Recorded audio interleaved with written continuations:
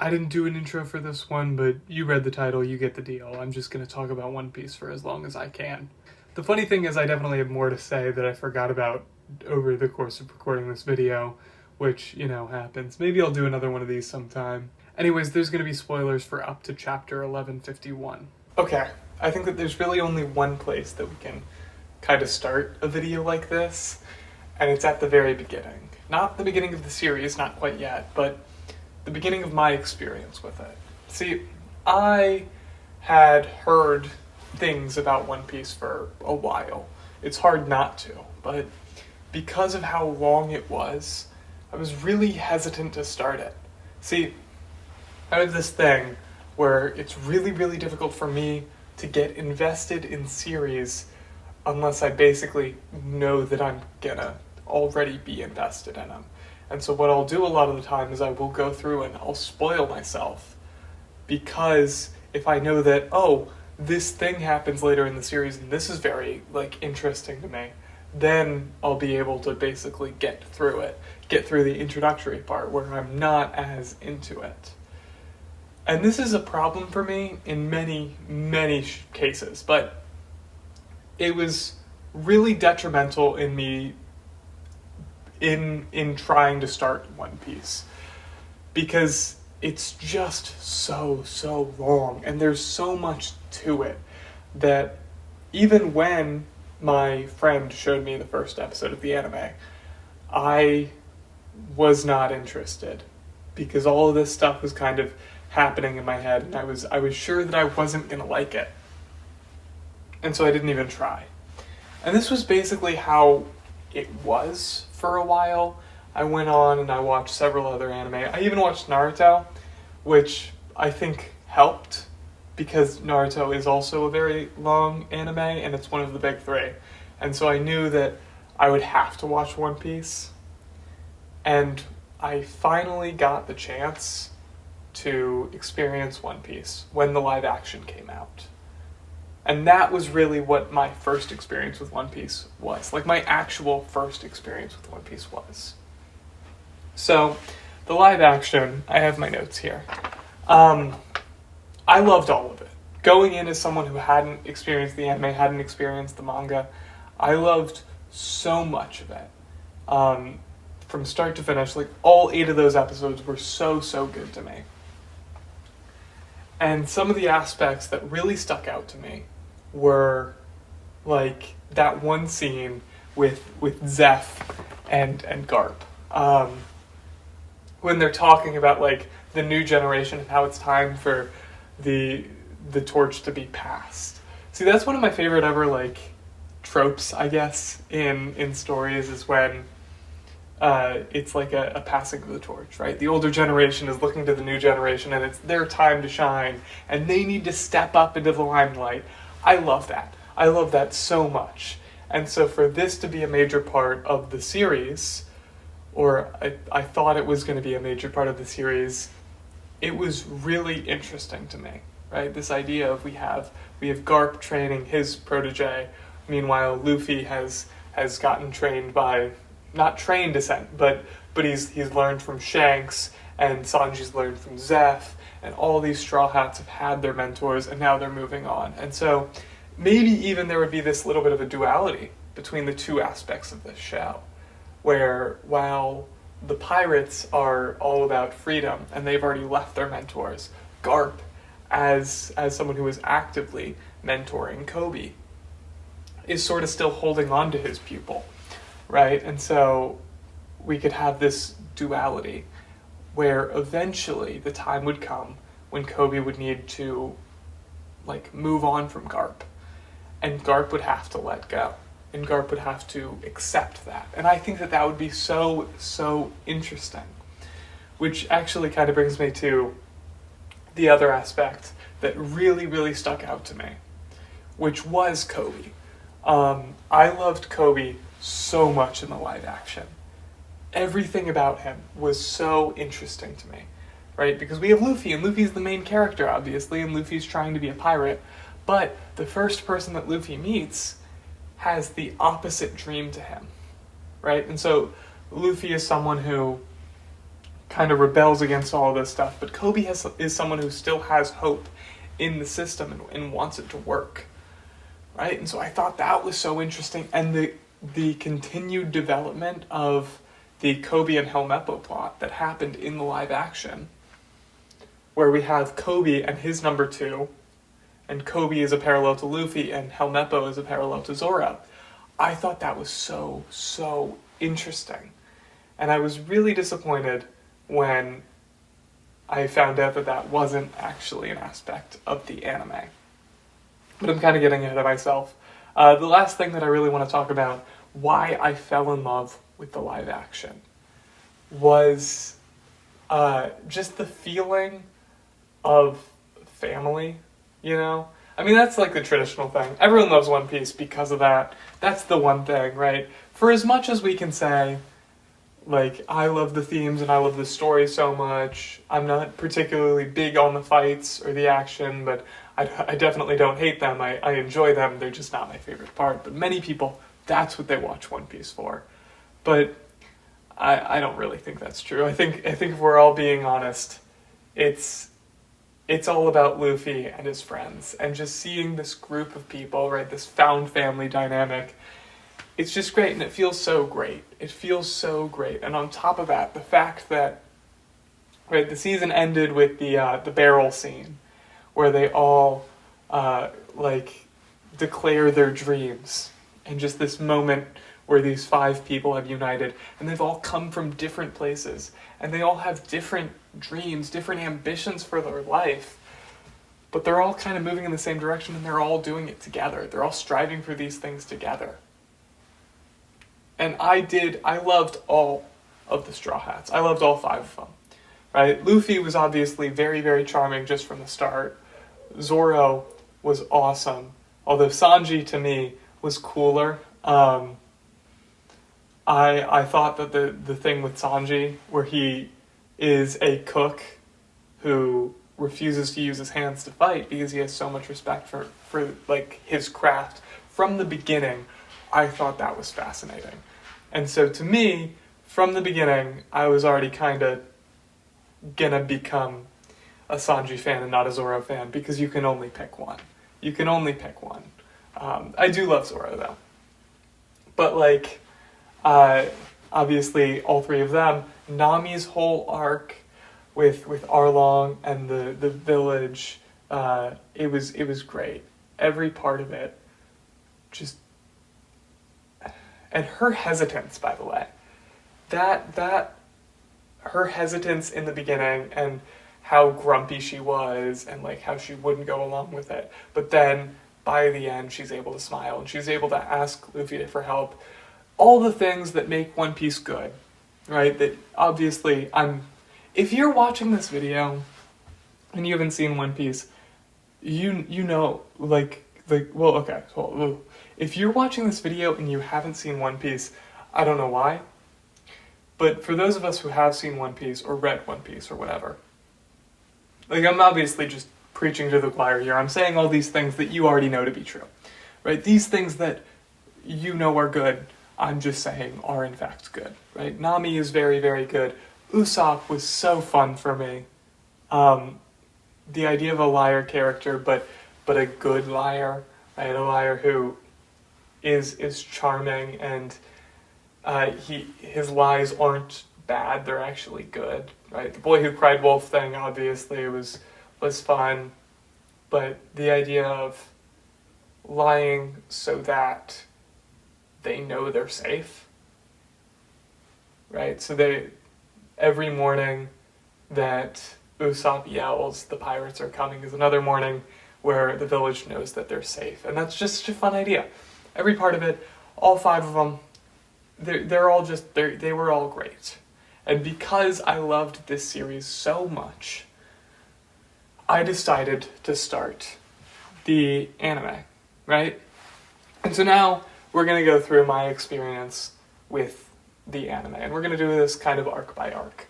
So the East Blue Saga, I'll be honest, I don't remember a lot of my experience with the East Blue Saga in the anime, because I had already watched the live action.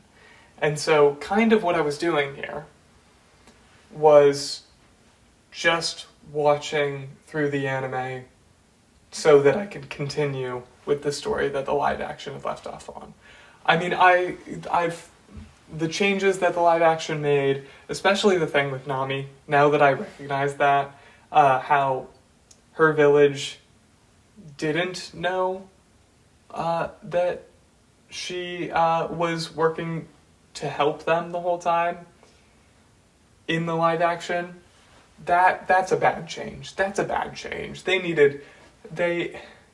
Because the whole point was like this idea of, you know, if Nami believed that they knew, or they didn't want Nami to know that they knew, and that's why they treated her poorly, because they wanted Nami to think that she could just leave, that she didn't have to save the town, right? That's a really, really interesting idea that just they cut out of the live action for some reason, and I don't understand that, right? So there are flaws with the live action, but because the live action was my first experience with One Piece, as I was watching the East Blue Saga the whole time, I was thinking about the live action and how this isn't, I mean, it's the same story and it's the same characters, but it isn't the same, you know?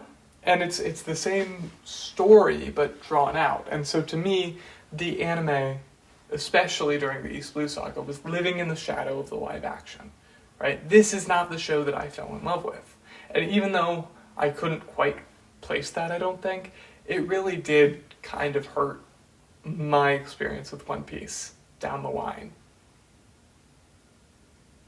Because I wanted to see more of the live action. And when I didn't, it was just sad. You know, and especially Sanji.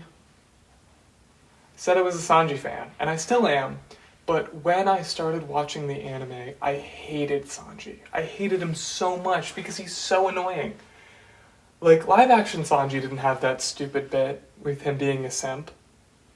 Like, that bit sucks. It's not fun. And it was so annoying the whole time. And so that really, really hurt my enjoyment of the show. Because I looked at Sanji and I was like, this was my favorite of the Straw Hats. And now he sucks. And so the whole time, even though the East Blue is good, it is, and it's the same story, and all the reasons why I love the live action, well, not all the reasons, we're about to get to that.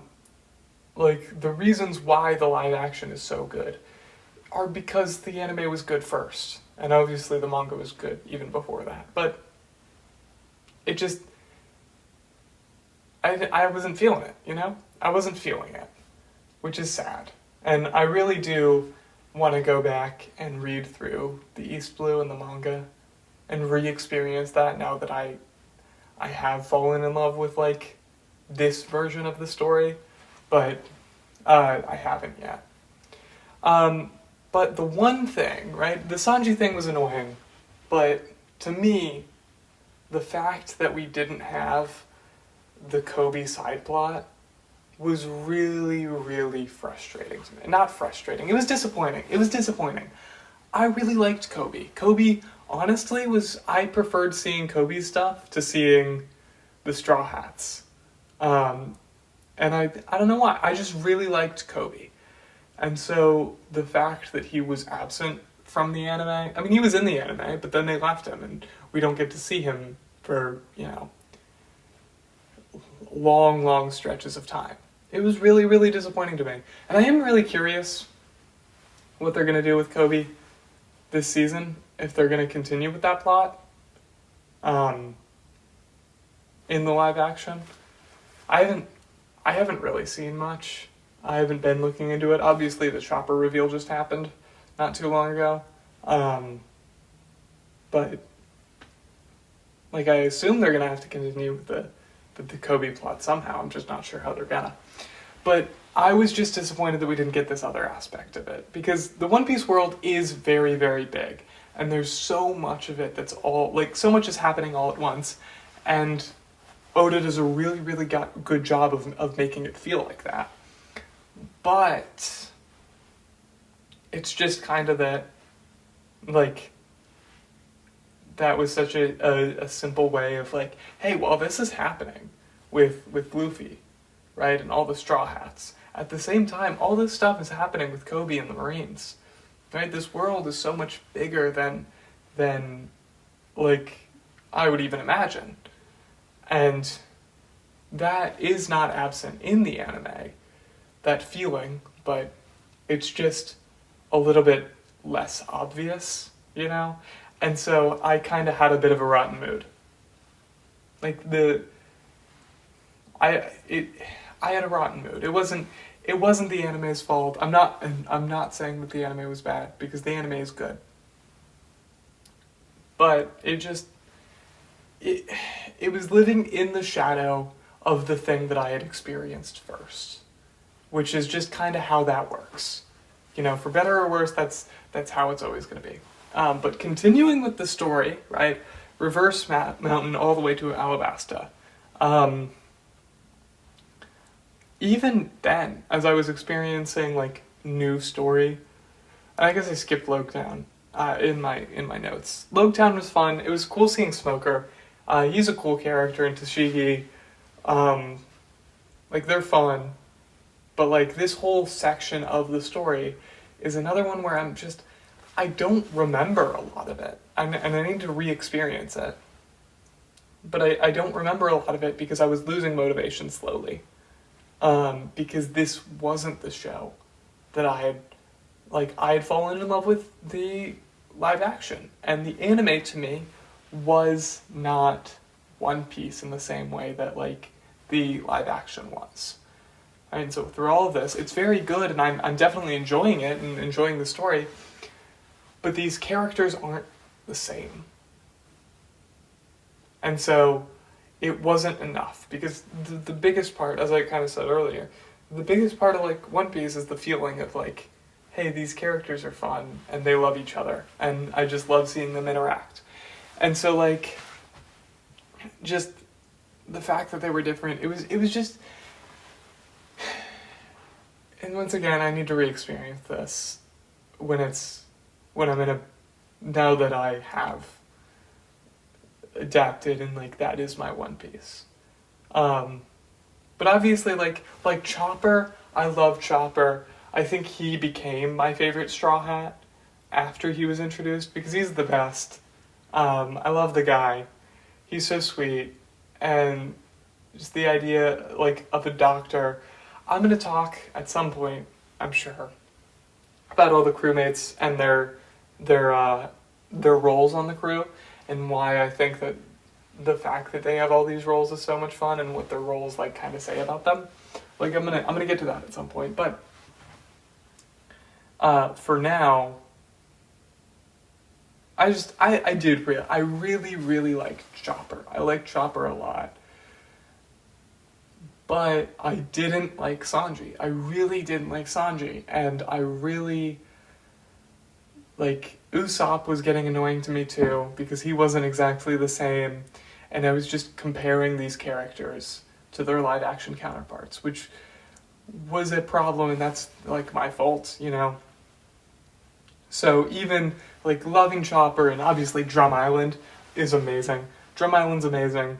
Vivi was great. She's a really, really interesting character, and obviously the whole Alabasta stuff, and Crocodile is a really fun character. But, like, it wasn't enough for me.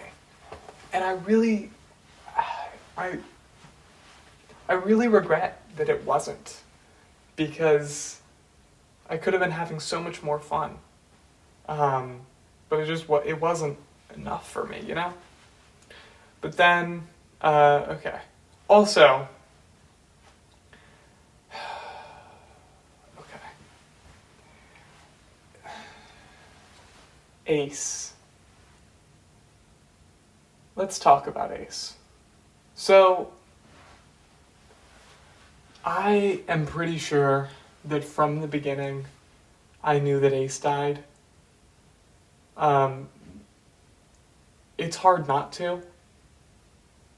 And I think part of the reason that I feel the way about Ace that I do is because I couldn't get attached because I knew that he was just going to die anyway. And so when Ace is introduced, I just thought he was fine. And I have a feeling that a lot of people are going to be very upset at that. Because Ace is so, so loved. And even to this day, I don't get it. Like, I like Ace, I do. He's good. But I don't understand why people love him as much as they do. And it's not like a thing where I'm like, oh, you can't enjoy this character if I don't feel the same way about him. No, like I don't enjoy Zoro as much as other people do, but I understand why people like Zoro. With Ace, I never got it. I was never able to really get it. And I don't hate him. I don't I do like Ace. I just never got attached to him. And I do think a large part of this is the fact that I knew he was going to die, right? And so knowing that he's going to die, I refused to get attached, whether that was conscious or unconscious. But he's just he's fine. He's a fun character. And I don't know, his backstory is fun, but we didn't get that in Alabasta, so I won't talk about that yet. But it just I don't know.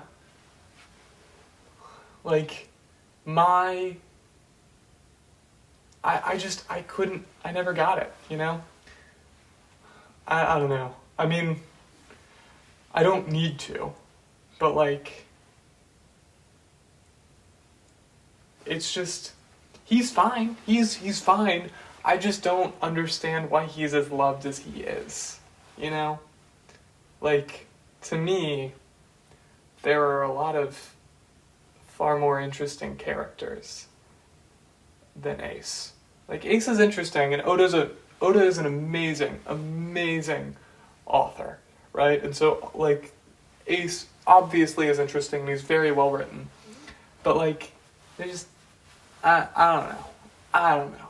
It just, I don't know. Maybe he's just not for me. Okay. Let's talk about Crocodile, though. Crocodile's cool. That's most of what I have to say. But I did write down in my notes Crocomom. So let's talk about that. Let's talk about the Crocomom theory.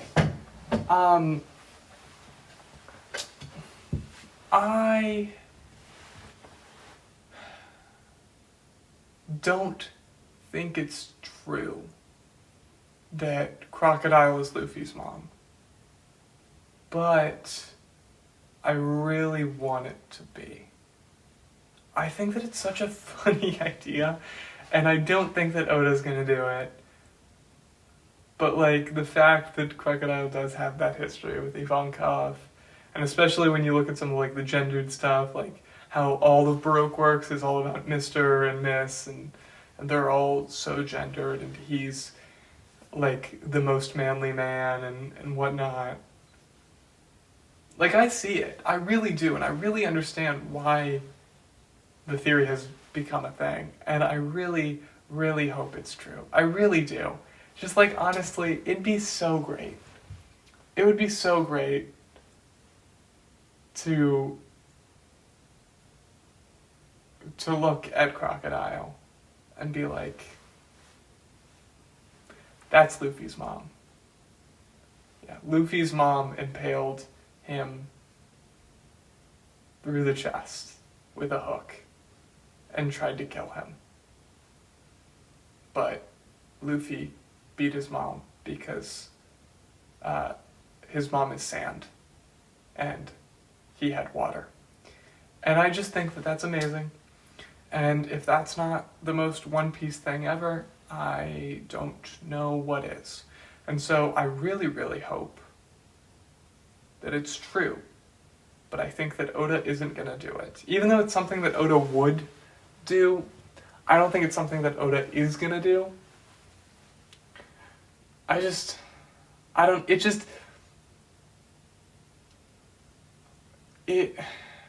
That to me, honestly, feels like one of the things that if it is true, Oda wouldn't confirm it, and he would just kind of never reveal who Luffy's mom is. Yeah. And then, obviously, Robin. Robin was an interesting character from the start. This was kind of, though, I was very much losing interest. And Alabasta is the first arc that I think it's most obvious that it drags on, because Alabasta is a longer arc. It's like, I think it's the longest, like, arc at that point in the story. I don't know if it's longer than the entire East Blue Saga, but like the Alabasta arc itself is 100% longer than any of the individual arcs in the East Blue Saga. And so I think that was kind of overshadowed, but like the idea of Robin being someone who wanted to die from the beginning was already so interesting. And the fact that she joined the crew, like, and they didn't trust her, like, that is one of the reasons why Skypiea is really interesting. I'm going to complain about Skypiea. I'm about to, but seeing Robin as she is in Skypiea versus, like, who she becomes after, Enies Lobby, she's so distant, and she doesn't, like, call them all, any of them by name, and, like, it's really interesting. Anyway, but yeah, it's hard. It is, because, like I said, I was kind of losing interest at this point, and so I don't remember a lot of my thoughts on these arcs, on the Alabasta Saga as a whole. I was 100%, though. I was a VV truther. Definitely, at this point, believed that Vivi is going to be the 10th Straw Hat. And what I believe now, we will get to later. But that scene with the arm and, like, the axe, so great. So great. So amazing. And I think that makes it pretty clear that no matter what, Vivi is going to be a Straw Hat. And regardless of whether she's a Straw Hat, she's a Nakama, which I think means that she is going to be a Straw Hat. But, like, just, I can't go with you, but would you still call me a friend? And then they show her the mark that proves that they're friends. Which, I am going to talk about theories later, but, like, the fact that it's an X, I've seen a theory, and I can't remember who made this theory, but I've seen a theory where someone said that they think that that's kind of what the D is, that it's one of those, like a symbol of like Joy Boy's crew, like they would all be together, like no matter what, as they carry that D in their names, as they have that X on them, they are crewmates, no matter what happens. And so just passing it down over the centuries demonstrates that, like, they are still together, even if they're not actually together. But it was just such a great moment. It was such a great moment. I don't think I cried. I might have. That might have been the first instance that I've cried. But I think that, honestly, the first time that I remember crying watching One Piece is Thriller Bark, which we're a ways away from anyway. So we'll get to that. But yeah, those are my very jumbled thoughts on the Alabasta Saga. I don't know. I guess Little Garden. I didn't mention Little Garden or Whiskey Peak. I don't think that Whiskey Peak I need to mention.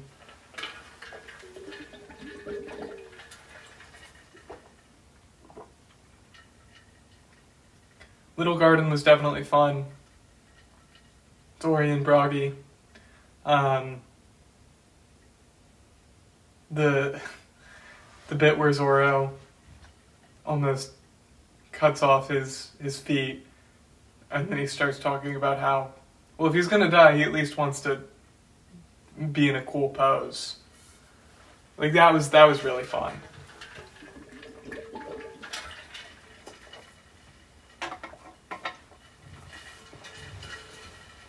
And then obviously Reverse Mountain, and Crocus, who is the doctor on the Roger Pirates crew, which is fun. What is the deal with Kureha? Right, because was Kureha the first person to say Gold D Roger? I thought it was Crocus. But now that I'm thinking about it, it might have been Kureha. I'm really interested in finding out what her deal is. And we know the Roger crew, so she obviously didn't travel with the Roger crew. I think that the most likely option is that she probably knew Crocus. Like, she knew Crocus, and then, like, maybe she trained him, because she's so old, she's, like, 140 or whatever. Like, I think that that's probably the most likely option. That's one of the mysteries that I'm really interested in finding out. Like, obviously, the One Piece and the Void Century and, like, all the big ones or whatever, but, like, that one I think is one of the ones that's, like, minor that I really, really want to find out about, because, like, what's her deal? What's with her? Oh, and I didn't mention Hiruluk and his stuff. I just said that Drum Island was really good. See, this video is not user-friendly, and I'm sorry, but this is the only way that it's going to be, and that's the only way that it's going to be if I just record myself talking about One Piece until I run out of things to say. Yeah, let's see. Yeah, and I don't think that I cried. I am a crier. Like, when I'm watching stuff and reading stuff, I definitely am. I've cried so much watching One Piece, but, like, at this point, even though I am enjoying it more than I was, like, by the end of Alabasta. By the end of Alabasta, I was burnt out, if I'm being really honest. Like, even at this point, I don't think that I was connected to these characters, specifically these versions of the characters. I think that if I was watching the live action season 2 when that comes out, I wouldn't be surprised if I cried. And I would also not be surprised if I cried right now. And I read, like, Drum Island, because, like, I've cried I've cried watching videos about Drum Island now that I am attached to these versions of the characters, right? Like, there's this YouTuber, Melody, and her video essays are so good. And several of them, I think, have made me cry. But her Chopper one, I think, was one of the first ones to make me cry. Just going through that story and, like, the depth of it. It was so beautiful. So, I really need to reread all this stuff. And I say reread on purpose for reasons that we're going to get to eventually. So, Jaya, honestly, almost saved, like, my watching of One Piece. Jaya was so interesting to me. I don't know what the general consensus is with Jaya. I know what the general consensus with Skypiea is, although it's kind of shifting now because people realize, oh, Skypiea is important. But, like, Bellamy is such a fun character, and seeing Luffy not fight Bellamy until the very end, and we're going to talk more about Bellamy when we get to Dressrosa, because Bellamy is one of my favorite characters. He really, really is. I love him so much. I think he's so interesting. He sucks. In Jaya especially, he sucks. He's the worst. But, like, he just so interesting. The whole idea with the whole gosh, what was his name? It was Cricket. Cricket and proving, inheriting this will to prove that the Sky Islands are real. I think that is so interesting, and obviously Skypiea as a whole, the Skypiea saga is what One Piece is all about, truly. But like, the idea that it isn't worth fighting someone who has no dream and no respect for dreams, that is really interesting to me. The idea that like Luffy, will always protect his friends, but he doesn't need to prove himself. Like, if you don't understand why he wants to find the One Piece, why he wants to be a pirate, I mean, he'll explain it to you, but if you're not gonna listen, he doesn't owe you that explanation, And I think that him, and that scene where they get beat up in the bar and Nami's yelling at them the whole time. Like, why are you letting this happen? It's because it so isn't worth it. And I think that's a really interesting idea, because One Piece is a battle shonen, right? And so its most, pacifistic intentions kind of can't be that like pacifistic and non combative, because at the end of the day, Luffy's got to punch the guy, Zoro has to slice the guy, Sanji has to kick the guy, Usopp has to shoot the guy, Nami has to send lightning bolts at the guy, and Robin has to break the guy's neck, and then Frankie can shoot his nipple lasers or whatever. And Brook has already sliced the guy, by the way. The guy's been sliced. I love Brook so much. We're going to talk about Brook. I can't wait to talk about Brook. Brook is my favorite. But, this was such a, it's not worth it, And yet, when his friends were harmed, he took Bellamy out in a single punch. Right? That is so much integrity from Luffy. I think at this point, we'd probably seen some aspects of it, but, seeing Luffy showing,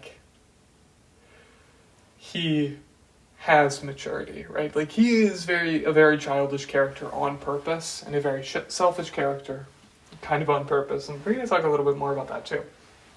But, he,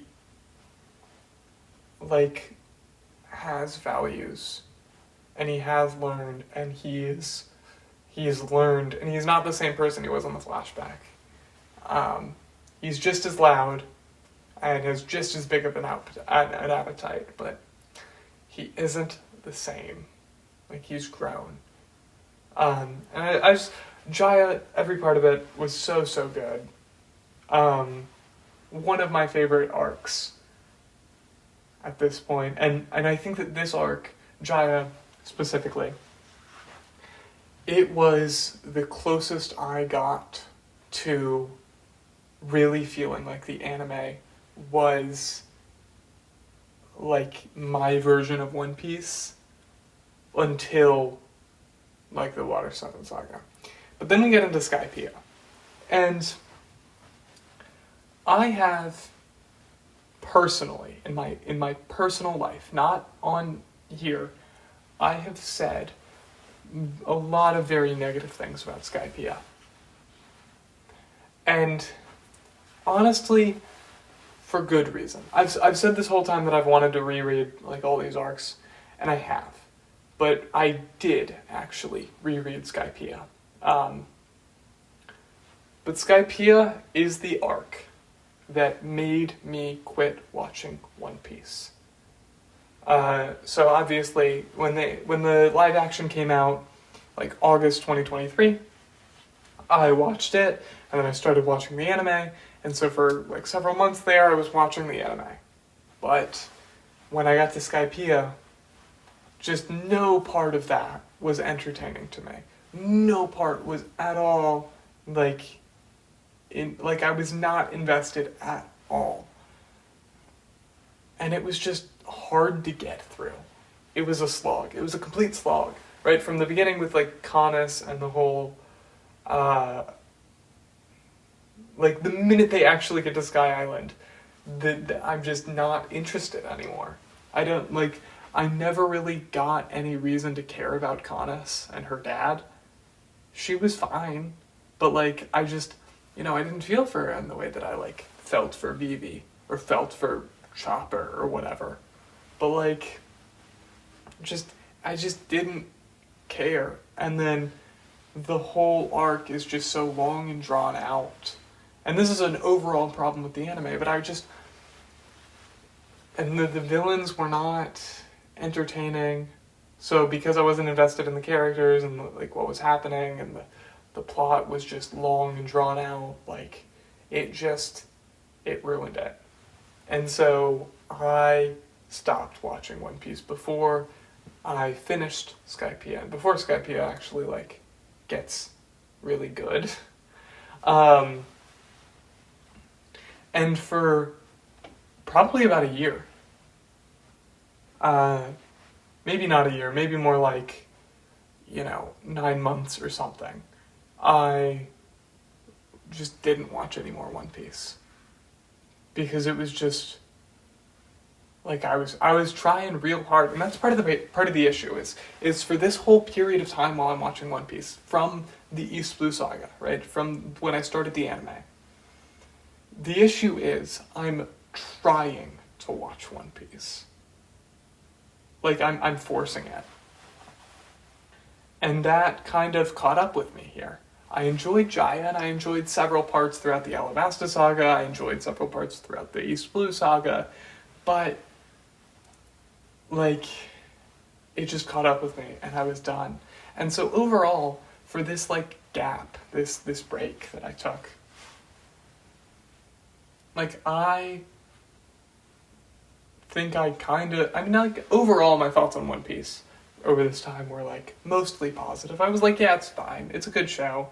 It's not as good as people think it is, but, like, it's fine. It wasn't for me, though. And I do think that One Piece is a lot better than I thought it was. It's got a lot more depth than I realized. But it also, let's be real here, as One Piece fans, I think we can all say that we definitely overhype One Piece. Like, it's very good.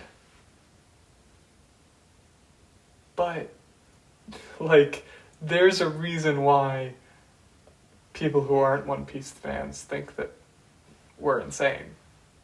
And it's because we don't, like, we can stop with the glazing, right? Like, we can say it's good.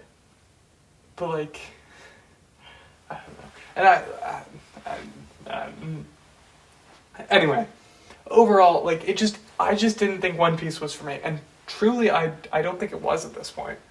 I've seen, I know what I just said, but I've seen things where people have said, like, I've seen posts and stuff where people have said, like, it's weird how you find One Piece at the exact time where you need it.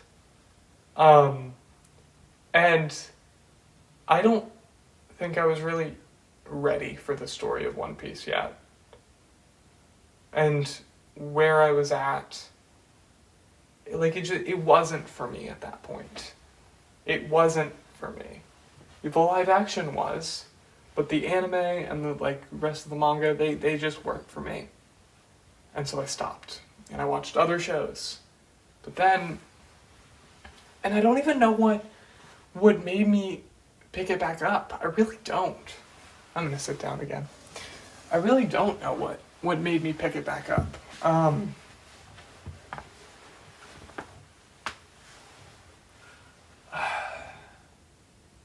Honestly, I think part of it was just, like, the fact that I think it was mostly FOMO. Because knowing that there is this story that is so, so big, with this overarching mystery, and one day, people are going to start it, and they're not going to know or they're gonna start it, and they are gonna already know what the One Piece is. Because let's face it, once that chapter comes out, that's it. Even if you're anime only, like, if you are on the internet, I'm pretty sure that is it. Everyone will know. And because I did have like this respect for One Piece, and I had already watched Naruto, and I was like, well, I think it's just one of those things that you have to watch. Like I wanted to experience it. And I knew that the best time to experience it would be sooner rather than later. And this was last year, so like Gear 5 had already come out and stuff, and I knew that One Piece was entering its final saga, which in reality means that like we probably have until like 2032 maybe, I don't know. Like we got well over 5 years left, but like it is wrapping up. Like it's in its final saga. It's just that it's already a very long series, and Oda doesn't really know how to be brief anymore. But like I wanted to be able to experience it. And so, after maybe like 9 months or so, I don't know, it would have been, let's see, it was probably about, I don't know, it might have been like August when I started watching again, August of last year, 2024. And so I picked it back up, and I had to, even as I was in this position, like this, trying to be open-minded, I was still forcing myself to watch it, but and I had to force myself to watch Skypiea because it was so uninteresting to me, and I did not like rewatch it or anything. I just started where I left off. I didn't care. I wasn't going to try to go in with fresh eyes and try to get through it again. I was just like, let me get through it. And I did.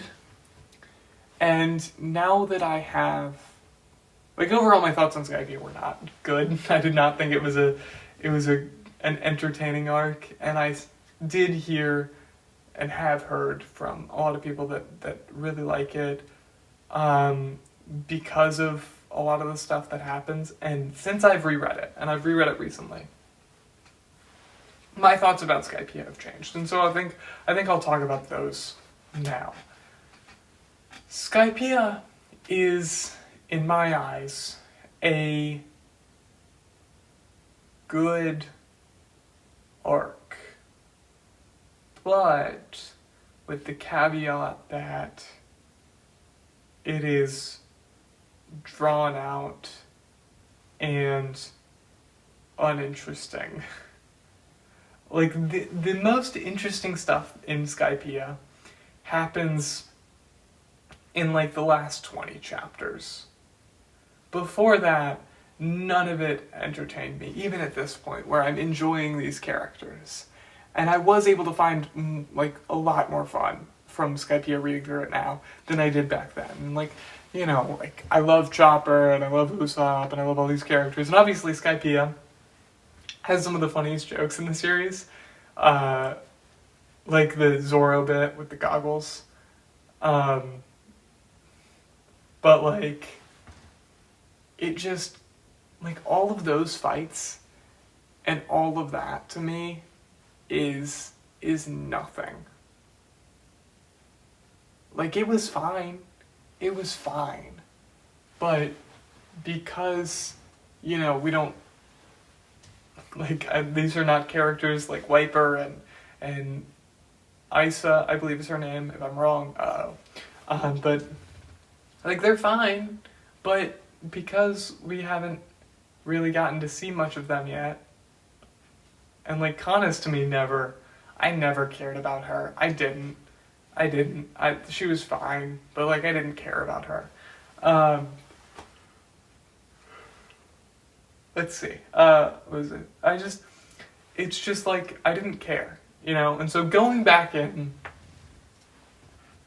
I cared a little bit more because I knew the history of Skypiea and the Shandians and whatnot, right? And I knew like Calgara and Nolan's history, all of which is really, really interesting. But it still kind of wasn't enough to get me really that invested in the arc as a whole. But the minute that like all of the priests are defeated or whatever, and it's just like that last group of people, like that's when the arc gets good. When Enel actually steps forward and begins being the antagonist of the arc, like that's when it's entertaining, right? And like Luffy fighting Enel, that was fun. And I'm not someone that cares about fights. I really don't. But I was able to like find fun in that just because like, yeah, Luffy it was really funny. It was funny, you know, and so like that to me was entertaining. And then obviously the Nolan flashback is beautiful. This time when I was reading it, I did cry. Just because like the idea of someone, of like two best friends who were estranged and then like promised to reunite, and they had forgiven each other, but they didn't get the chance. And like Nolan dying, crying out that he's not lying and that his best friend really is out there. Like it's so tragic. And then Luffy ringing that bell and like Wiper like getting to hear this, and from his side like Calgara's will has been fulfilled, and then like Cricket like having himself be vindicated, and like his ancestor being proven right. Like such a great moment where Luffy fulfills this ancient will, which obviously Skypiea is a microcosm of the entire story, of course, but like it was so satisfying. But there's so much that just like there's so much bloat. There's so much bloat that just doesn't need to be there. Like legitimately doesn't need to be. Like I don't care. I do not care. Like all the trials and like whatnot, like I even if, right, because like I feel like you could rewrite the arc and have it basically start with those last couple people standing, because Enel is someone who can only be affected by Luffy, so it doesn't matter. It doesn't matter how many people are left standing, how many of the Straw Hats are there, whether Zoro and Sanji are there, because they don't have Haki yet. Luffy doesn't have Haki yet. And so, because Luffy's rubber, he's the only one that can actually fight Enel. Even Wiper can't fight Enel. Like, it just doesn't work, you know? And so, like, I get why, and you want them to be doing something, but like, it was so much. It was so much. And the fact that like, even coming back after all this time, and as a fan of One Piece who loves these characters, it wasn't enough for me to enjoy that first section of the arc. Like, I mean, I enjoyed it, obviously, it was One Piece, but like, it just, like, I think that so much of that is so unnecessary. Okay. And then we get into Long Ring, Long Land, after Skypiea. And I have thoughts about this arc. I have a lot of thoughts about this arc.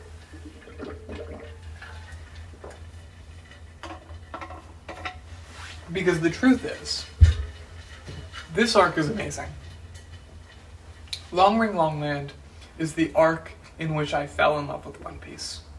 Long Ring Long Land, and of course the Water 7 saga as a whole, but Long Ring Long Land is where One Piece became, like the anime became my One Piece. Because going from Skypiea, this long, boring arc, to just an arc where I get to see how these characters interact with each other. And I get to just enjoy the humor of this series and see how much they care about each other. It was so great. And obviously the stakes were so low. But like, this to me, this arc, Long Ring Long Land, is the arc where the Straw Hats became a family to me.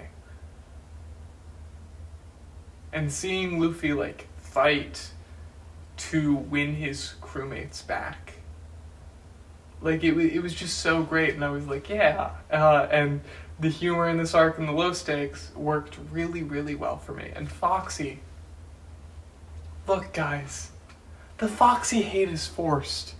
The Foxy hate is forced. You don't really hate Foxy. You don't. You don't. He's just a funny guy. Yeah, he's not threatening, and yeah, he sucks. But that's the point.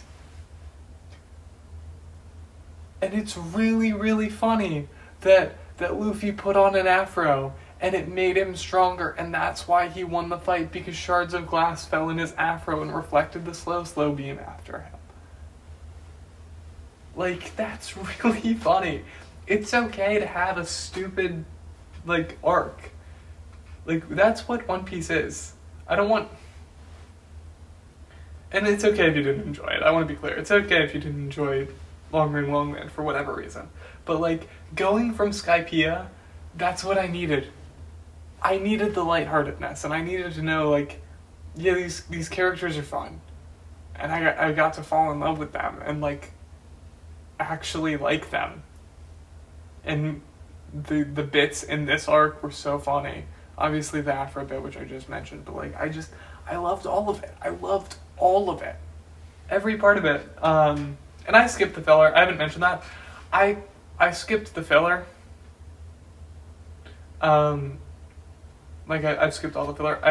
There's a reason why I didn't bring up the G8 arc, and it's because I haven't seen it. Which I know... Excuse me. I know that that arc everyone says is really, really good. And I'm sure it is, and I really need to watch it again sometime. Or I need to watch it sometime. But like, just like how I really want to like read through especially through like Alabasta in the manga. Like, it's just something like, yeah, I want to do, but like, I got other stuff on my mind. So like, yeah. But like, even in this arc, I think I accidentally watched some of the filler, and even that filler was really funny to me. Because it was just stupid, and it was more of the same. Like, it was just prolonging this dumb arc, and like the dodgeball was fun, and the relay race, or not the relay race, but the skating race was fun, and the boat, and like, gosh. In that moment, Melon obviously has a video on this one, on the moment with Zoro and Sanji, where like, what is it, like 10 seconds, that's all they need, where they have to work together. Like, such a great moment of these two that have been rivals for so long, working together and getting serious, and like taking down an insurmountable obstacle, right? Like, it's good. The hate is forced. Like, it's not serious, and it's not like the stakes aren't that high, but that was kind of necessary, and we needed this. We really, really needed this, because without this, like, knowing how far Luffy will go to get his crewmates back in this arc it makes like Water 7 and Enies Lobby all the better, right? And then obviously the ending with Aokiji and like how he just destroys everyone, right? To like really show like this world is much bigger than you think, right? Up until this point, Luffy has struggled, but he's always won. He's always won, but there are people who have abilities that he just can't counter, that he can just do nothing against, that make Luffy powerless. And they are specifically in the world's government, which makes it all the more, like, powerful when Luffy declares war on the world's government in Enies Lobby. Like, he has experienced firsthand, to the point where he would sacrifice himself for his crew. And yet, he still thinks it's worth it to declare war on those people. Those very people. There are more people like Aokiji, and he knows that. But it doesn't matter, because he would go so far to get Robin back. But I'm getting ahead of myself. Look, yeah, it was stupid, and yeah, it was low stakes, but, like, it was fun. It was fun, and so, like, to me, that's where I fell in love with One Piece. This is legitimately, where One Piece became a story that I loved. Like, it... And, by the way, everyone says that this arc has never been brought up again, but, like, I don't think that's true.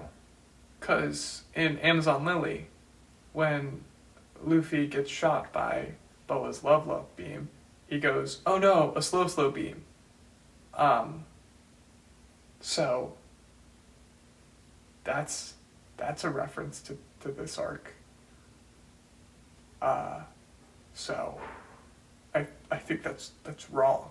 Like, yeah, it's never like come back in a major way, but like there have been references to it. And also, like, everyone always says that, like, that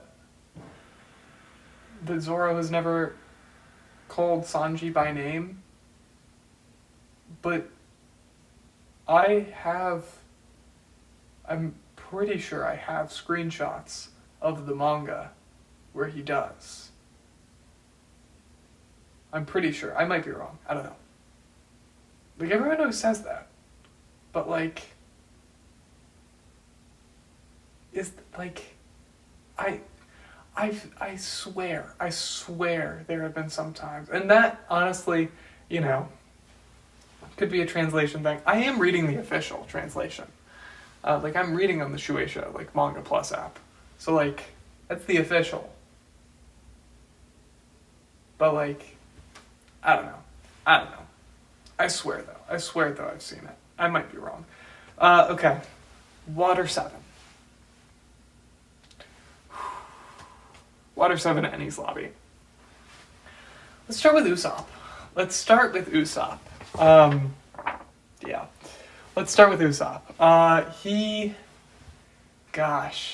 Usopp and the Mary. Like, this was so heartbreaking. Right, coming right off of the Long Wing Long Land, and like I was just talking about how far Luffy will go for his crewmates, right? How hard they fought to keep the crew together.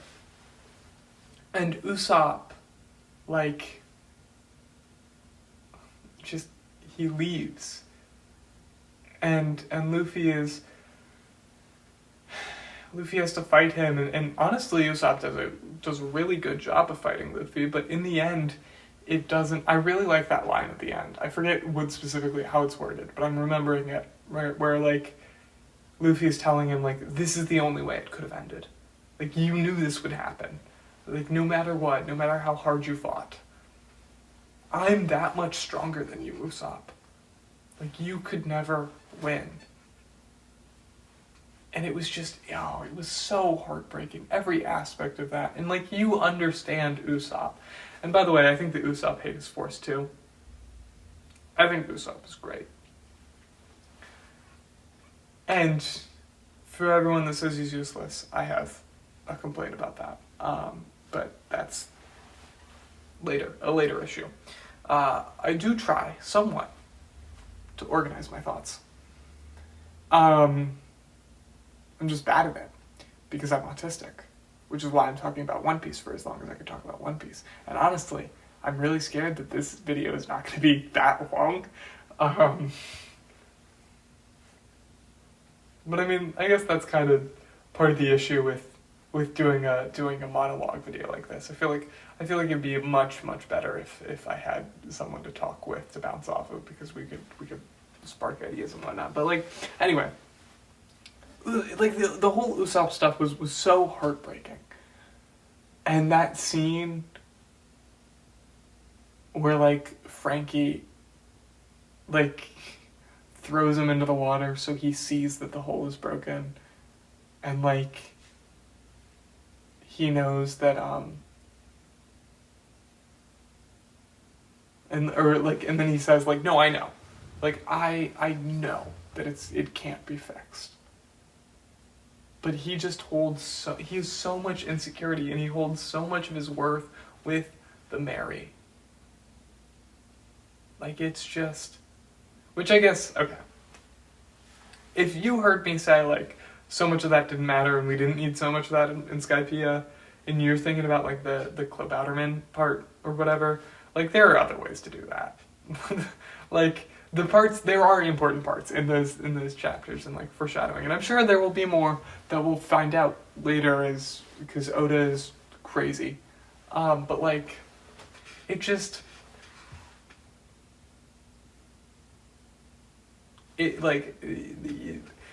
my point I think still stands. Like, it could have been done differently. It could have been more entertaining. That's my issue with it. It's not that it's not well written, because it is. Like, it's like all the characters are consistent, and the plot, like, it makes sense and it progresses. It's just not entertaining in the way that the other arcs are. And I'm not invested in the way that the other arcs are. And I've thought a lot about this too, because Skypiea, and I'm sorry, but I did say that this would not be a user-friendly video, or a viewer-friendly video. But like, it's just, it's, crap, I lost my train of thought. Because it is like I said, it's a microcosm of the entire story. So it's a whole story about an ancient will and Luffy fighting God and like all this and like and you know, like all these ideas are crucial to One Piece and like all this and love and inherited will and whatnot. Like, because it is an overarching, or it is a microcosm. Like, I have thought about like, ooh, what if that doesn't bode well for the ending of the series? Or like, but like, first off, I'm catching myself on this, and I have caught myself on this. This isn't like a thought that's just coming to mind. This is a thought that's kind of been developing in my head for a while. But like, first off, the best part of Skypiea is the ending. And all of One Piece has been so good so far. So, if One Piece's like worst arc, Skypiea, I probably honestly would consider it One Piece's worst arc. It's its weakest arc, I would say. Not its worst, but its weakest. Yes. All those, yes. We'll get to those arcs. We will. We'll get to them. Yes. Weakest. Weaker than those. It's just, like, if its weakest is just a compressed version of the story, and the best part of the story, of that story, is the ending, and we haven't even got to the ending yet. I think that bodes really well for the overarching quality of the ending of One Piece, because all of One Piece has been so good so far. Not all of it. There have been issues. There have been issues. I'm not like an apologist, like a complete Oda has done no wrong. Oda has done wrong, but like, if it's a 1-to-1, I think that really bodes well for the rest of the story. But my point is, like, Usopp, back to Water 7. It'd be really funny if I put, like, timestamps in this video for, like, all the different subjects, but it would be so much work to try to keep track and name everything. If you want to do it, good on you, because that's not work that I want to do. It's just so sad. The whole stuff with Usopp, it's so sad. And going into Enies Lobby, the Sogeking stuff,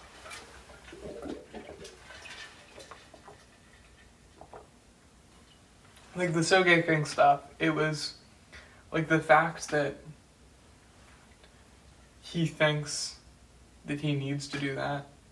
And it's again one of those lies, right? Usopp is a liar. And he's lying not really to his crew, because everyone sees through that. Except for obviously Luffy and Chopper. But he's lying to himself. He wants to be that Sniper King, right? And this has always been true about his character, right? He lies to Kaya about all these great adventures that he's gone on.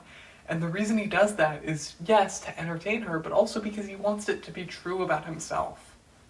He wants to be strong. He wants to be able to protect others.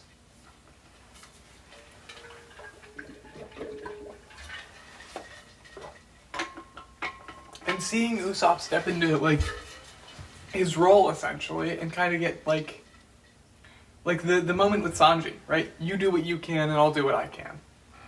I just butchered that quote, but I don't remember what the exact words are, so we're gonna roll with it. But, like, this idea that, like, there is something that everyone can do that is, like, unique. Everyone's, like, a unique individual, right? Like, Sanji can cook, and Sanji can kick, and, like back all the way to Arlong Park. And Arlong is interesting. I should have talked more in depth about the East Blue. We'll circle back. Because I do have a lot to say about, like, the individual parts of the East Blue. Just not in my, like, initial thought. Like, I guess that's kind of why I did it the way that I did it. We'll circle back. We'll circle back. Don't worry. We'll get there. I assume. I hope. And if I don't, be mean to me in the comments, but not too mean. Remember, I'm autistic. It is a hate crime. So, like, the back to Arlong Park, but the whole thing about, like, you know, I can't cook, I can't use swords, I can't navigate, and I can't lie. But what I can do is I can beat you, right? That's what Luffy says to Arlong. Like, it's even from Luffy, and Luffy is someone who is the strongest on the crew. And like he is so capable, and he is the end point for Usopp, right? And I think that's not my idea. I think I've ripped that from somewhere. The idea that, like, Luffy is already a hero, like a hero, obviously the thing with Luffy not being a hero, but, like, Luffy is, like, a hero at the beginning of the story because he's already, like, proven himself to like, he takes down the King of the Sea or whatever. But, like, Luffy's starting point is Usopp's end point. Right? Like, that's what Usopp wants to be. And yet, Luffy is someone who will say, like, he can do something I can't. And if Usopp would have heard that back then, I think it really would have helped him. And obviously, like, big thing with, like, mentioned several times already, Melante's videos, right, is comparing this, Luffy's handling this to Luffy's handling with Sanji and Whole Cake. And, like, yeah, because he does show so much growth there. Because here he says, well, you can just leave. And he doesn't mean it. He doesn't, which is why Sanji kicks him. He doesn't mean it. Like, Luffy knows that he needs Usopp. And it's not because he's strong. For the same reason why, like, he doesn't need Sanji because he's strong, even though he is an equal with Zoro. We're gonna get to that. I'm sure we will. We're gonna get to that. I'm sure we will. This video is gonna like completely devolve. I'm sure it will. I'm sure it will. I should stand up. I'm sure this video is, I'm so sorry. I'm so sorry if you're watching this. Why are you watching this an hour in? Why are you still watching? Anyway. But like, this idea that like,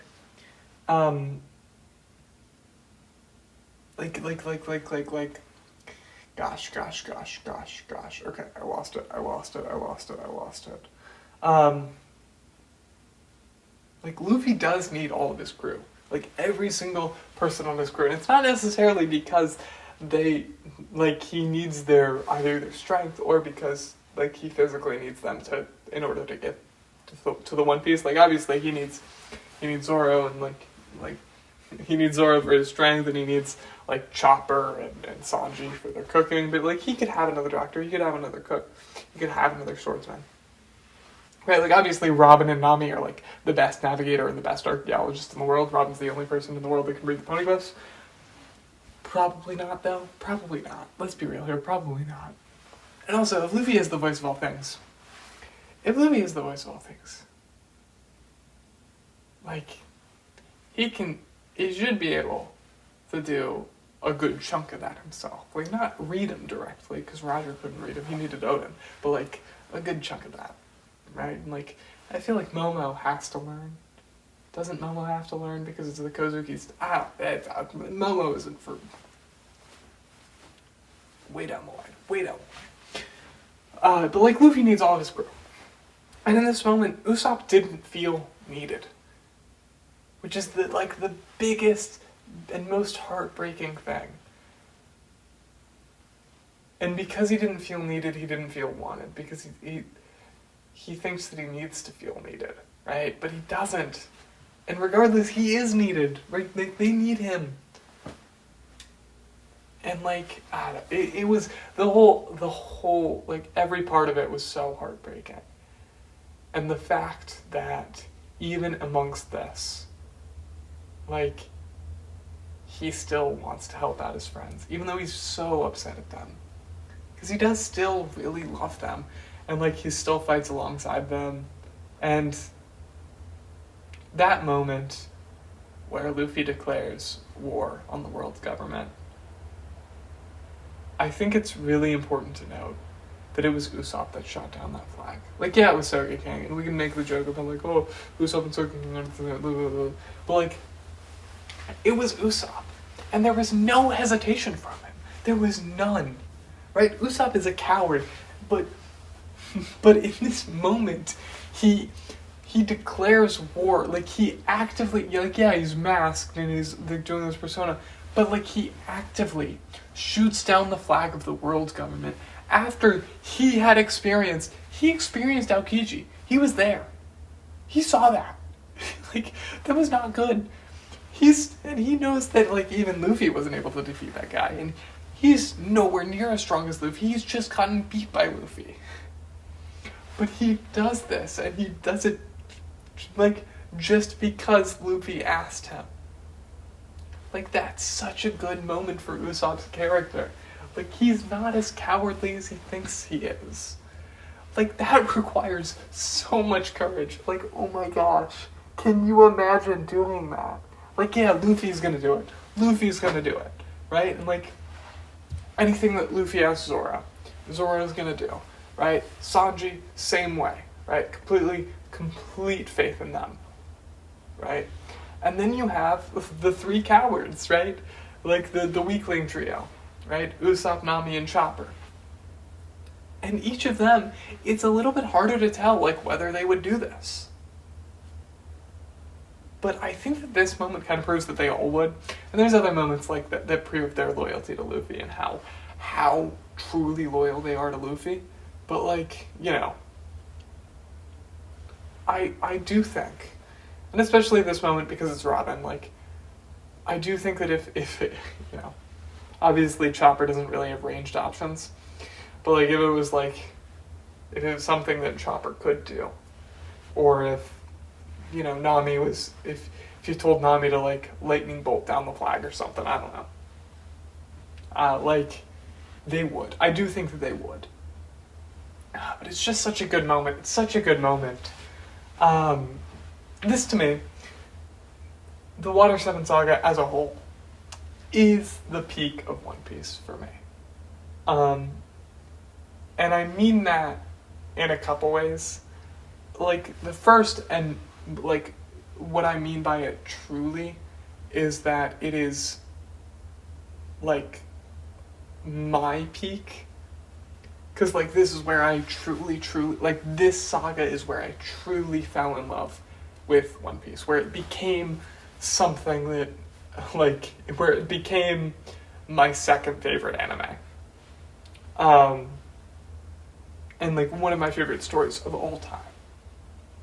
Like, this is that arc. And so like, for me, like, that's why, like, nothing ever really got to this level, because it was just, I was so like passionately invested for the first time, and I was like, yes, and like, you know, as cringe as it is, I think that all of us One Piece fans, we have those moments where it's like, yeah, that's my captain, that's Luffy, he's gonna fight the bad guys and he's gonna do it, yeah, you do it, Luffy.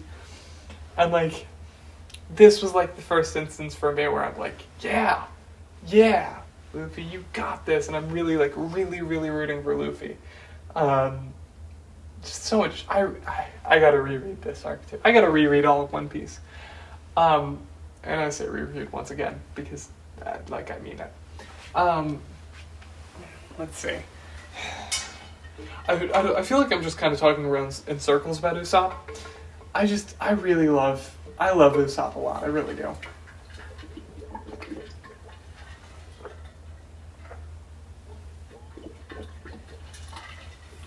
And this arc is like his biggest arc. So like, it's just great. It's just great. Let's see, anything else that I have to say about Usopp before we move on? Well, like, he saves the day in the end. Yeah, like, he saves the day in the end. Because, like, you know, that whole line that I mentioned earlier was from Sanji, like, you do what I can't, and I'll do what you can't. Or, I think that's literally what the line is. I flipped it earlier, basically. But, like, just this idea that, like, he delivered the key to Robin. He won the day. He saved Robin. It was him. Because he was the only one that could. Right? That proves without a shadow of a doubt, that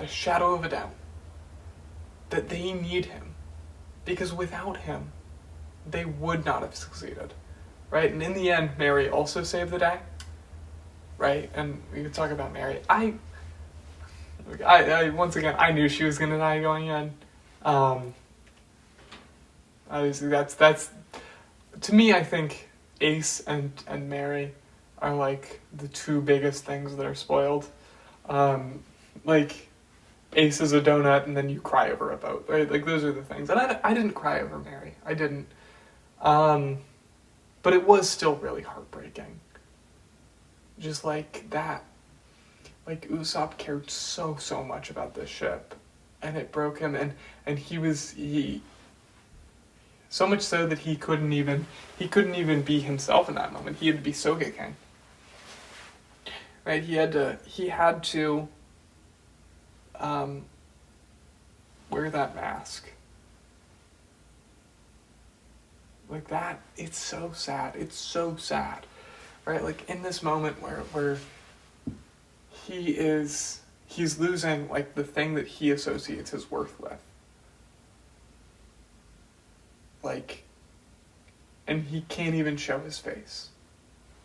He can't even be himself in this moment. He has to be an idealized form of himself. Like, that's sad. That's sad. anything else about Usopp? Gosh, I love Usopp so much, and we're going to talk more about Usopp later. Let's see.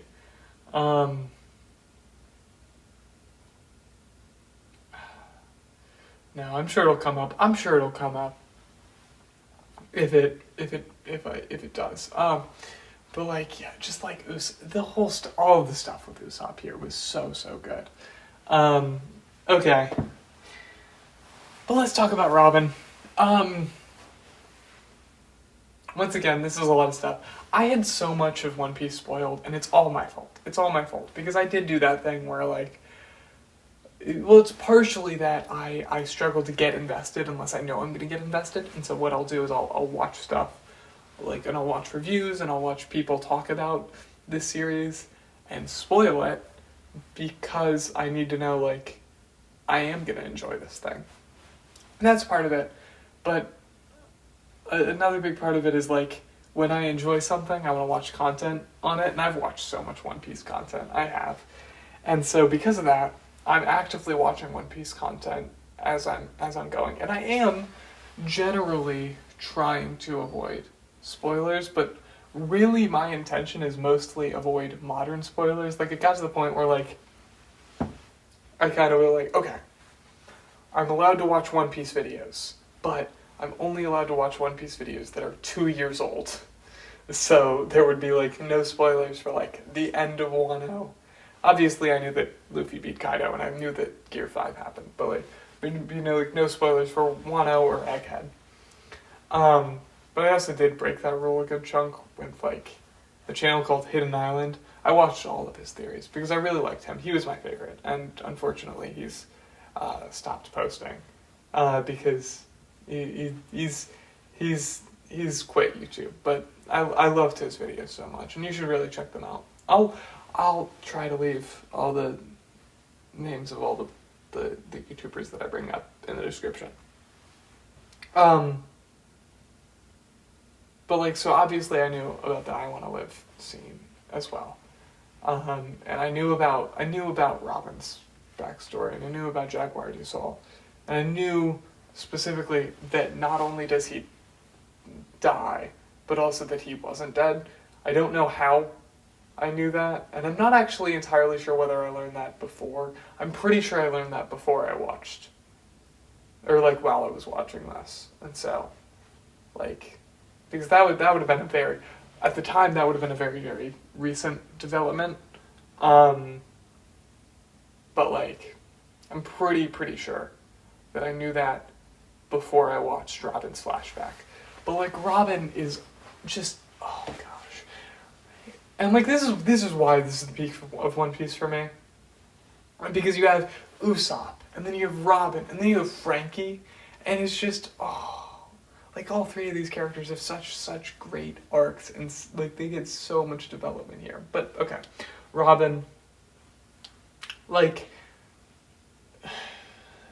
so from the beginning I knew that she, like, left and stuff, and I knew that she betrayed the Straw Hats. Like, I knew that going in. I also got spoiled so, like, just before the twist with Lucci and Kaku. I didn't know that. I did not know that. Somehow I had avoided that. I'm sure I had seen, like, bits of the fight with Lucci. I know I had.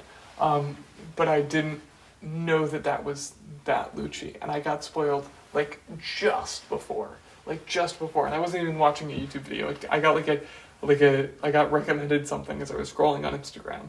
And it was, like, these traders, and it was all the Galley Law crew. Or whatever, and, like, the next, and it was, like, them as CP9 or whatever. I was like, what? It's spoiled and that one's not my fault. That one's not my fault.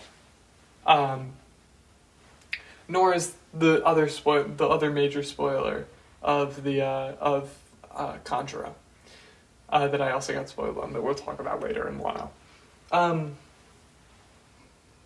But, like, I had that spoiled for me, and I already knew that, obviously, Robin is going to leave the crew, and then, like, they're going to fight to get her back or whatever, but, like, oh gosh, oh. Okay, like, I knew all that going in, I did. It was, like, pretty much unavoidable. But, like, just,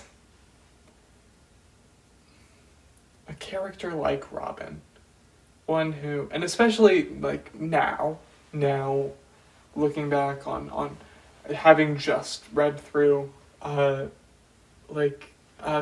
not too long ago and seeing that version of Robin, and how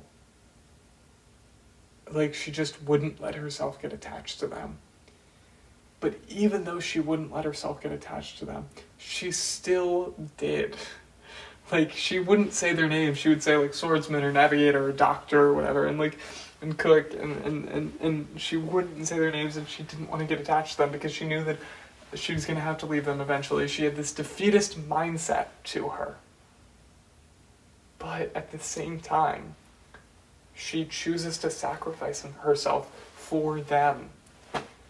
She's trying not to care about them, she's trying not to love them, and she's trying not to have hope.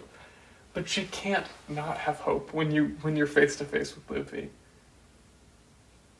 Which is like, it's just, you know, it's a rare thing. And this was one of those things that was pointed out by Mel and T, but like, you know, Luffy wins or comes close to winning. I think he might win character polls all the time. That's unusual. Like, Naruto doesn't win like character polls. Naruto isn't people's favorite Naruto character. Is Deku your favorite My Hero character? I mean, if Aaron's, a lot of people's favorite AOT character is Aaron, and oh boy, most of the time it's for the wrong reasons. But like, you know, so many of these shows, so many of these anime specifically, but also just like other shows, like like the side characters are usually the most interesting characters. But like the fact that Luffy is this charismatic character both in and out of universe, like the fact that we as fans are so drawn to him really shows how, and these are not my words, these are like Mel and T's, as I just said, but like really shows how good of a writer Oda is. Because like, you know, it's kind of like D&D where it's like, you know, you can easily play a strong character. And all you have to do is say, like, I lift the thing or whatever, and you succeed on the check. But, like, playing a charismatic character or playing an intelligent character, those are typically difficult because you're kind of expected to match that in roleplay, which is a bit of a problem in just a general D&D PSA. We should as a community not do that. Not try to pressure that. But, like, it is kind of expected, and that's hard. Right? It's hard to act smart when you're not. It's hard to act charismatic when you're not very charismatic. And so, like, for him to, it's really impressive that we all, like, we do feel, like, this loyalty to this character. Because as a Naruto fan, like, I do love Naruto. Like, the series and the character, but, like, Naruto isn't my favorite Naruto character. Naruto, like, there's no way Naruto is my favorite Naruto character. Boruto isn't my favorite Boruto character. He's close, he's up there. Boruto is actually, I like Boruto more than I like Naruto. Like the character of Boruto more than I like Naruto. But, like, I also do, I think, like Boruto as a series more than I like Naruto. I don't know. No, probably not. Probably not. But we're not talking about Naruto. We're talking about One Piece.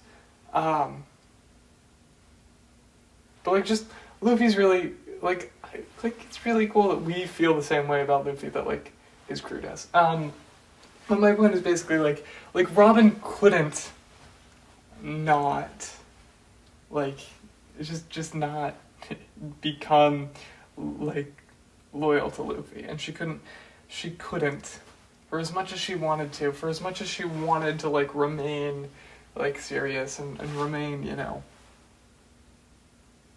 like, and keep her distance, she couldn't. And that's why, in the end, she still ends up sacrificing herself for them. But, right, and also part of that, which is so much of the interesting part of that is this, like, both defeatist and self-hating, self-sabotaging nature in her. Like, yes, it's good when you want to fight for others and when you want to protect them, right? It's good that Robin wants to be selfless here. But the reason that she's being selfless, yes, she does care about the crew, but it's not because she cares about the crew that she's going to her death. She's going to her death because she doesn't think that she has a right to live, that she doesn't think she's worthy of life, because she has internalized this whole like demon child thing for her entire life.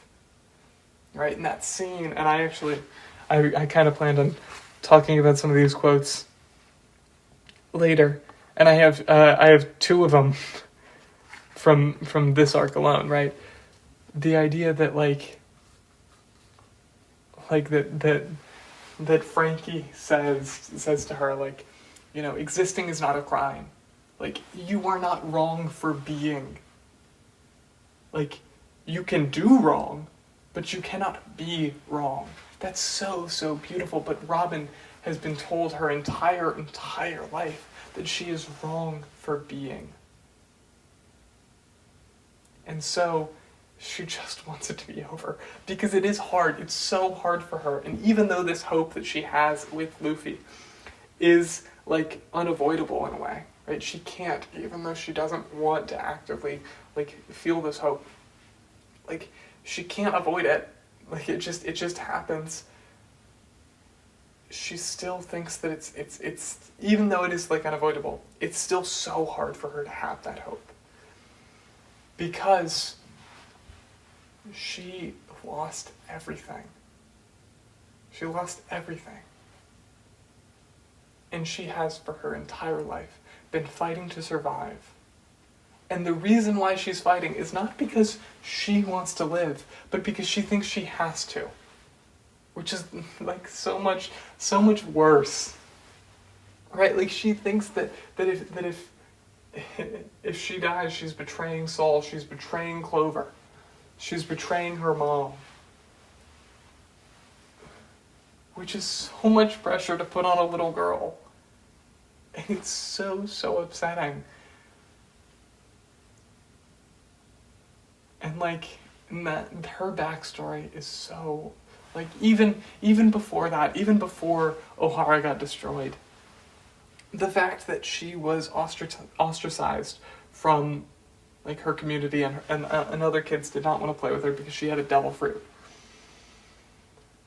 Like, all she has known her entire life is loneliness, right? And the first person that showed her any sort of kindness is Saul.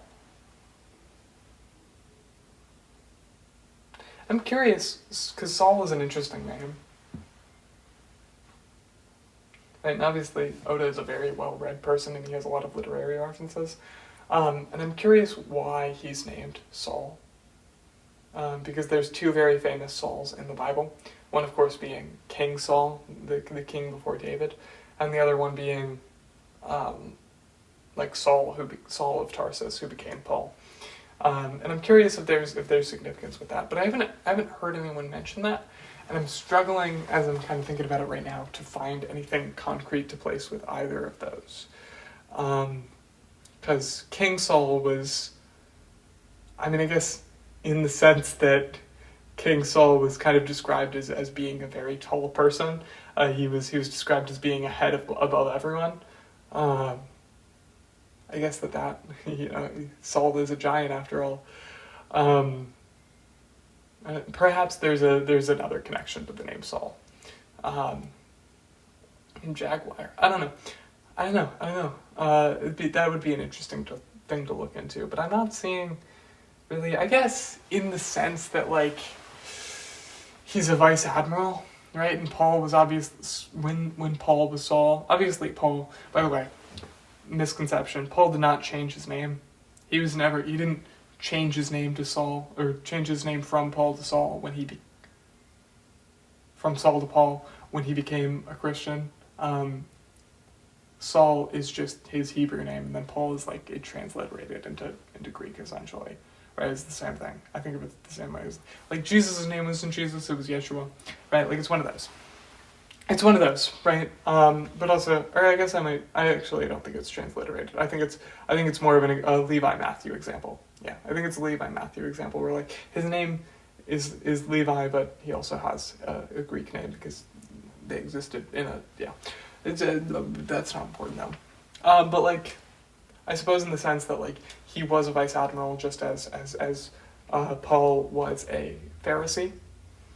And then he left it and ended up fighting against them in a way. I suppose you could see something like that. Vice admiral is a very high ranking, right? It's the highest you can get without directly listening to the celestial dragons. Apparently, although I guess a celestial dragon, I guess directly is the key word there, directly. But like, regardless, the system is all it's a bad system. It's a bad system. Like you don't, but like he was the first person to show Robin any sort of love, and the first person to really see her, right? And he taught her how to laugh, which is and like, oh gosh. And she's just like when in Elbath they meet again, she's so happy and it's so sweet. And then just as in Ohara, they're under attack again. But this time Robin isn't a child. And so she's trying to step up and fight. And I'm really excited to see how that turns out with her. What the culmination of that whole thing is. Because obviously she tried to fight Summers and didn't, and now she's trapped by the vines or the thorns and still isn't able to fight, and the only ones that are free are, we can talk about Elbath later. But like, just she's someone who didn't think that she had a right to want to live even. Right? She was living because she thought that she would betray Saul, betray her mother, betray Clover if she died. But in this moment it gets to be too hard on her. And she just doesn't care anymore. But then Luffy tells her to say that she wants to live. And she does. Because Luffy is an idiot. But he's got really, really good emotional intelligence, and he's really good at understanding people. And he knows that Robin wants to live.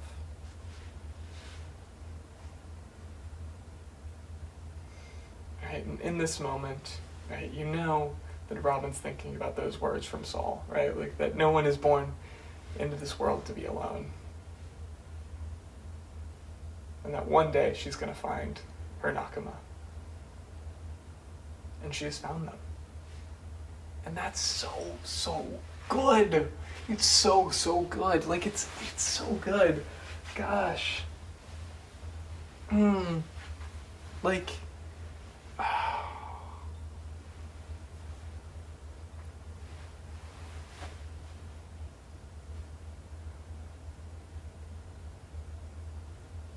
and like after this, the fact that like after this arc, she's just like, she's happy.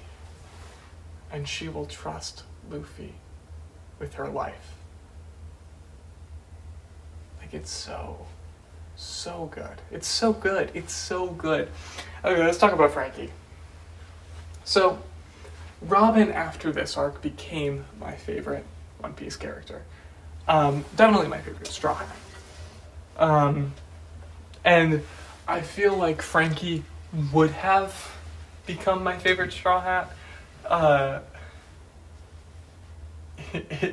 if he wasn't in this arc competing with Usopp and Robin. Because Franky's great. He really is. His whole stuff with Tom, it was so good. It was so good.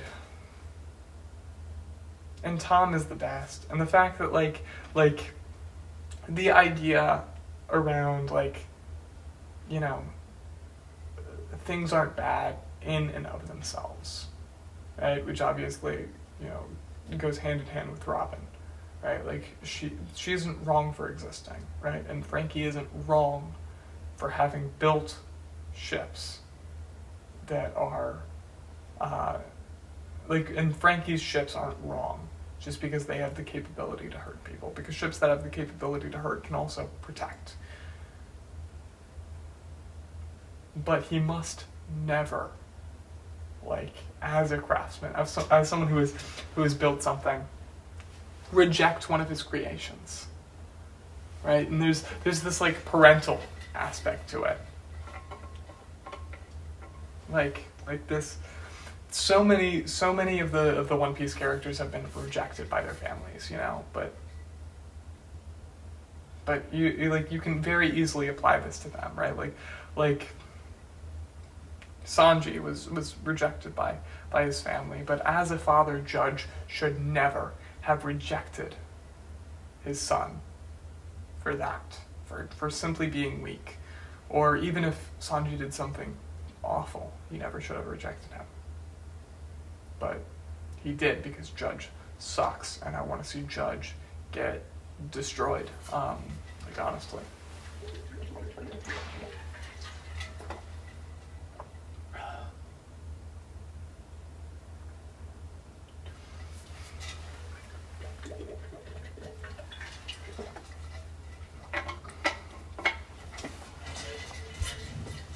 Right, but just this idea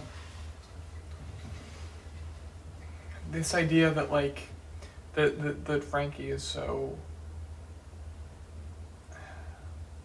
he is a craftsman, he's an artist, right? And I want to talk a little bit more about the Straw Hats as artists a little bit later on, because I think it's such a fascinating way to look at them. Because in a way, pretty much all of them are artists. But I think Frankie is one of the clearest examples of this. Obviously, Brook is the clearest, but he's just, as someone who creates stuff, it's just, I don't know. My thoughts aren't as cohesive as they are about Frankie as they were with the other two. But just, someone who, he also blames himself for the loss of Tom. And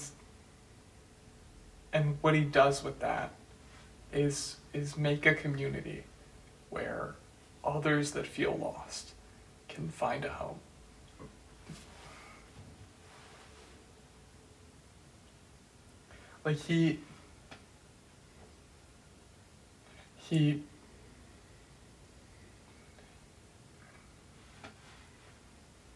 He takes everyone in. And he becomes a bit of a villain for Water 7.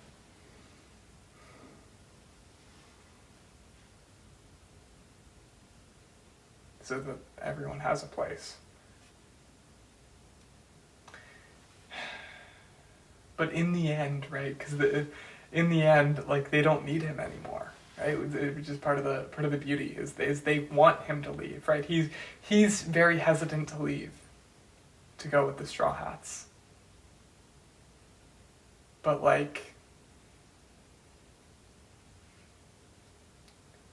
they know that that's what's best for him, and they're gonna certainly miss him, of course, but he's already done the hard work. He's already created that environment, that family for them, and they will always love him. But he needs to move on. He needs to go with the Straw Hats. It's just so good. It's all so good. And the last thing that I want to talk about, maybe not the last thing, but we'll see, in the Water 7 Enies lobby arcs. There's really no way of knowing. The last thing that I have written in my notes is Koby and Helmeppo. I said, at the live action, right? Koby was probably my favorite character. And it was so great to see him and Helmeppo. Because, seeing how far they've come. How much they've grown. But I I think it's really, really interesting that Koby isn't nearly as strong as Luffy, and Helmeppo isn't nearly as strong as Zoro. And even when they meet again, when Luffy and Koby meet again at Marineford, like, Koby just cannot compete. Because Koby doesn't need to be as strong as Luffy. Like, it's an interesting thing, right? You would expect them to be rivals in a way, right? They're like rivaling each other in strength, and they're in opposite areas. But that's just not what Oda wants to do, because they don't need to fight, and they don't need to challenge each other. They can spar, and what Koby did there is kind of just show how far he's come. That was the whole point. He wasn't actually trying to apprehend Luffy or beat Luffy, because Luffy's true rival in the Marines is Smoker, in a way. Right? And then obviously, in the Revolutionaries, it's Sabo. Both Logias, interesting. But like, they're just friends, you know? And I don't know, it was just great to see him. It was great to see Koby. I love Koby so much.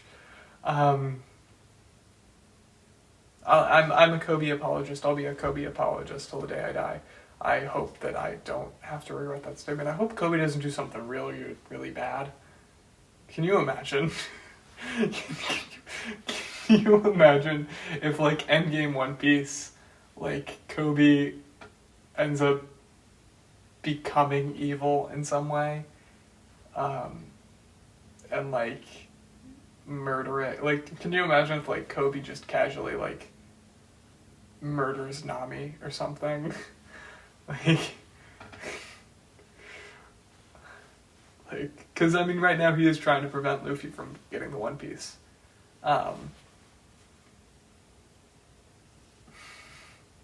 Can you imagine? Can you imagine? Oh, that would be so funny. That would be so funny. If, like, Oda threw, like, all of the good-natured, like, kind-hearted Koby characterization away and just made him, like, an unambiguously terrible person. Like, made him worse than Blackbeard. Like, you know all those weird comments that Blackbeard made about Bonnie before we knew that she was a child? They kind of point to, like, him knowing that she's a child, which is gross. Like, imagine if Koby just started doing some of that. Like, it would be awful. Part of me is really, really nervous. Because I'm always hesitant to say, like, oh, One Piece is the greatest anime of all time, or it's the best anime of all time. I'll say it's the greatest one that is. I'll say it's the greatest. I'm a little bit less hesitant to say greatest, because to me, greatest isn't necessarily best. Like, the heights that One Piece has been able to reach in popular culture, just as being an icon, right? I think that it's pretty safe to say that, like, truly, maybe not safe to say, but I think, like, truly, when you think about it, the cultural impact that One Piece has had, I think that it's comparable, really, only to, like, Dragon Ball. Like, I really think that One Piece is that significant, right? Dragon Ball is the other contender, I think, for greatest anime of all time. I mean, I guess there are several other ones, right? Like, you could even put Naruto up there. I think Pokemon is definitely a viable option of, like, things that have just reached their, like just such a massive level, right? Not talking about, like, the quality. Not to say that any of those shows are bad. I haven't seen Pokemon and I haven't seen Dragon Ball. And Pokemon, to be fair, I think is a little bit less qualified as one of these, because Pokemon is also a game series, and in fact that's mainly what it is. So I feel like it kind of doesn't count. Like, I feel like it should be kind of a little bit disqualified. But, like, you get what I'm saying, you know? Like, One Piece has reached such high levels of just, you know, that, like, I feel like it is very likely that it will be remembered as the greatest anime of all time, the greatest manga of all time, right? And it's obviously the best-selling manga of all time. But like, to say best, I feel is a little bit premature. Because as much as I do trust Oda, I do, and as much as he has proven himself to be a very, very capable writer, right? The fact that One Piece has been going on for this long and has still been this level of quality and even increased in quality over time as Oda adapts and grows as an author. Like, I think that it's pretty safe to say that Oda will certainly stick the landing. But what if he doesn't? Right? And so, like, even though we think it's assured that he will, there have been many stories where at the end the author fumbles, and it ruins it, you know. And I think it would be crazy if that happened with One Piece. But if it did, can you imagine? But I mean, even if it did, like, also so many people wouldn't be able to admit it, which is crazy. Like, if One Piece ends, and I don't know, part of me thinks that, like, so no matter what the One Piece is, people are gonna both be pissed and love it. Like, there are gonna be some people that no matter what it is, it's not gonna be what they wanted. And because it's not what they wanted, and because of that, like, how the series ends, it's not how they wanted, they're not gonna be happy. But there's also gonna be the same type of people, but in the opposite, where no matter what happens, like, they're gonna love it regardless. And both are bad. But I mean, also, let's be real here. Just logically speaking, what has come before has been really, really good.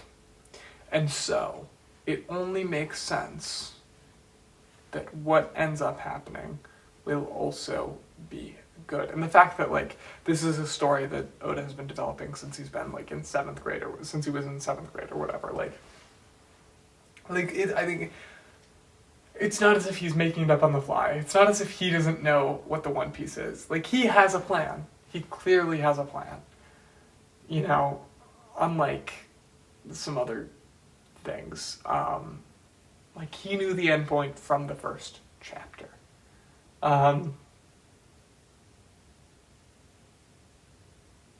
So, like, it's just overall I'm a little bit hesitant to say, like, already, you know, because, like, we don't know the ending. And even though it seems pretty safe to say, like, it's gonna be good. Like, what if it isn't? You know?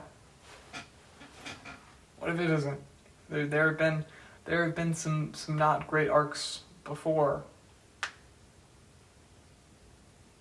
Like, it's completely possible, no matter how good all of One Piece has been, that it will end up not being, like, that it'll end in a poor place. But I don't think that's likely. It's just, you know, I prefer to be cautious. Okay, that's really all I have to say about Water 7 and Enies Lobby, though. It is, though, my favorite arc in One Piece. And it's where I think One Piece reached its peak. Not to say that, like, everything has been downhill since. I just don't think that any arc, or any saga, I should say, has gotten to, has made me think about One Piece in the way that arc has had, right? Like, that will just always be my favorite. It always has that special place in my heart. Even if some other arcs do really, really good things, and some arcs do some things better, even. It's just my favorite arc. I've heard a lot of negative stuff about Thriller Bark. And I don't get it. Now, don't get me wrong. It definitely got dragged out, at least in the anime, which is the problem with the anime. Like, it got dragged out. But, like, is it really just that people hate it when the arcs don't have like the most serious of antagonists. Like, Moria is an idiot, and he's not a threat, and like,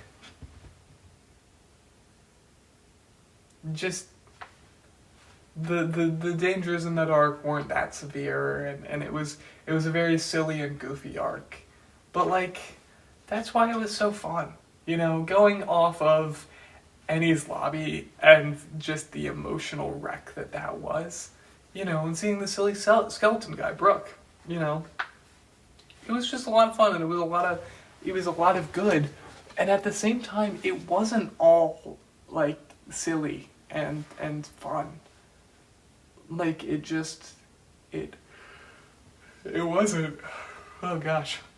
And speaking about Brook, because Brook is my favorite Straw Hat. He is.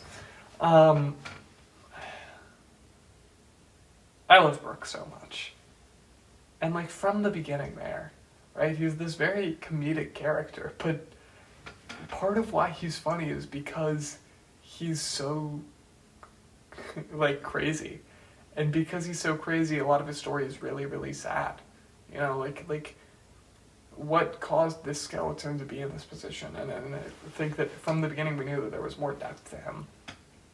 But I wrote in my notes, my like little side thing that I have. I wrote Brook, an accompanist by choice. That's part of why I love Brook so much. Just to talk briefly about Brook, briefly. Dude, you're 2 hours into this video. I don't think I've said really anything of substance. What are you doing? What are you doing, my guy? Like, what are you doing? Like, you could keep on watching, like, sure, retention and all that. But let me just be clear here. This video, although I'm posting it publicly, dude, this video is for me. It's because I want to see how long I can talk about One Piece without stopping. And the fact that I'm in Thriller Bark and I'm only 2 hours in, oh my gosh. Okay. Like, what are you doing? Like, keep watching, please. Leave it on. I love your retention. But like, why? If you got this far, tell me why. Please. I'm curious. But Brook is an accompanist by choice. Brook is such an interesting character, and he's lived this entire life, much of which we don't know very much about. Although we're probably going to find out some stuff about him.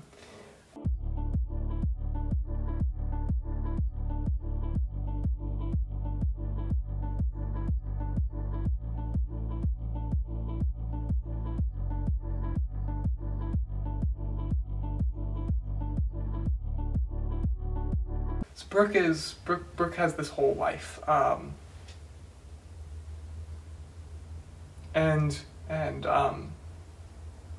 we don't get to see much of it, although we're probably about to see like something from him pretty soon here in Elbaf.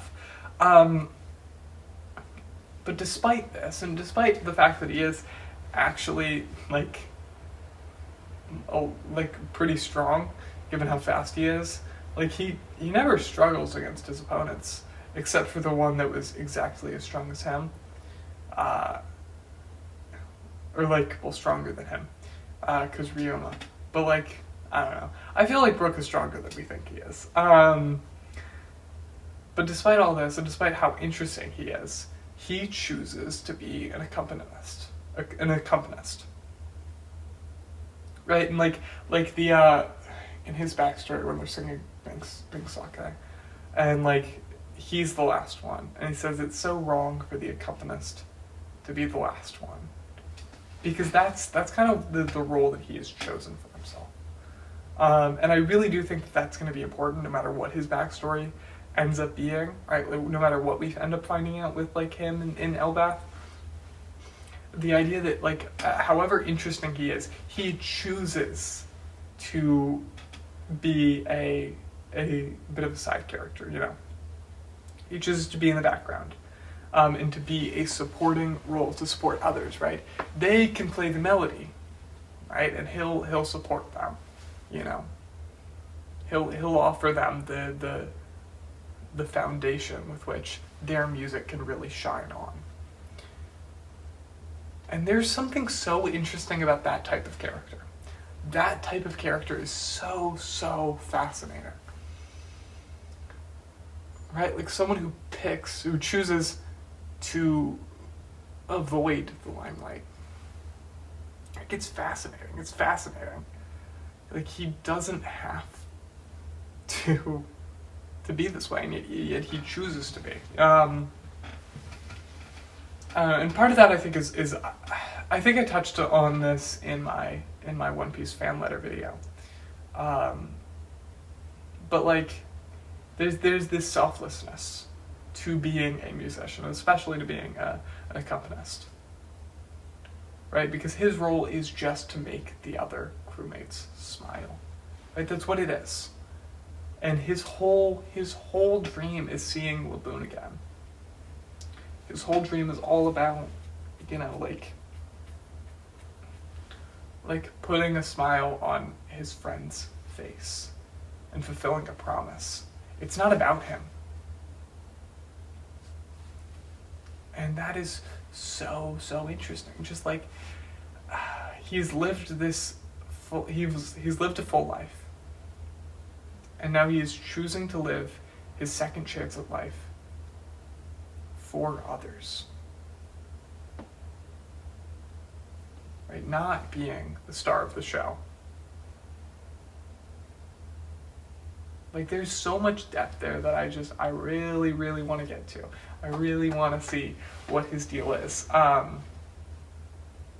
So that, like, you know,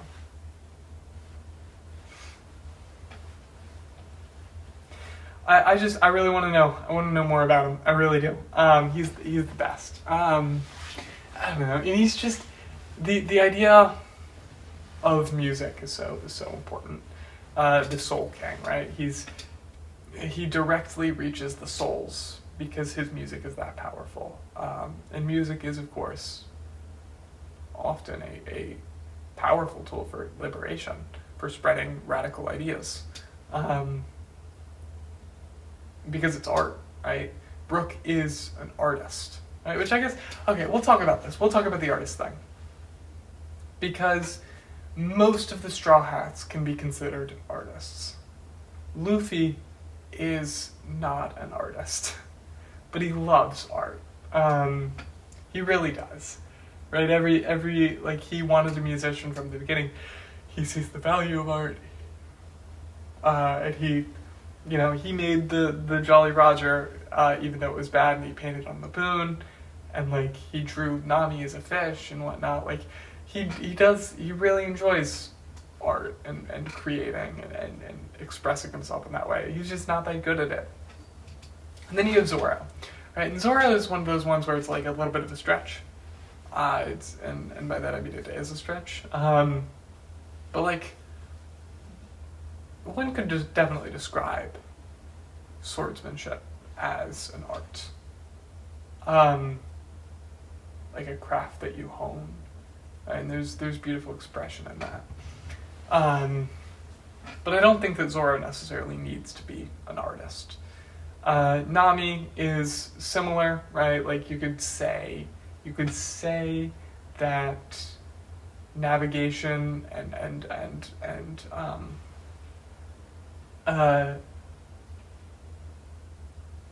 like the weather, like her knowledge of that and the way that she uses it is a bit of an art. You could definitely say that. Or you could say, like, you know,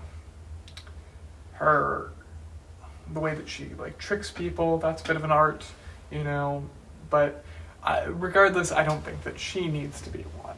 She needs to be an artist. Let's see. Let's go to the other ones that are. Jinbei, I don't think is an artist. You could argue that the way that he helms a ship is art. The way that like he, you know, moves the ship, I don't know. But like, I don't think he needs to be an artist. I think that Robin is an interesting one. let's go to Chopper first. Chopper is not an artist. He's a doctor. He's a medical specialist. But, oh gosh. Dude, it's exhausting to talk for 2 hours straight about One Piece. But like he doesn't need to be an artist either. I do think that Robin is an interesting one, and I think Robin is the one that's a stretch the most, or the one that is a stretch that the most can make sense, because archaeology is all about history and looking into the others' pasts and noticing those sorts of things. And I definitely think that there is an angle of anthropology and archaeology that is an art form. And a lot of archaeology does study art, so like one could definitely make the argument with Robin, and I think that's an interesting one. Usopp is my favorite one of this, and Usopp, I think I hinted to this a little bit earlier at some point, who knows when, but I don't believe that Usopp's job on the crew is a sniper. Like, yeah, that's what he is. Like, yeah, he's a sniper, but like, really what he is a storyteller, is a liar, right? That moment that I mentioned earlier, that moment where Luffy says, like, I can't cook, I can't use swords, I can't navigate, and I can't tell lies. Usopp is a liar. That is his role on the crew, and that is what he's most valuable at, right? Like, yeah, he's a good sniper, and in the end, he's going to be the best sniper in the world. He's going to be Van Auger, he's going to be better than his dad. Like, he's going to be the best sniper in the world. But really, what Usopp is a storyteller. And that's why Luffy loves him so much, is because he can entertain, right? Usopp is an entertainer. And I also kind of think, although this one's a little bit of a stretch, I kind of think that there's this symmetry with the crewmates as they're introduced and in the East Blue and then in Paradise. In this way, where we got Zoro and Chopper, right? And these two are the most practical, right? The swordsman and the doctor, right? One physically protects and one heals, right? These two are crucial roles. And then we have the navigator and the archaeologist. These two are both also necessary roles for Luffy. He needs these in order to get to in order to get to Laptail.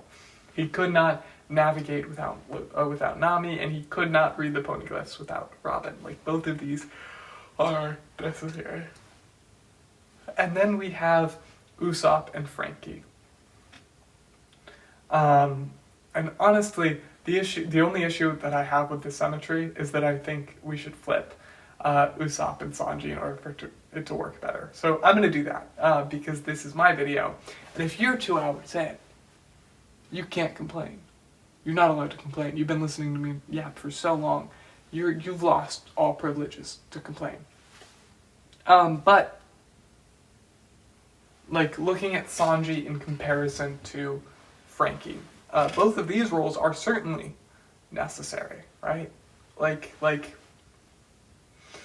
the cook and the shipwright, right? Both of these deal with maintaining the health, either of the voyage and of the Sunny, the ship, or of maintaining the health of the crew, right? This is not like protection in the way that Zoro is. It's not what Sanji does as a cook, and it's not what Chopper does either. It's a little bit different, right? There's nursing them back to health is different than like maintaining their health via their nutrition. But also the way that Sanji cooks and the severity that he treats the not severity, the value, the weight that he puts on cooking and the effort that he puts in, I think that you could consider Sanji an artist, just as you can consider Franky an artist, as the way that he's put so much love and affection into the Sunny and crafting the ship of dreams, right? And you also have the fact that all of these characters have dreams that are dependent on their job, right? Zoro specifically wants to be the strongest swordsman. Chopper wants to be the best doctor, right? Capable of curing everything. Nami and Robin, their endpoint both is reached with Laugh Tale, right? Finding the true history or making a map of the world, right? In order to do this, they have to explore and learn all that they can, right? And then you have Sanji and Franky, who both have dreams that are all about, like, getting to the end and showing themselves to be, like, the best at their craft, right? If Franky's ship, the Sunny, can become the ship of dreams, if it can sail all the way around the world, Franky will demonstrate that he is the best carpenter in the world, but that isn't the intention here. It's more about the craft, right?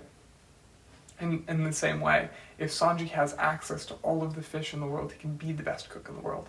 But he doesn't need that moniker in the same way that Zoro does, right? Instead, it's more of this thing where it's like he wants it for the sake of the art of cooking, right? And then we have Usopp and Brook. And these two, in contrast, are unnecessary. The musician is obviously it's good to have music, I guess, like some entertainer, but like you don't need that. That doesn't care for the crew in the same way that like Sanji or Chopper do. It doesn't protect the crew. Like it's not necessary, right? And as a sniper, right? I mean, yeah, I suppose long-range combatant is also a good thing with like the short range that Zoro is, but Zoro has long-range attacks. He has slashes. And let's be real here, Usopp is not needed for his strength, for his capability as a sniper. That's not what his real value is. Instead, both him and Brook are artists. They are entertainers. Right? Brook is obvious, a musician, one who cares for the hearts and the joy of his crew. But so is Usopp. Right? Usopp tells these magnificent stories. These magnificent stories that raise everyone's spirits. These magnificent lies. That's who Usopp is. Right? That's who he is.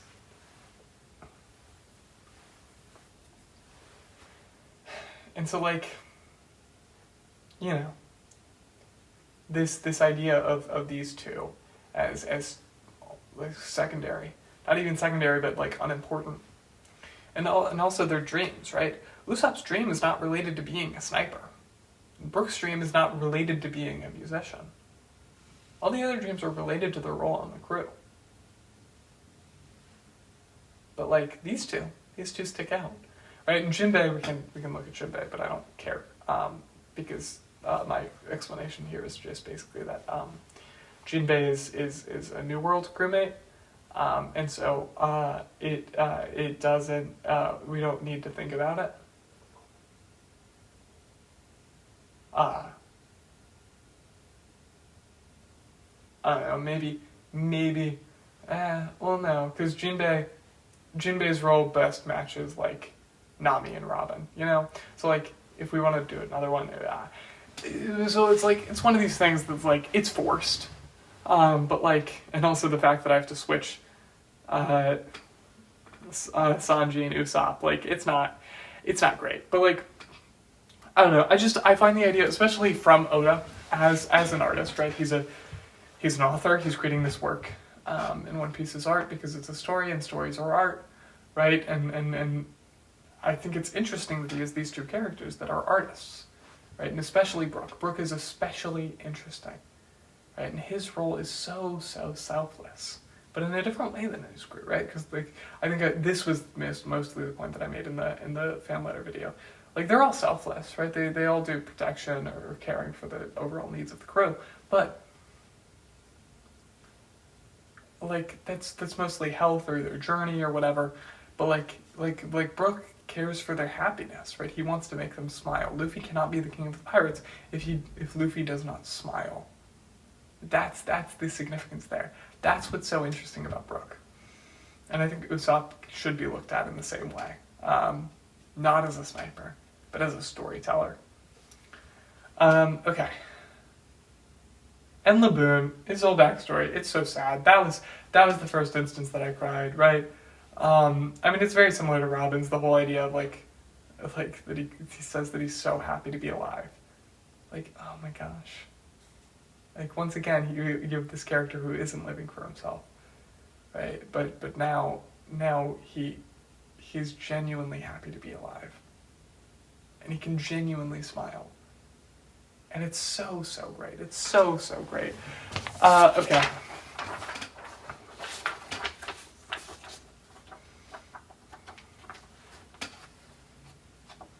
Nothing happened. I really don't have a lot to say on Nothing Happened. I mean, like, cool moment. And I think it's most interesting for those that learned about it. I think the fact that Sanji and Robin know that Zoro did that, I think that's really important, and I think that's really interesting.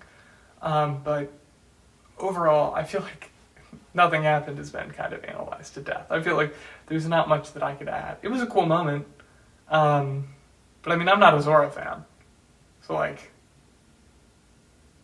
it wasn't that cool. I mean, it was crazy, right? And like Kuma, obviously, we're gonna talk about Kuma in Egghead, but like it just wasn't.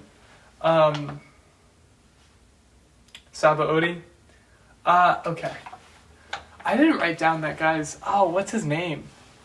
It starts with like a D. The guy that looks like Sanji's wanted poster. He's really funny, but he isn't important. I didn't write him down. I should have. What a dumb bit, and that's one of the ones that like. That's one of the parts of One Piece that's like so stupid that it could not have been spoiled for me, because how would it have been? Let's talk about Hachi then. Hachi's fascinating. Oh boy, we're gonna talk about Arlong and Fishman again in Fishman Island. And I'm excited. I'm really, really excited. But like, just like, I don't know, Hachi's just such a great guy. I don't know why they didn't find a way of putting him in the live action. Like that's an oversight. That's an oversight. They kind of needed that. He's important because he's like, you know, but like, I don't know, just like learning for the first time about all of the fisherman racism that happens. It was interesting. Obviously more on that in Fishman Island, but like, yeah. Rayleigh, really cool to see Rayleigh. He's awesome. And this obviously happens later, but like the moment where he like remembers how Roger found him, and like talks about how like he found the one or whatever. Like it's really good. It's so sweet, you know. Like imagine Zoro training another Luffy, you know, like it's so, you know, like it's like, aw, you know, but like, and he's awesome. He's really cool. Like how he has all these mysterious powers that like, you know, are obviously Haki, that like, we don't understand how this works. Like it's so interesting. The worst generation. Oh, excuse me. It's exhausting to talk about One Piece for this long. Worst generation. Most of them, I really don't have anything to say about. And obviously Law and Kid I'm going to talk about later in like Dressrosa and in like Wano, so I don't think that I really need to bring those up yet. But like,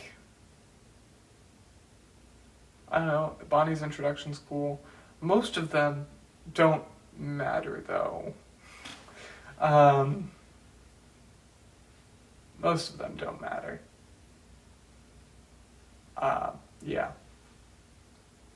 Let's see. The punch. Okay, so unfortunately, the punch got spoiled for me. Not really spoiled in like the like, I knew it happened. I might have been spoiled that it happened. I can't remember, but while watching One Piece on Netflix on my phone, I accidentally clicked the next episode button. The episode like before the punch happens, or like the episode where the punch happens, and the punch ends the episode, and so like that.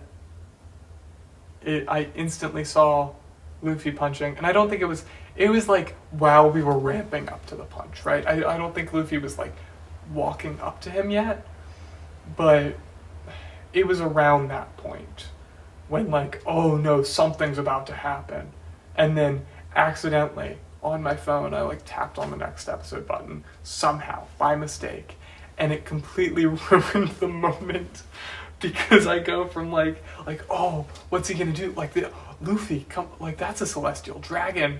To like, just the punch happening, and I'm like, okay, well this is awesome, but like I wanted to experience this moment like how it's meant to be experienced, and I didn't experience this moment how it's meant to be experienced, and like, this sucks. I'm sad. Like that was upsetting. That wasn't fun. The punch is obviously awesome though, right? In this moment where like this whole arc, we're seeing just how terrible the celestial dragons are, and we're also getting our first taste of like the discrimination that happens based on fishermen, and like the slave ring and all that. It's crazy, you know, because we had no idea. We were so ignorant. Which I think is done really well. And I think that's an important kind of like, you know, like privilege thing. Like, those with privilege can afford to not know what's going on in the world. Right? It's not happening to you. Why would you know? Right? And to see like Sabaody Park, right? Which is very similar to Arlong Park. Right? And like, oh, well, fishermen are always look to that park, and they want one of their own. They want to experience that. And Arlong made his own. This sort of like recontextualization happens that really, really works. And just like the celestial dragons are so bad, dude. They're so bad. Like it's so bad. They suck. Like I'm so not like the whole time you want them to like be put in their place, and they just, that punch is so satisfying for that reason. Oh dude, I did like just the overall feeling of like, hey, we're outgunned, right? Like they've come so far. They fought warlords, but at the end of the day, they're rookies. Like they got nothing, you know? Like Luffy at this point has, I believe, a bounty of 300 million. 300 million is a lot, right? I mean, he's come so far, right? And even Zoro has a bounty of like 110 or something, right? Like Zoro now has a higher bounty than Luffy did back a couple arcs ago. But they're big fish in a small pond, right? The minute, right, that someone on Aokiji's level, right, Kizaru comes by, they're completely outgunned, right? And we got a taste of this in Thriller Bark with Kuma, right? They couldn't do anything about Kuma. There was nothing they could do, right? And he's back, right? Which makes things even worse, right? He's back,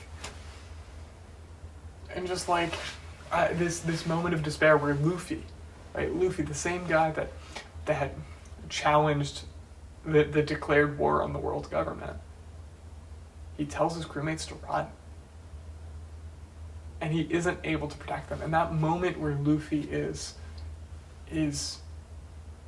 like crying because he lost his crewmates because he wasn't strong enough. And he thinks they're dead, right? And obviously I knew all this was gonna happen. I get spoiled for all the major stuff.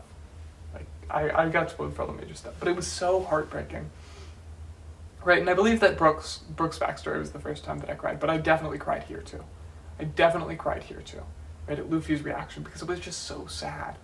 Right, and I want what's best for this crew, and I know that they're okay. And even if I didn't like know that they were okay and they were just sent to different islands by Kuma, and that Kuma wasn't, a bad guy, like I would know that, like, can you imagine if we get 500 episodes into the show,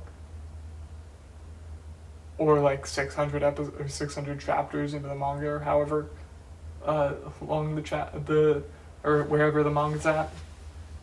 Could you imagine if we got to that point and like Oda just kills off the entire crew except for Luffy? Can you imagine? Like, no, that's not going to happen. And Oda doesn't kill off characters. Characters don't die in One Piece. They don't. Right? And so, like we knew that they were going to be okay. But, like, it was still such a heartbreaking moment. It was so rough. And then Amazon Lily. I don't have a lot to say about Amazon Lily, aside from Boa. And Boa's the best. I think she's kind of the best of both worlds in a lot of areas, right? Like, Oda's more comedic characters are great. They are. And Oda's more serious characters are also great. But Boa manages to be both in, like, the best way possible. Because obviously she's introduced, like, kicking kittens and stuff, which is so funny. It's so over the top. And it's so stupid. And that's the point. And I love it for it. And, like, she looks down on you so far that she's just looking up. Like, it's great. It's great. But, like,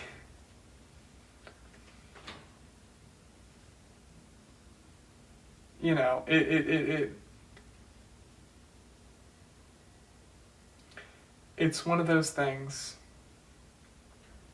where it's like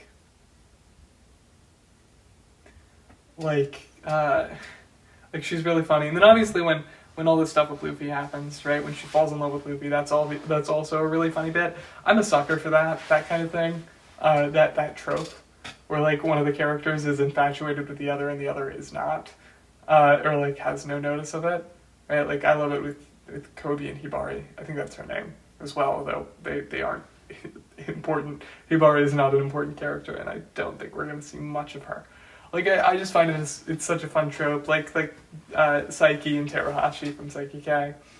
Although that one is a lot more reciprocated than this one. But it's just like it.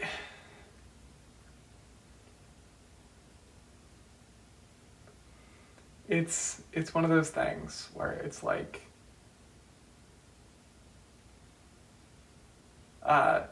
Like, she's really funny, but also she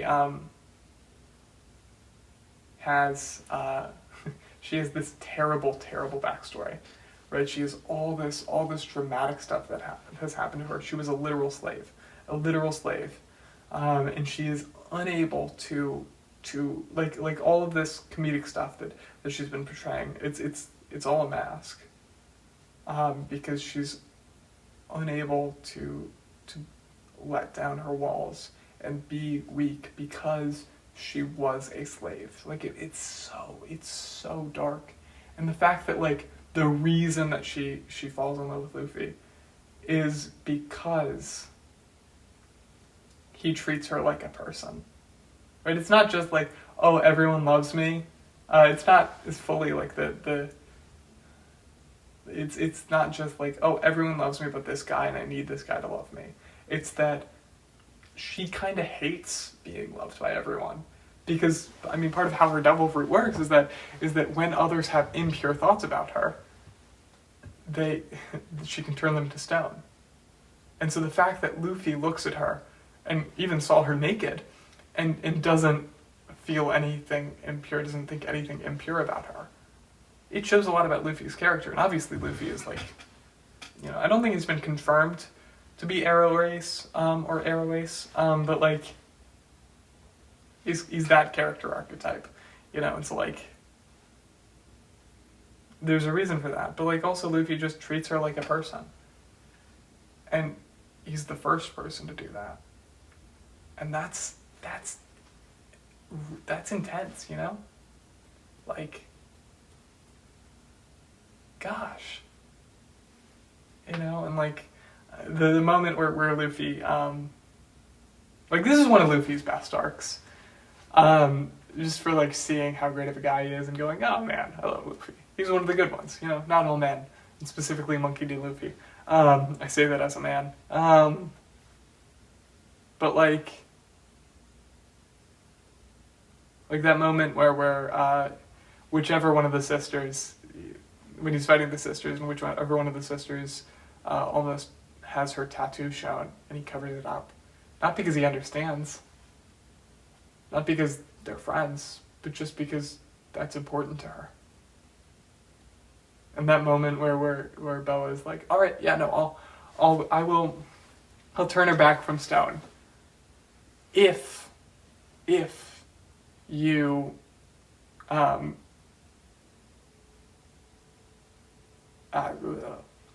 turn her back from stone, or I can give you a ship and I can take you to where you want to go. Right? And Luffy immediately bows and thanks her because she's gonna turn that one person back to stone. Right? Like, that's such a great moment. That's such a great moment. And it just shows, like, he didn't even for a second, not even for a second, think that of like, oh man, but like, and that's his brother. Right? And I don't think Luffy was really thinking like, it's a choice between saving her and saving my brother. It's a choice to him between saving her and getting a boat. He's gonna find a way to ace no matter what. But like, or I think actually at that point, no, I think at that point it was revealed to him that Ace was in prison and was being executed. I think at that point it was. I know earlier in the arc he was mainly just motivated by getting to his crewmates. But like, just such a great moment to show like Luffy's character. He really is one of Luffy's best arcs.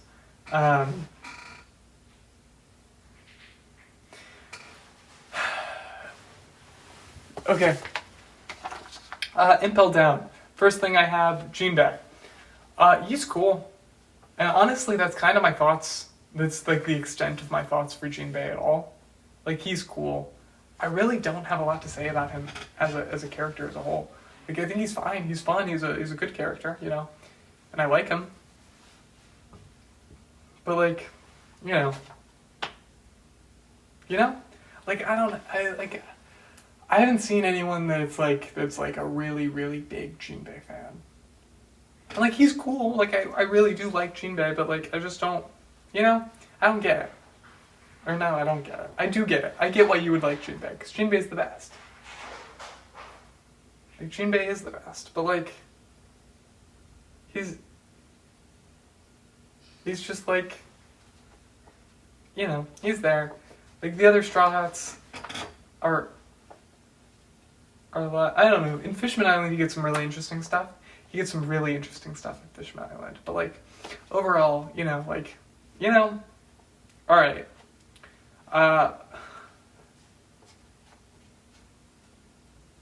Buggy.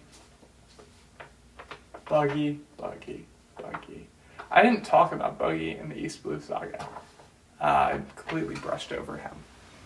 Love Buggy so much. He's the greatest. And his eternal, like, falling upward. It's so fun. He's just so fun. And in this arc, he was probably the most fun that he's been ever. He's just the greatest. He's awesome. Like, legitimately, does anyone hate Buggy? Does anyone really hate Buggy? Because I wouldn't hate Buggy if I were you. If I were you and I hated Buggy, I think that's your problem. Let's see. Okay. Bon Clay and Eva. So, Bon Clay, I think we can all agree, is the GOAT. He's the best. I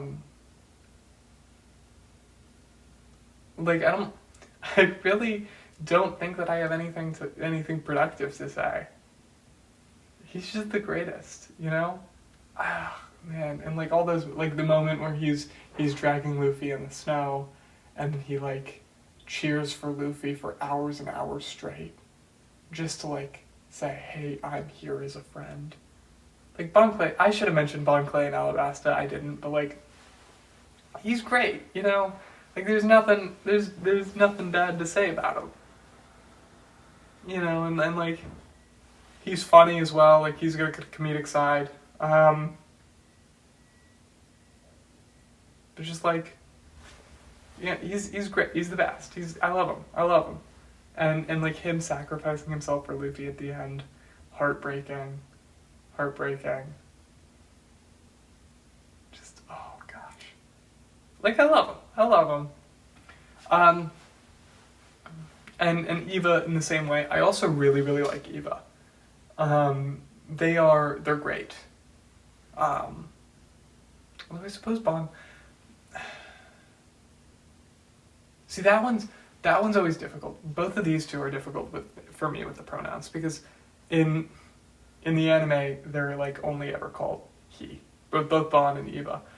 Eva to me makes more sense, and so I think I've kind of adapted and I use they them. But like Bon, I feel like I end up always saying he. Which I don't think. I mean, I haven't read the parts in the manga where Bon is present, so I'm not sure what pronouns are used in the manga. I've heard that it's they them. I don't know. I'll try to use they them. If I mess up, I'm sorry. But like Eva is the greatest. I love them so much. They're really funny as well, and just like I don't know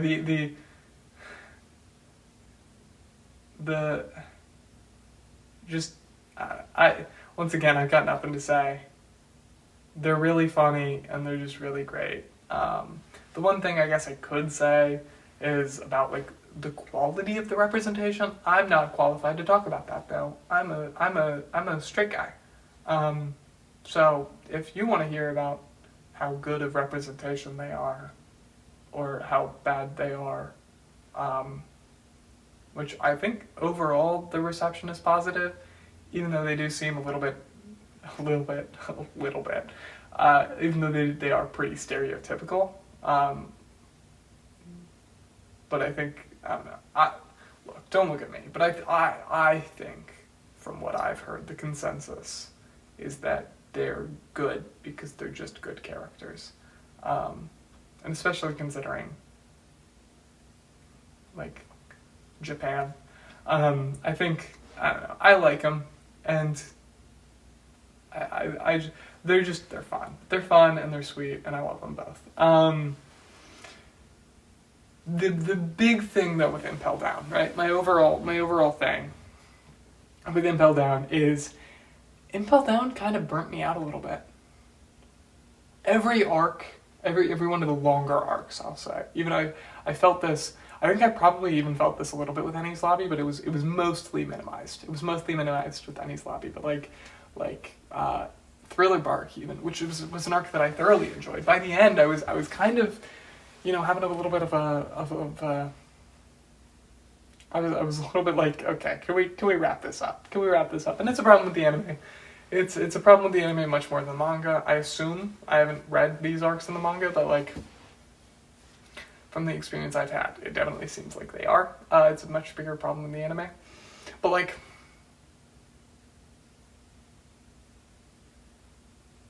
it,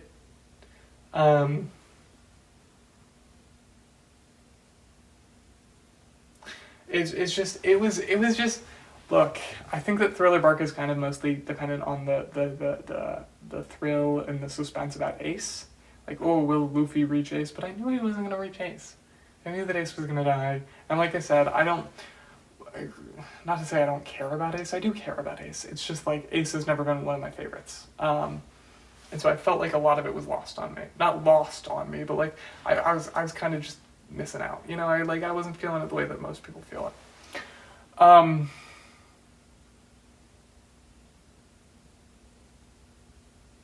You know.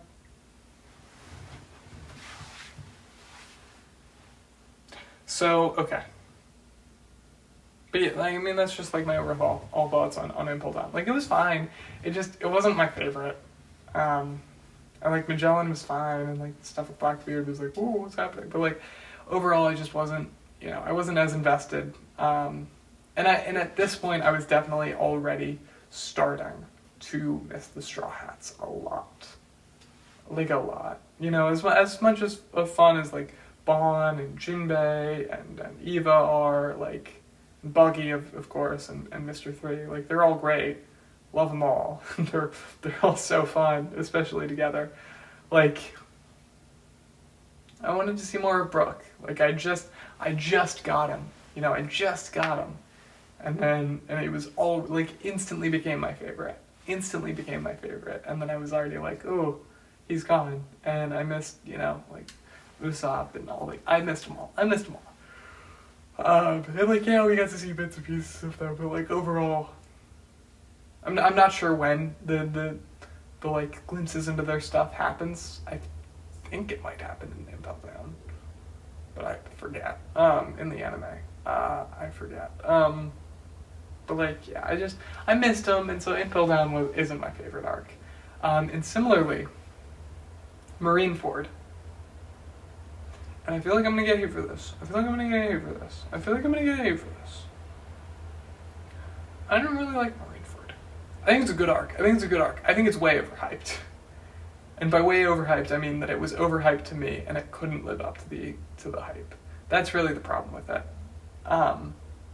Is Marineford is crazy, and it's huge. It is huge scale and whatnot. But like, I knew Ace was gonna die. A lot of the big moments I already knew. I knew that Whitebeard was gonna die. Like, I knew this stuff going in. It's because I had it spoiled, and I fully admit, my fault. It's my fault. But because of that, it was mostly just the spectacle, and the spectacle could only get me so far.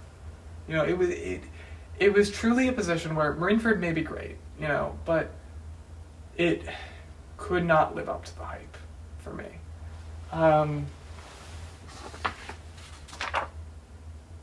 Like, it just couldn't, you know?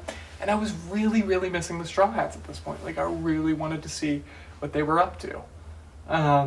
Because I love them. And, like, that's, like, why I love this show is because of the relationship between all the Straw Hats, you know? And so, like, not having that was sad. And I missed it. And yeah, there were really great parts and really great moments. And, like, obviously the arc as a whole is really good.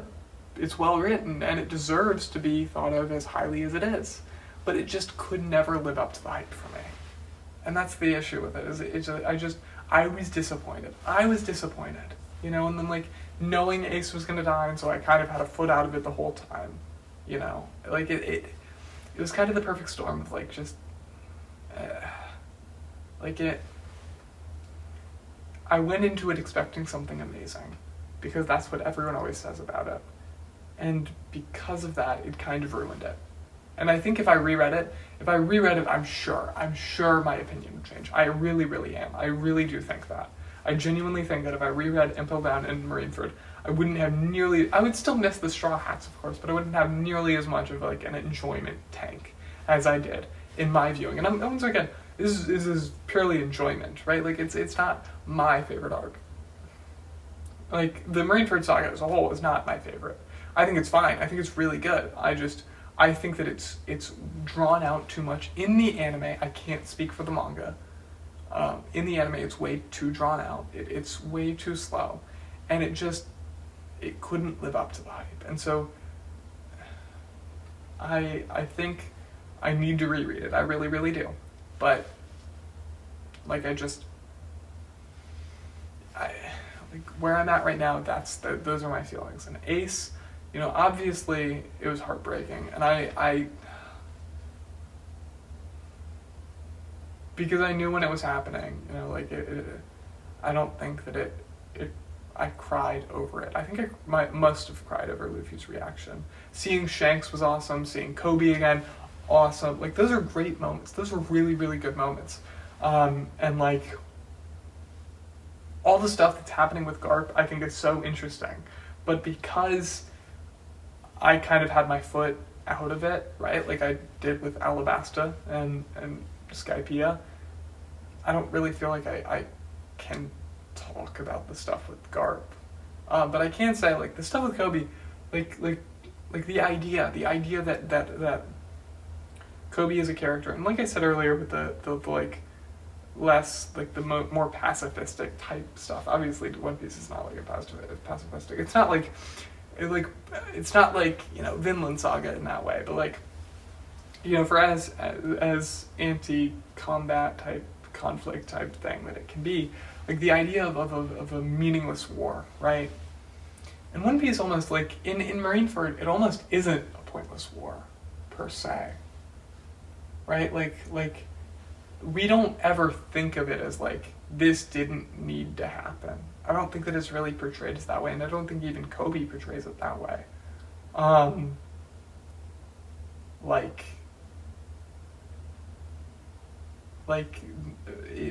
From every angle, even though we can say, like, it didn't need to happen. Like, Ace didn't deserve to die for being Roger's kid. You're right, but he was a pirate, and he did choose the life of a pirate.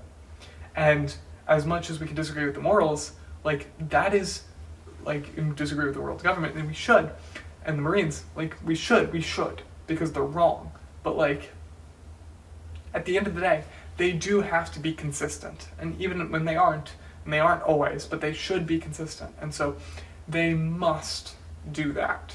That has to happen. And in the same way, Whitebeard is never going to let them take Ace and let them kill Ace. That's never going to happen. Like, he sees Ace as his son. Like, and so this is almost an unavoidable war, right? An unavoidable war. There was no way of avoiding it, except for, I guess, if Blackbeard didn't capture Ace. But that was already like that route was long gone, So, like, it simply could not be avoided. But after it had started and after it had ended, right, Ace was already dead. And they were still fighting, and people were still dying, and Kobe's recognizing this, right? Because I don't think Kobe really wanted Ace dead.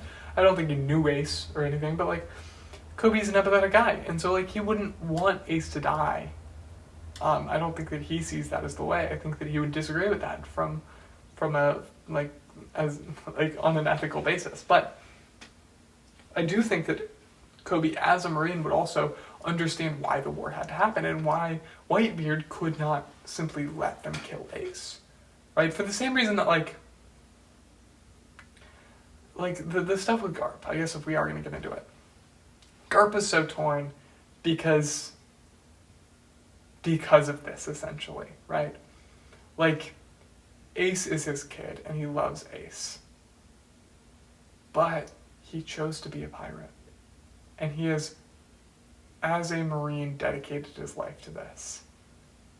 And he does believe in the system, right? It's one of Garp's flaws, right? And I don't think that we should frame Garp as this perfect guy, but I mean, like, he does genuinely have faith in the system, much like how Kobe does.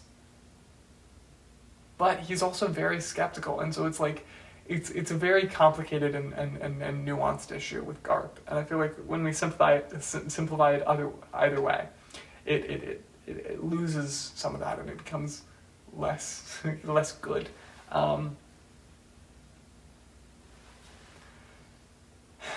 like I think Kobe recognized this, and he's kind of going through the same thing, just not as severe as Garp, right? Where he hates this, and he hates that, and especially given the fact that Kobe is Garp's student, right? Like you could imagine how he would be able to put his shoes put himself into Garp's shoes, right? Think about how Garp feels about all this, losing his grandkid. And yet he recognizes that like this has to happen. And there's this interesting thing, right? Because I think we really, really want to tear down the system of the Marines, the system of the world government. And as much as I think that is right, that doesn't seem to be the trend. Like, I think that One Piece kind of goes for, I think it kind of picks both options in this, and I think we're going to get into this in Fishman Island too, but like Luffy doesn't establish new systems of government. He just removes corrupt leaders. Right, and so I feel like One Piece's solution may be like corrupt rulers, those rulers who abuse their position, need to be removed. But the system is not necessarily inherently the problem, which is curious, and I would love to see someone much far smarter than me talk about that, because I feel like people don't really give that the nuance that it deserves. And I'd really love to see like a political science major, like someone with a political science degree, really delve into that and the validity of One Piece's opinion on that, because like yes, obviously One Piece is political, and yes, obviously One Piece like it's opposed to tyranny, it's anti-fascist, but like it's not anti-monarchy. It's not necessarily pro-democracy. It's not pro-monarchy. It's not anti-democracy. It's none of those things. It doesn't care. Right? And so, like, One Piece's solution almost is, like, the system isn't the problem, it's the people. But at the same time, it's not. Right? It's a very complicated issue, and I'm not smart enough nearly to talk about it and to really come to a solution. But, like, Kobe essentially... I don't believe that One Piece is ever going to frame Kobe as wrong for being in the Marines. That is his dream. That is his dream. And he wants to be a Marine because he wants to protect people. In the same way that Luffy wants to be a Marine, or Luffy wants to be a Marine. Luffy wants to be a pirate because Luffy wants to be free. I think it's the same thing. I really do. And so I think like both of these two have opposite dreams, yes. But like, just as it's not wrong to be a pirate in One Piece because there are going to be good pirates and bad pirates, it's not wrong to be a Marine because there are good Marines and bad Marines. But I think a lot of us would probably prefer politically the angle where it is the whole system is torn down, and I don't honestly see that happening. I don't see Luffy tearing down the system, right? Akainu is going to be defeated, right, and deposed, and then Kobe is going to become the admiral. He's going to be the fleet admiral. Right, that's what's going to happen. Like, let's be real here. Kobe is going to end up being the admiral. Kobe is going to assume that position of power, and the story is going to end, and the system will be made better from the inside, but also from the outside. It kind of has it both ways, and I'm not smart enough to tell you the specifics, but it kind of has it both ways. Right, and so in this moment, the ultimate point is, in a roundabout way, Kobe has the empathy to recognize the hurt of Whitebeard, but also understand the duty of the Marines. That is why he thinks that the war continuing is pointless. Like, unlike someone like Jinbei, who refused to participate in the war. Oh gosh. What just? Dude, I don't know if you can hear that. it just started storming like out of nowhere. That's crazy. It's fine. It's fine. I'll continue. I hope that isn't too bad with the audio.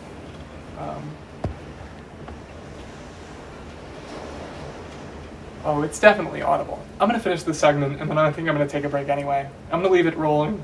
That way, it's proof that I didn't cheat, and I'm gonna just go eat because I think I need a food break. And that way, like, hopefully this can kind of die down. But I'll figure out in editing how to prove like I didn't cheat or whatever. We'll figure it out. But like, we'll figure it out. That's a future me problem. But I'm gonna basically wrap up what I'm saying here with Marineford, and I guess post Marineford I'll get to the time skip, and I hope that the audio isn't that bad with the storm. Okay. Oh wow, I've been going for 3 hours. Why are you still watching? Why are you even still watching? What's wrong with you? I say that with love.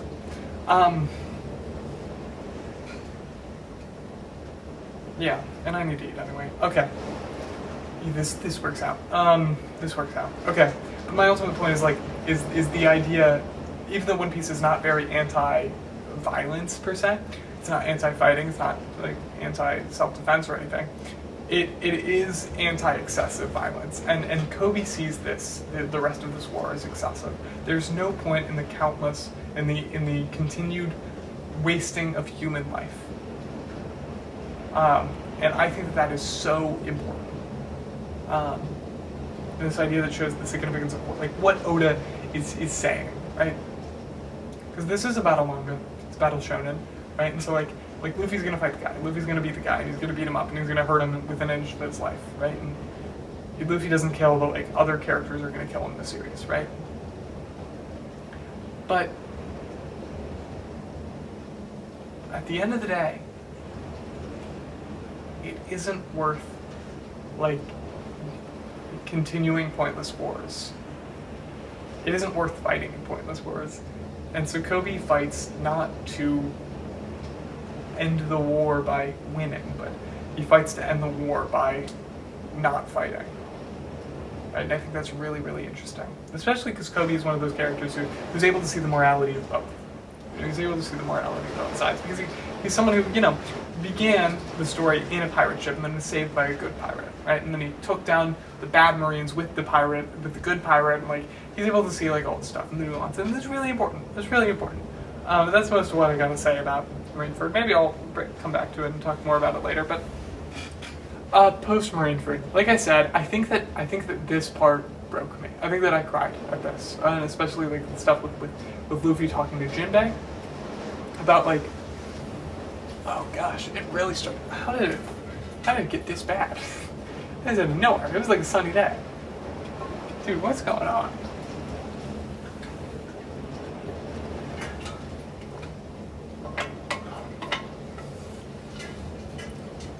Okay.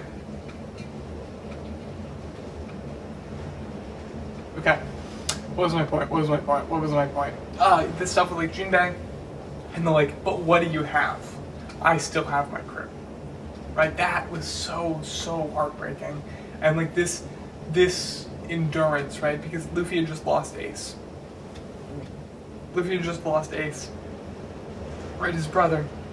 And he takes that loss, right? And he recognizes the fact that he was not strong enough to stop his friend's death, and his brother's death, and he was not strong enough to stop his friends from being sent away by Kuma. He was not strong enough. He needs to grow stronger. In fact, his whole crew needs to grow stronger. He takes this pain, he takes it, and he decides to use it to fuel his motivation so that he can become stronger. Hi, Ralph. My cat's here. Hi there. So if you hear like ow and little meows, that's him. Oh gosh, okay. Like so good, and obviously more on that in Fishman Island, because Fishman Island, okay, that's not a now problem. But last thing, last thing I want to talk about is the what's he doing? He wants attention. Hold on. Let me just. There he is. Last thing I want to talk about is the flashback, right? Learning about Luffy, Ace, and then Sabo.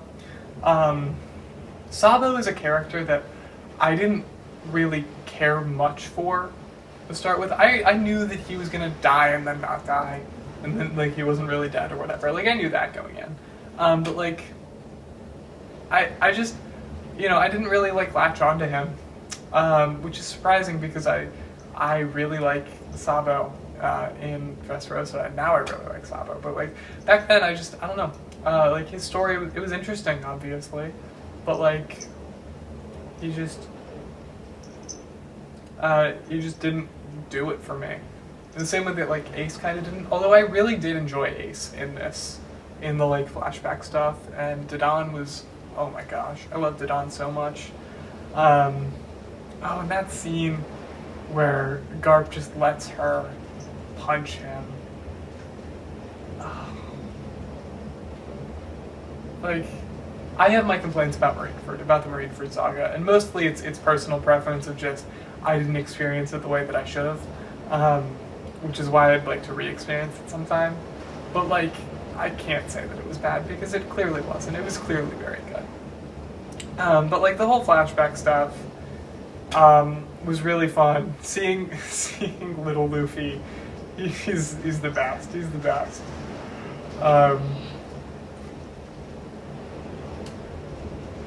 Yeah, it's real bad.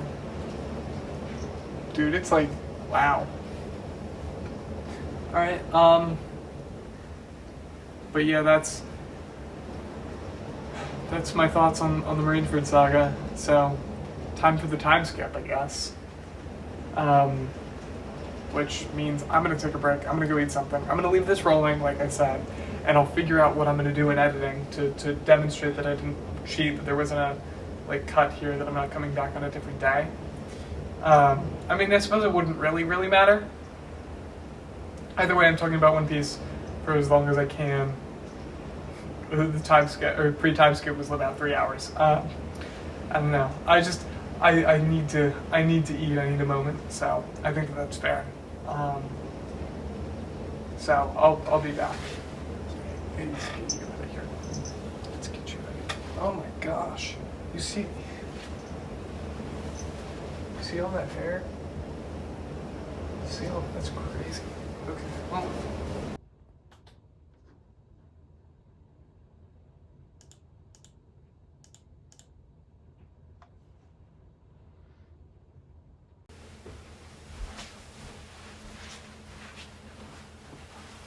Okay.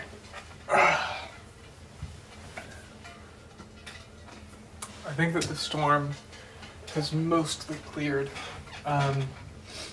There might be some more sounds of like thunder and stuff in the distance, and I ate. So I think we're good.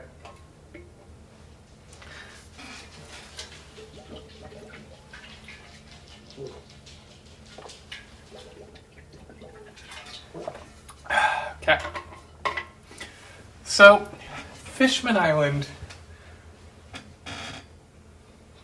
Where do you even start? I'm a Fishman Island apologist. I am.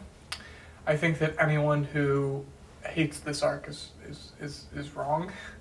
And don't get me wrong, I understand why people don't like this arc, right? People don't like this arc because the villain sucks. None of the Straw Hats had to actually try against them.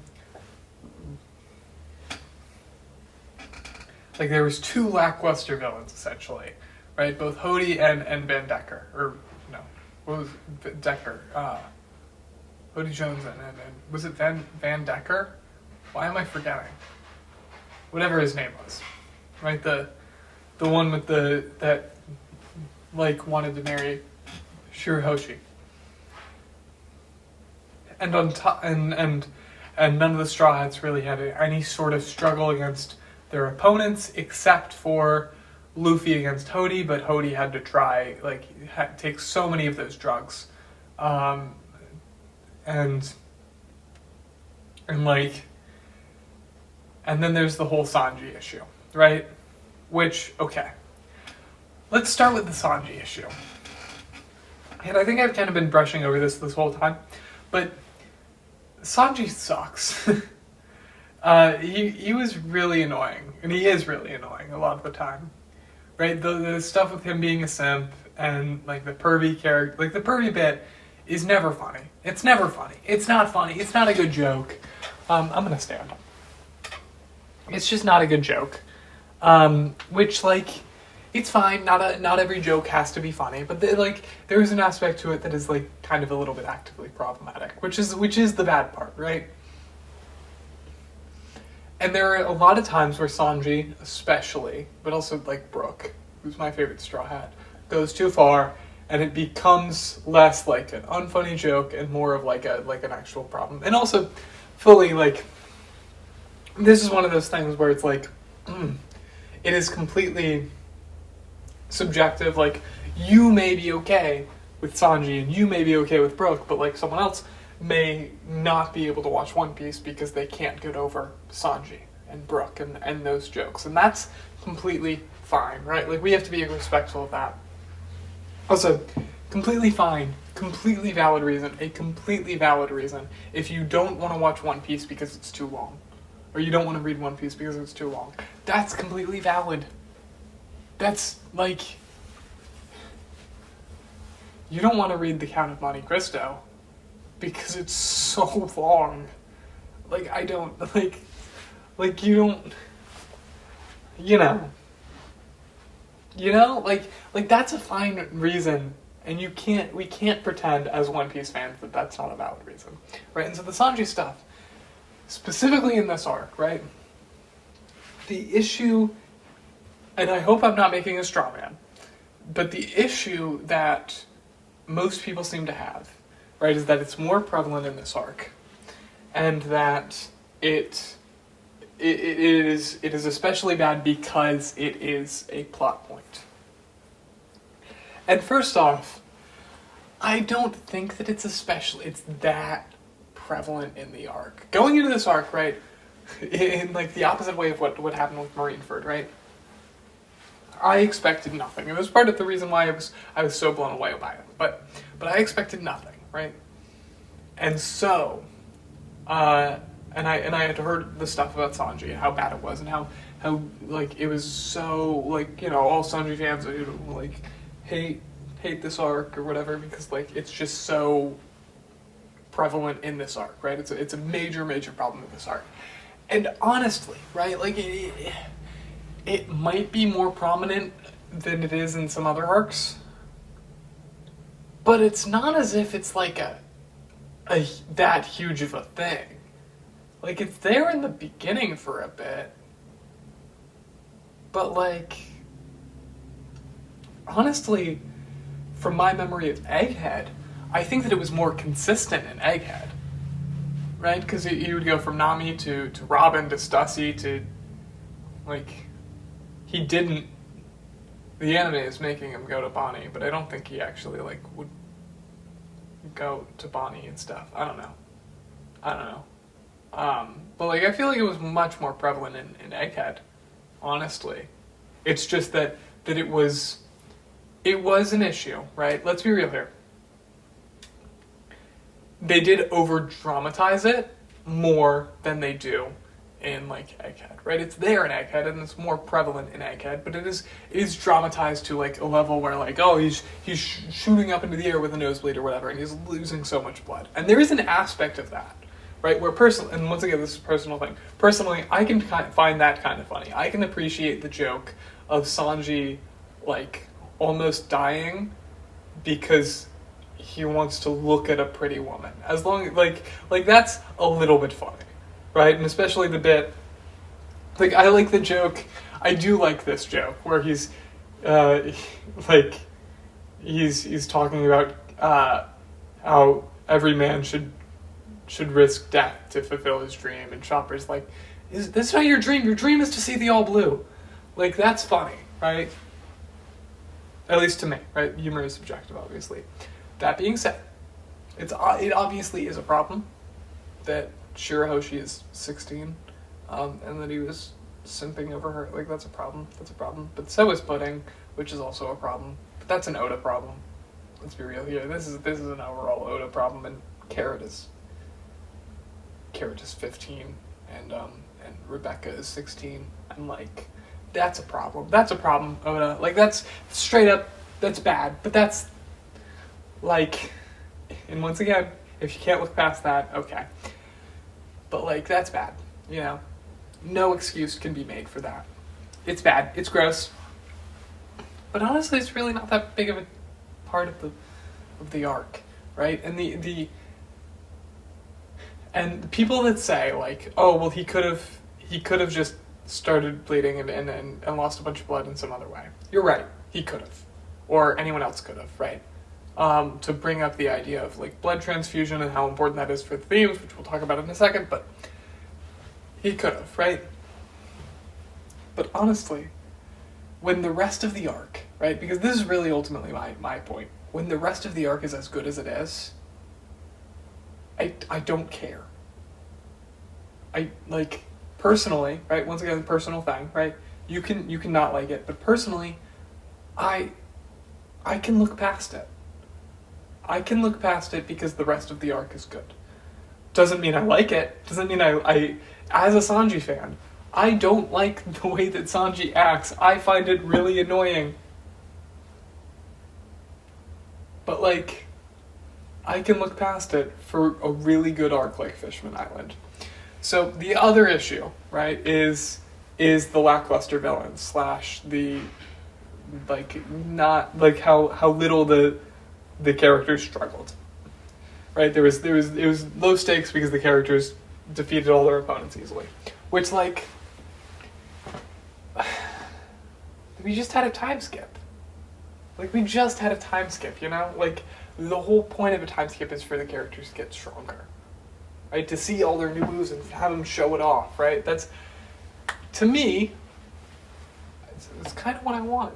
That's why I don't really like the Naruto time skip. Because the Naruto time skip happens and they're older and nothing changes. Like, nothing changed, but, like, you know, there was growth clearly that happened here, and so, like, I'm with it.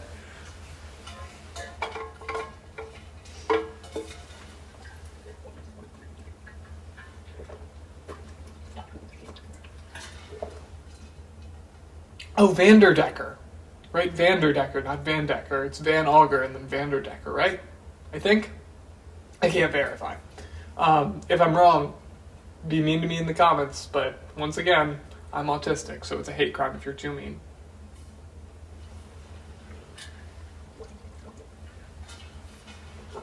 But talking about him, right?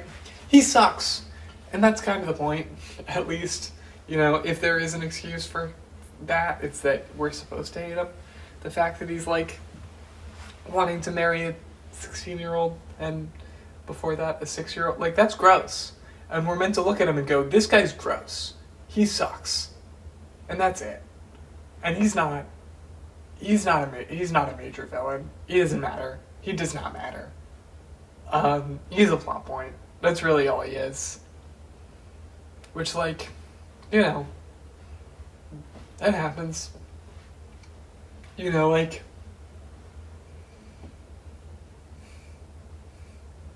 and speaking about lackluster villains, you know who I think is a lackluster villain? Magellan. Like, he was strong enough to beat Luffy, right? And Luffy couldn't do anything. But, like, why should I care? You know? But Hody Jones, on the other hand, is an interesting villain. Hody Jones is interesting because he sucks, and because, like, okay, first off, right? Yes, lackluster villain. All of these villains were weak, right? Compared to the Straw Hats. The only reason that Hody stood a chance against Luffy, the only reason is because he took so many of those drugs. right? So many of those drugs. And that is thematically interesting because those drugs represent hatred. Like, it's really that simple, right? Because, like, you take the drugs and they fuel you and they give you motivation. But in the end, what they leave you as is a shriveled old man. Weak. And unable to do anything, right? It is a temporary thing that can accomplish great things, but in the end, it leaves you inept, right? That's the ultimate idea, and that's so interesting.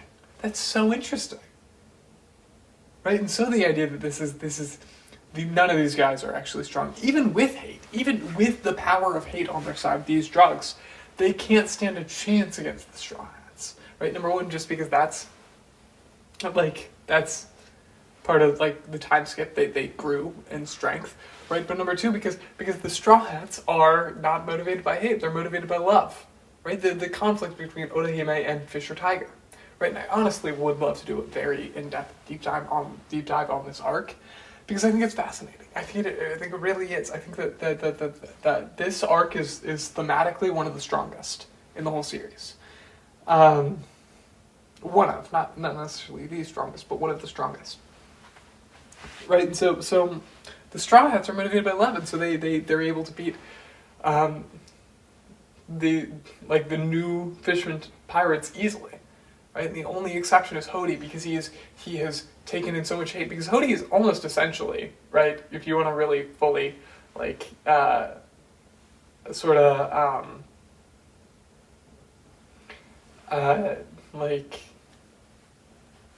analogize it. Is that a word? I think that's a word. He is a symbol for inherited hate, right? Hody is so powerful because he has so much of this hate, and he is so much of this hate because he was raised this way, right? That moment, that beautiful, beautiful moment where he's asked what humans did to him to make him hate them so much, and he says not a thing. Nothing. They did nothing to him. He has no reason to hate them, but simply because when he was a child, he was taught to hate them. That is it. That is the point, right? And so like, I don't think that he's this underwhelming villain, because like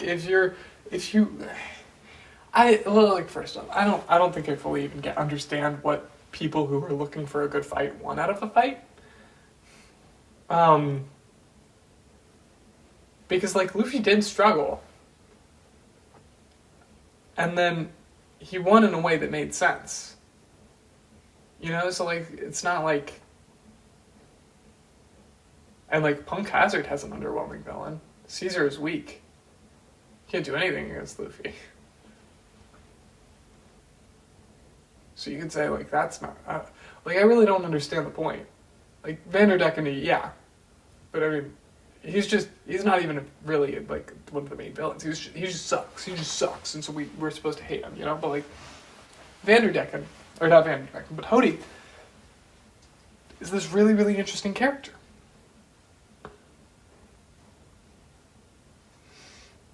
Okay. Also, I don't think I mentioned this at the beginning. It's also just really, really great. Part of why I love this arc so much is after Marineford being separated from all the Straw Hats, getting to see them again, getting to see them together, right? From the beginning, when it's like the couple of them in the bar, like Usopp and Nami in the bar, and Zoro and Sanji fighting, and like it's all just great. It's all just great, you know. It's so much fun to see, and it's such joy. Also, dude, I didn't write down... Why did I not write down Orihime and Fisher Tiger? Okay. But also, like I said, this is, I think, one of the best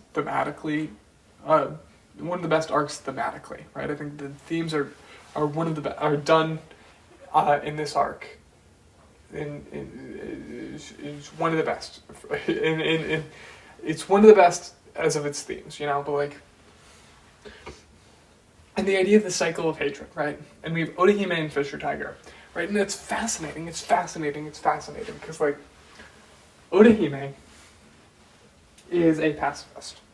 And I think that the symbol of her, I actually just read today, before I started filming this, I read through the flashback chapters in this arc of Orihime and Fisher Tiger, just because I really wanted to refresh my brain on it, because I knew I would be talking about it. And I cried, because when that flashback arc in the anime was happening, I cried for so long, and I cried at the very beginning, and it was weird. I didn't even know what I was crying about. Like, nothing sad happened, and I think what it was is it was just the idea of Orihime as a symbol is so interesting to me and so powerful, because the idea of a character from the beginning, she's introduced, right, and she's introduced, and like she's like robbed from or whatever, and she hunts down her robber and she slaps him. In slapping him, she breaks her hand, and I think that that's like literally. I think that that's really funny, but it's also like, I think an empathy thing. I think it's an empathy thing. I think it's a thing where like she's harsh, right? She is a pacifist, and she's this ideologue essentially, but like she does slap him and punish him and like tell him and really like say, hey, this is bad. Right? But in doing that, because she's such an empathetic character, it literally hurts her as well. Like, that's not subtle. It's just really funny. It's a really... It's not... I like it. I like it. Right? And she is someone who believes in a better future, right? And that's her whole idea. She believes in a better future. A future where the fishmen can... live together with the humans in peace on the surface, right? On the surface is important, of course, because Fishman Island is an oppressive system in and of itself. Like the fishmen being forced to live in the sea, that's a problem. Like that's a problem, you know? And the fact that they are, especially given the symbolism with the sun, right? Luffy's sun god Nika, right?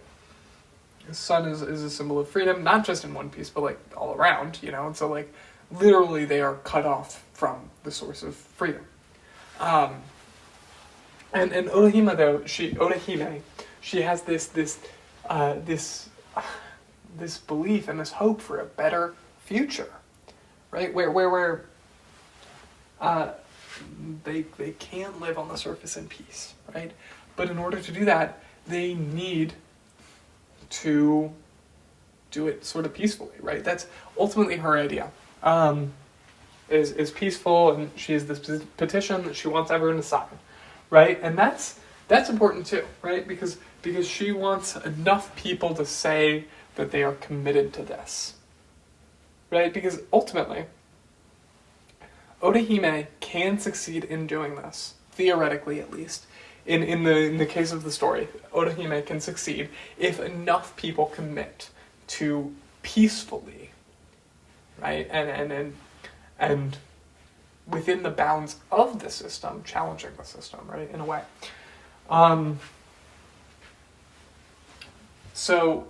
So she needs support, right? She is a queen, of course. She has power, but nothing beats the power of the people, right? So we have her, right? And she's this ideologue. And part of her, honestly, feels too idealistic, right? Like it's too good to be true. Like this is not possible. Like this will never work. She'll never actually get her way. She'll never get all the signatures she needs, and she'll never be able to convince her people to do this. To visit the surface and to forgive humans. Except it's not actually forgiveness, really. It's different. Then we have Fisher Tiger, right? And Fisher Tiger takes a different approach. He actively combats the system, right? Orihime is trying to work within the system, essentially, and do her best to appeal to it and have faith in it. But Fisher Tiger has no faith in it, right? And he frees slaves. And why does he free slaves? Because he was a slave. And in the end, right, even though, right, this is so fascinating, even though he was a slave, right, even though he would not permit his pirates, right, his crew, to kill humans, he could not forgive the humans. It wasn't possible for him, right? He couldn't let go of that hate. He couldn't forgive them. But, right, and this is where the metaphor of the tattoo comes in. Right, that symbol that they belong to the world government, right? That the symbol that they gave all of their slaves, right, that they are branded with. You cannot erase that.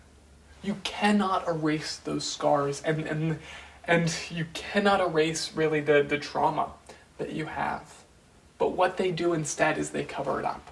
They cover it up with the symbol of the sun, which is the symbol of freedom. Both in One Piece and in this arc specifically is the symbol of freedom and hope, right? And so what they're doing is they're saying it's there, but you almost can't tell if it was there, right? That moment with the Marines saying, like, oh, these are former slaves. Are they? Right? Like, you don't know. You can't tell if any of us have been former slaves because you can't see the mark on us. It's beneath the surface. But in the end, Fisher Tiger doesn't have the ability to remove that brand from himself. Only the ability to cover it up. Which is why he can't let go of his hate. But also why he refuses to, or not refuses because obviously it's not to, but why he tells his crew not to let the fishmen know how he died. Because the most important thing to him is not beating the humans. It's ending the cycle of hate and making sure that no one is branded with that symbol like he was.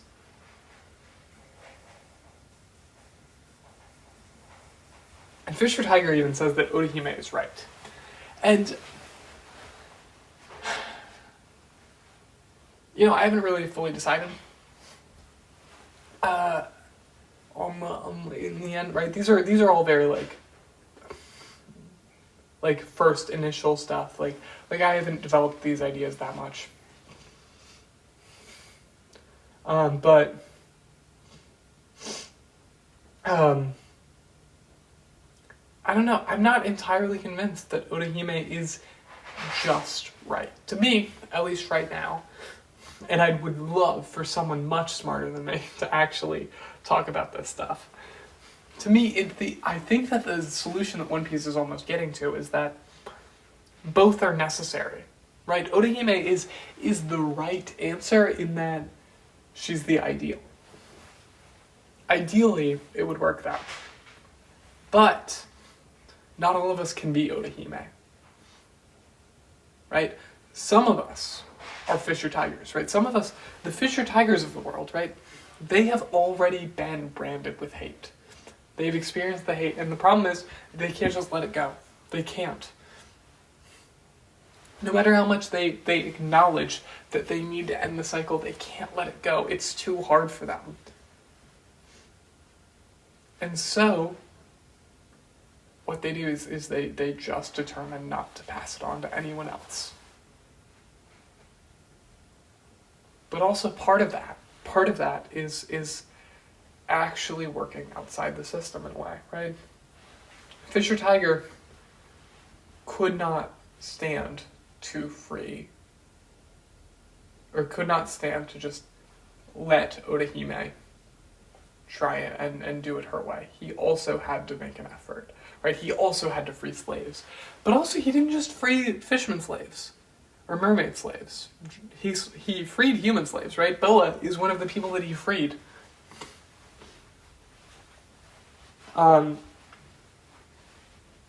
Which is also important. This motif of the brand specifically being like the symbol of hate. She also covers it up. but she doesn't cover it up in the way that they cover it up, where they rebrand something on top of it, right? To them, and to the fisherman pirates, it's like it was never there, right? You can't like peel off the brand, the sun brand, and see the brand of the Celestial Dragons. You can't. And it's impossible to see.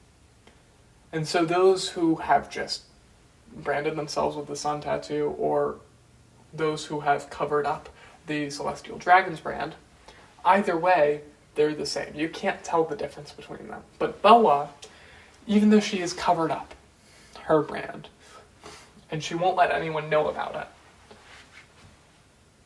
it's just under her clothes. To the point where Luffy can see her while she's vulnerable. And can see it.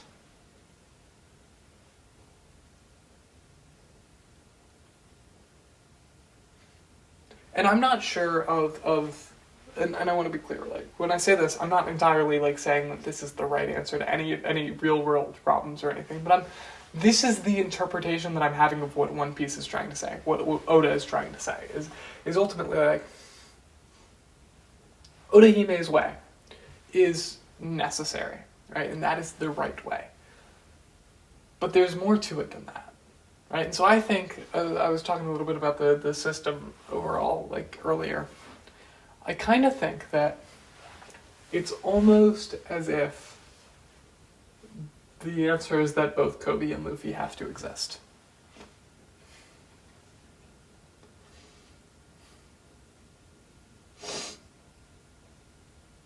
They both have to exist, right? There has to be those who exist in the system and outside of the system, which makes sense.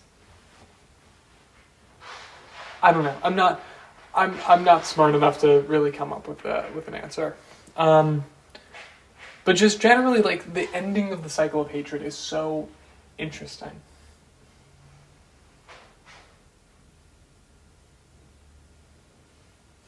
Oh, hold on. I'm gonna blow my nose. I'll be right back.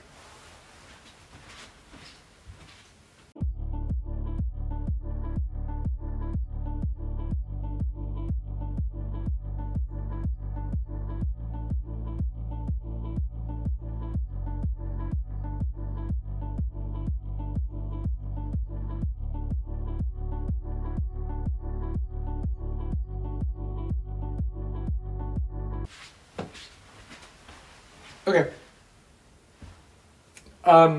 Just the general, like, ending of the cycle of hatred. And this is something that I noticed, as I was reading this morning. Because, like, we complain about, like, the whole, like, Oda draws all his female characters to look like Nami. Which, like, yeah. But I think that it was very intentional when it's done with Shirahoshi. Because there's this page after the flashback, right? After the flashback, Nami forgives Jinbei. And, like, says, why should I hate you, or whatever, right? And so, like, in this way, Nami is the symbol of ending the cycle in the Straw Hats, which is also Shirahoshi's role, but for the fishmen, right? Because remember, Shirahoshi knew that it was Hody Jones that killed her mom. And she didn't tell anyone. And I forgetting exactly what her reasoning was. But I believe it was basically like, because she didn't want to spread hate. And she never hated him for killing her mom. And that is the end point, right? There are those who haven't been hurt. Those people must strive to not perpetuate the cycle. Those who have been hurt must strive to not perpetuate the cycle. Not perpetuate the cycle. But in their own lives, right? Personally, because they have that hate. And the end point, right, if that is successful, is Shirahoshi. Someone who has been hurt, someone who has been wronged,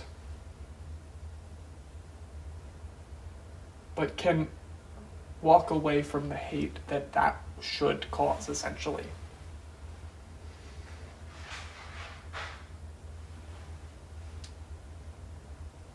Because in the end, hate will just leave you as a shell of your former self.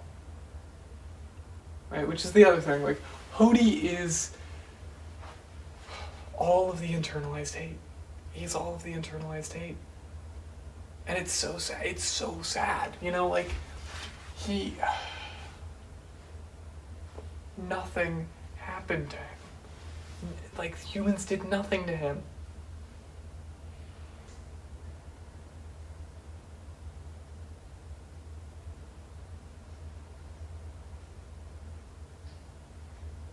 And it doesn't make sense.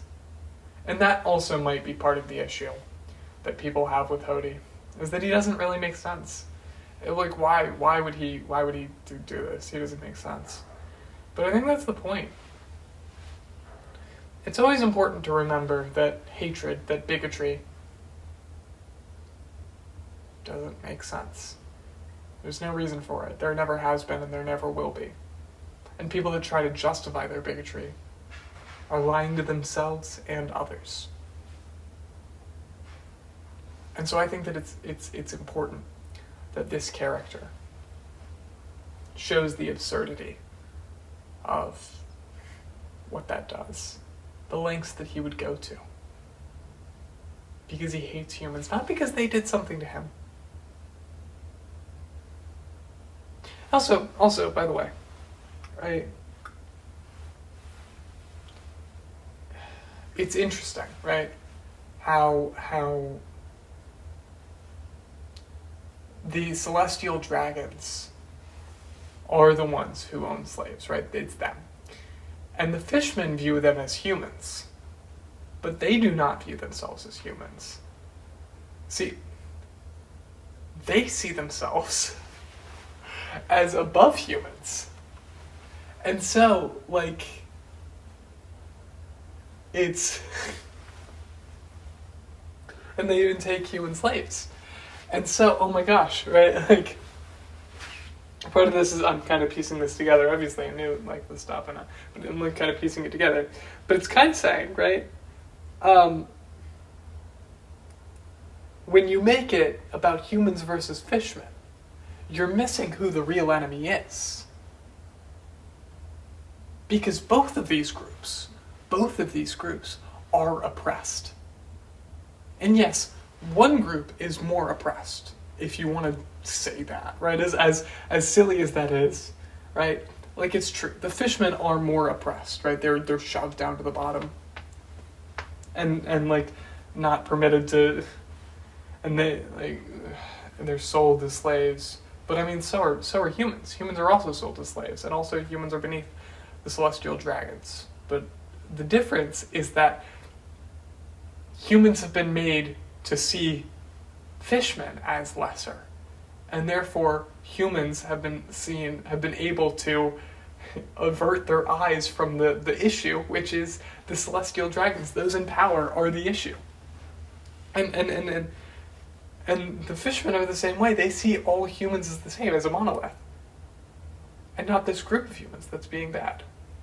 Right? But also there's more to that, because when the fishmen only experience bad humans, which they do, because most humans aren't going to come down to Fishman Island, that warps their perception of what humans are.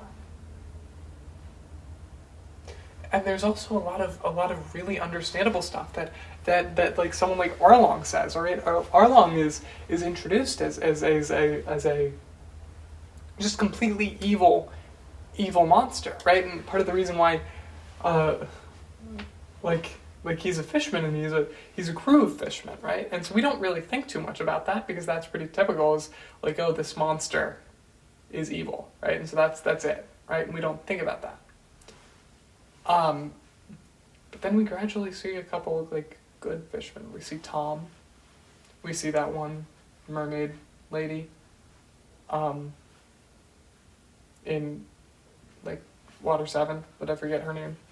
Like we see some good ones, right? And then we meet Hachi back up again, and Hachi he's a really kind guy, and we start to see like widen our perspective and see like, okay, so it's not as if like in One Piece, it's not like the orcs, right? Like all the orcs are bad or whatever. It's not like that, you know.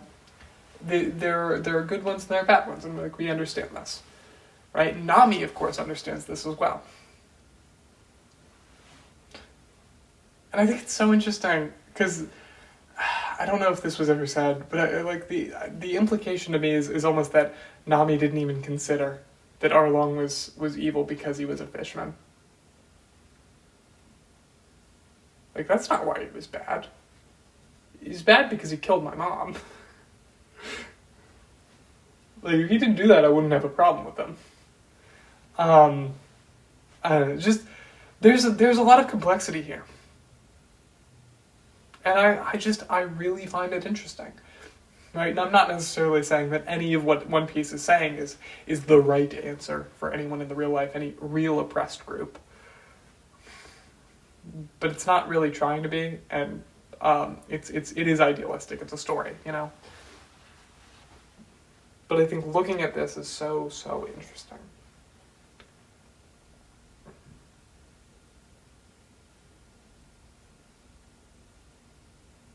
But like Arlong, when he says like, you know, about Koala, and I haven't mentioned Koala yet. I need to mention Koala. When he says about Koala that she's just gonna grow up to hate fishmen. Like buddy, that's the point. That's the point of helping her, is so that she doesn't. It's so that she doesn't, because you are like. You have just grown up to hate humans. Like, you don't realize. And, like, yeah, it makes sense. And Koala, obviously, it would be crazy if Koala grew up to be, like, a fishman racist, a human supremacist, right? If she believed that the same people that saved her, that were also her slaves, were inferior to her, right? That doesn't make sense. But yeah, most humans are going to be raised to see fishmen as lesser. But Arlong, buddy, that's why it's important to not perpetuate those ideas, to not treat them in a way that will make them think that you're evil.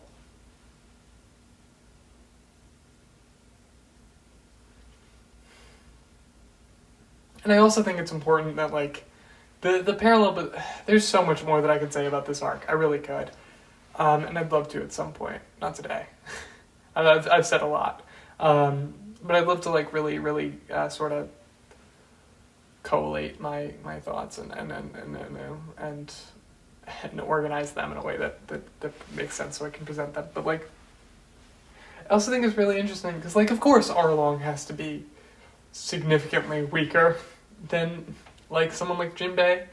If Jinbei is going to be relevant in the story today, and Arlong was the main villain of the first saga of One Piece. Like, yeah. But I think that there could even be some interpretation of that talking about hatred as well, right? This like the one who cannot let go of his hatred is weaker, significantly weaker than the one who can.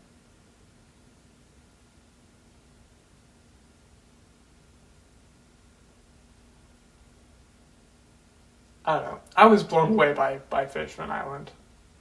Like, beginning to end, right? And, like, yes, Sanji stuff, that sucks. That really does suck. And as much as I was like, it's not that bad. It is bad.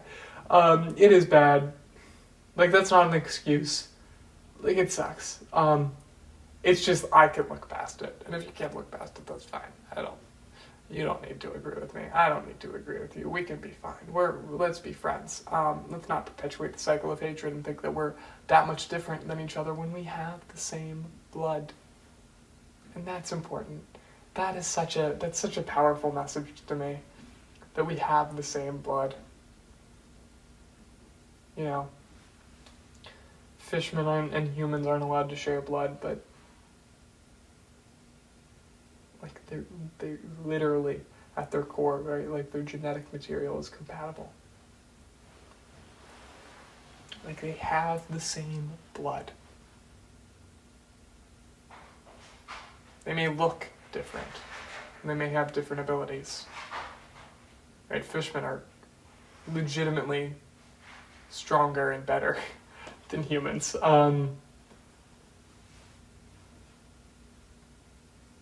But deep down, same blood's flowing through their veins, right? And it's such a powerful message. And Jinbei being the one to step up and give Luffy blood at the end. Oh, I like him.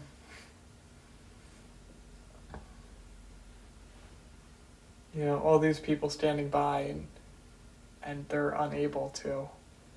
Right? They're unwilling to, for whatever reason. And Jinbei realizes that he needs to be the one. That if no one else will, he will. Right? And even in that moment, he's also correcting the wrongs of Fisher Tiger. You know, Fisher Tiger was not able to accept blood from a human. He was not.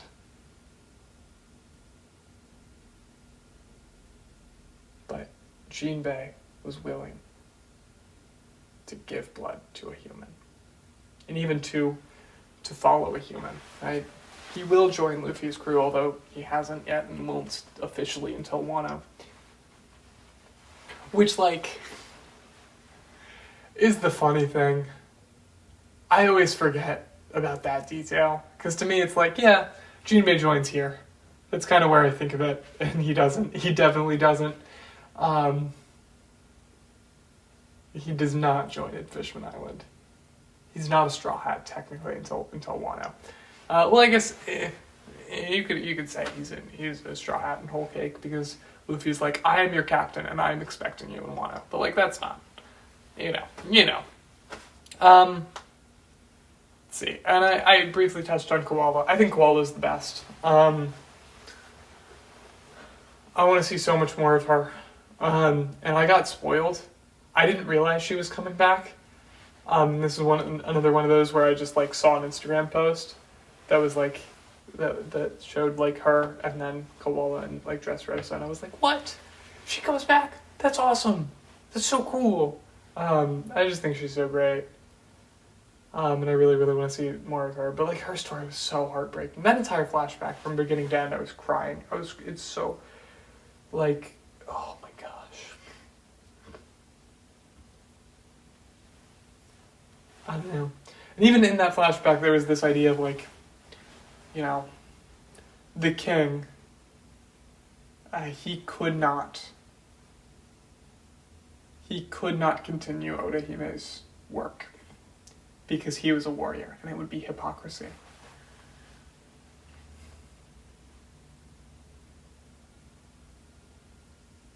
Like, there's a lot of depth there that I can't. I'm not fully there yet with my analysis, and I don't know. I'd really like, though, as much as I'd love to analyze the crap out of this arc, and I probably will at some point. I'd really like it if someone smarter than me did it, because that way I can watch their videos and go, that's awesome, and I'd be like, oh, they're totally right. And I don't have to do the work, and then I can still analyze the video, or analyze the arc, and go, oh, dude, plus, they said all this stuff, link below, and then also my input, because I'll have some. No, I really love Koala. Alright, Punk Hazard. Okay.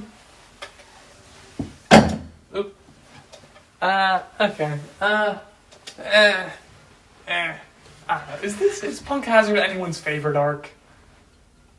Is it anyone's favorite arc? Legitimately? It's fine. Like, you know. The Kinemon fart stuff was stupid. I don't know, we meet Momo and we meet Kinemon.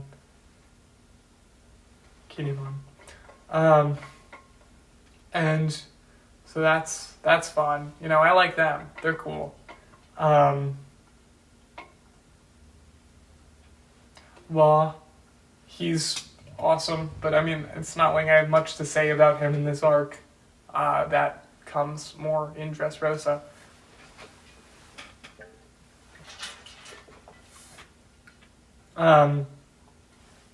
Zoro's misogyny was really evident in this arc.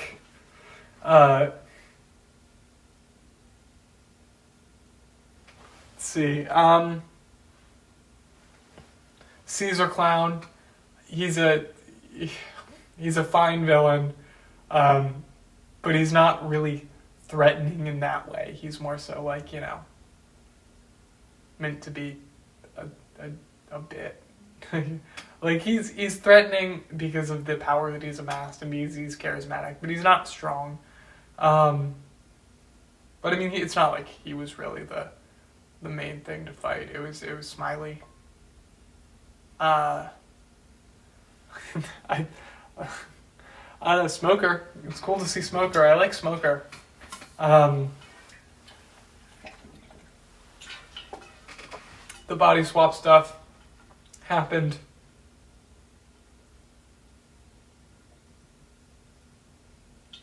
No, there is some interesting stuff though with Smoker and with the Marines, because here they're working alongside pirates. You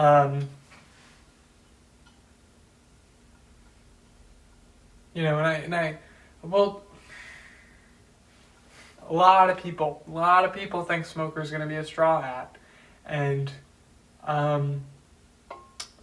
gotta say, I think he has to be. That's really it. It's like, I believed in the 10. I'll get to what truly I believe, but like I believed in the 10 crewmates theory for a while. Just because Vivi, you know, and he does say at the beginning, he says, you know, I want about 10 men, so it would make sense for 10 crewmates, and that way we're just missing one, and that one is Vivi, but like, Smoker really seems like he was introduced to be a Straw Hat. There's, of course, the Mr. Gorge video where he says that. But, like, also just, like, Kobe isn't meant to leave the Marines. Kobe is not meant to leave the Marines. Kobe is a Marine, that is his dream. But Smoker is all about learning to leave the Marines. Like, that's gotta be his arc. And, like, yeah, maybe I could see some universe where he wasn't gonna be a pirate, but I feel like that would be missing the point. If he just, I don't, like, he's, you know, anyway. I don't got a lot to say about this arc. I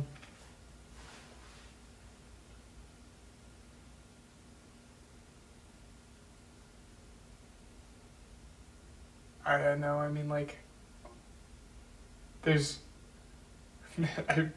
I'm really trying to think of things to say, and there's just nothing that comes to mind. But Dressrosa, on the other hand, Dressrosa I'll have stuff to say about. So let's start with Doflamingo. He's real interesting.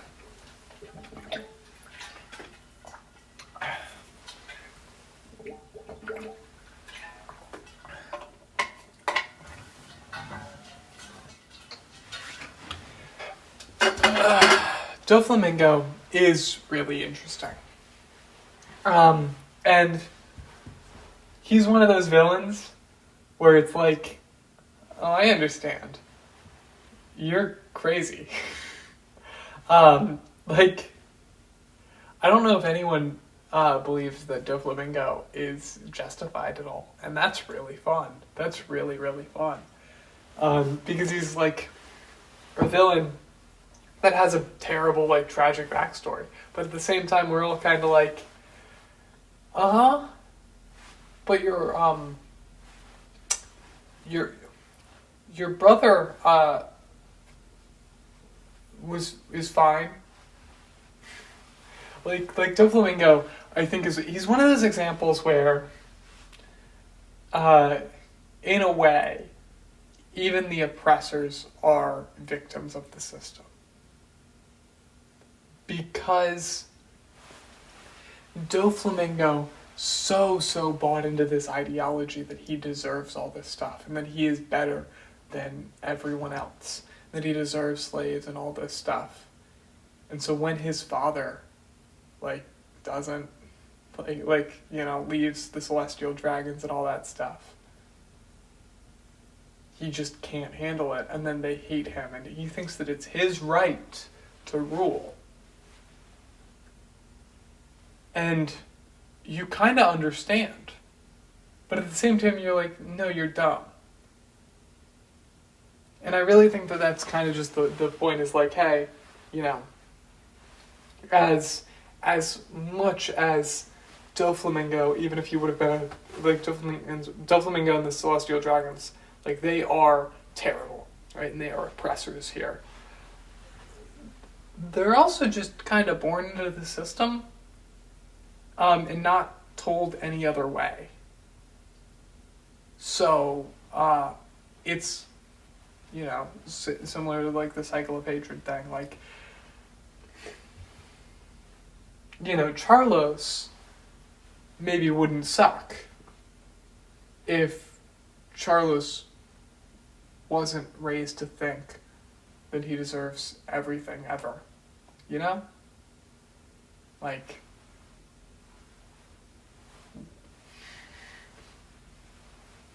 Anyway.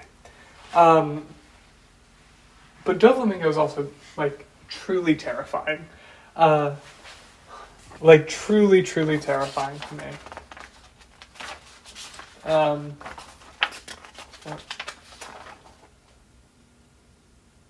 Yeah. Okay. He is truly terrifying to me. Just this. His. Hold on. I'm getting there.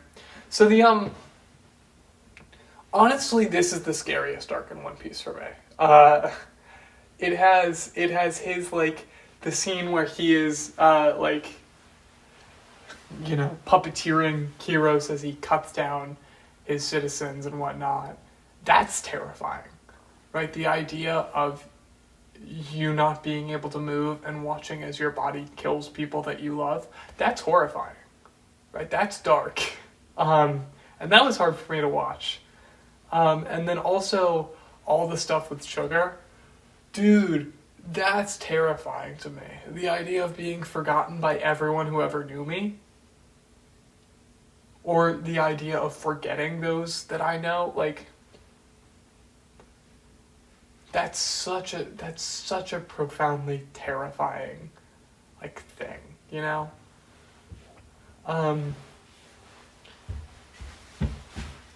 I got distracted playing with the sheet. It's just it's so scary. And I was not, it was hard for me. Especially when it happens to Robin. Oh, dude, and all the stuff with Kiros. I mean, obviously all the stuff with Kiros, right? His daughter forgetting that he existed. It's ew. That's bad. That's bad. It was hard for me. But Doflamingo, even just as a manipulator, right? It's really interesting. It's really interesting because Doflamingo and Luffy both have these smiles, and they're both able to motivate people, and they both even have these families, right? Where Luffy's got his crew of their Nakama, and they love each other, and they're this found family. And Doflamingo also has that. He also has that, but he doesn't care about them. He's just using them, right? That's what's so interesting about the difference between him and Luffy, and people have pointed that out, is how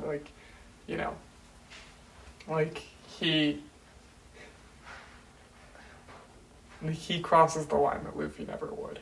and if Luffy ever used his crewmates like that, like, ugh. And even like with Monet, right, having her sacrifice herself,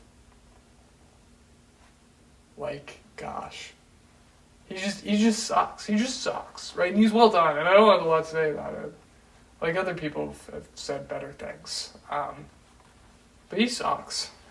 But let's talk about Rebecca. Let's talk about Rebecca and Kiros.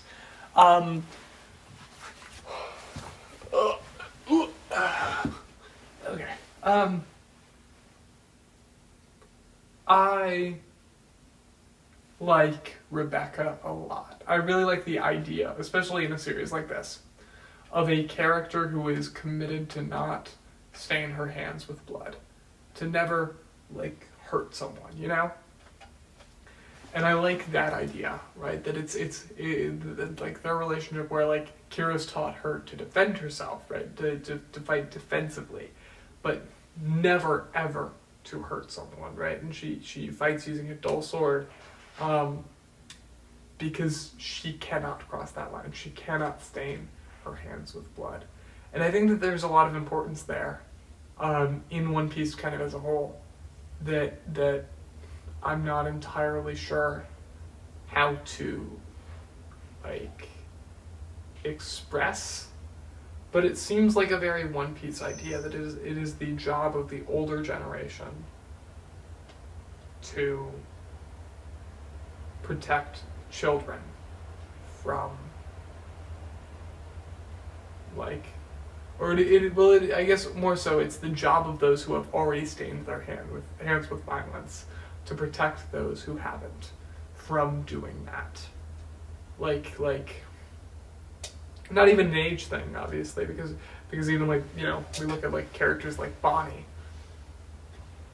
Like Bonnie has already, you know, committed violence, and that's not, like, a bad thing. And Luffy commits violence, and that's not, like, a bad thing.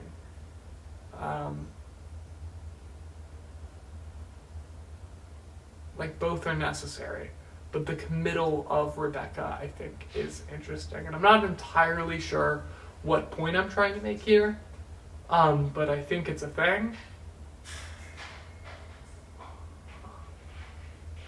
And also just it was really sad that Kiros, and, like, I wasn't spoiled about that, I don't think, but I knew because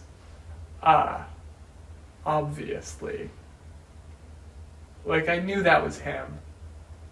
I knew that Kiros was the toy soldier, and they talked about, like, the Kiros and whatnot and whatever. And I then assumed from there that was her dad. But, like, what a terrifying power from Sugar. Like, gosh. Okay. Yeah, I mean, I like her. I like Rebecca, I like Kiros. I think he's really cool. But not a whole lot to say about them. Let's talk about Law. I mean, where do I even start, right? Like, where do I even start? Right, like, being raised in this completely hopeless position, right? That's kind of what he's defined by, in a way. Because from the beginning, he was completely hopeless, you know, and, like, everyone he knew was gonna die. He was gonna die, in fact.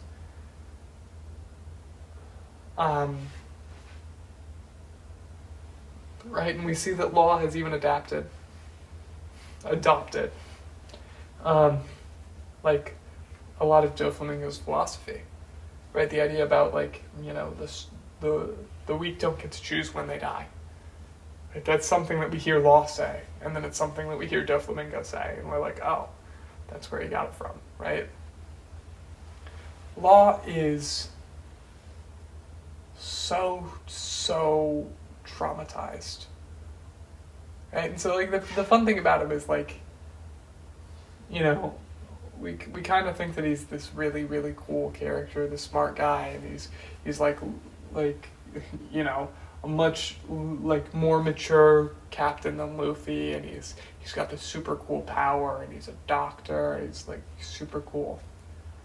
But it's like none of it's true. Like the things that like we think and he doesn't have a plan, and he doesn't care, and he doesn't really even want to live. Right? Like just like how Robin was only really living for Saul, Law was only living for Corazon, if we're being real. Like, he didn't want to continue living. He just didn't want to die until Doflamingo was dead. Because Doflamingo killed Corazon. And Corazon is, he's the best, you know? Like, you love that guy. I love that guy. Like, oh my gosh. Like, the fact that he tried to protect the kids from the very beginning by being mean to them, so, like, they wouldn't get close to him, and so that, they would be scared off. Also, like, you know, talking briefly about Doflamingo again, like, it shows that it is a choice, right? Like, he was in the same position as Doflamingo, but he chose to become a Marine. And once again, like, this kind of idea of, like, you know, morality not being pirates or Marines, because a pirate like Law was saved by, and his father is a Marine, you know, his true father. Which, by the way, his biological father. Let's talk about him for a second. Or I guess not necessarily him, but whoever gave Law the D, like whoever passed down the D, like why? What's going on? Why is Law a member of the D clan when his parents, like, you know, I don't know, I guess Port-Gisky Rouge wasn't anyone special, but, like, you know, we always see the D clan as, like, being, you know, like ascending to high positions of authority, but he was just, like, a doctor, and then, like, I think the mom might have also, I don't know, like, I don't know. Let's see. What was I kind of saying? Just like,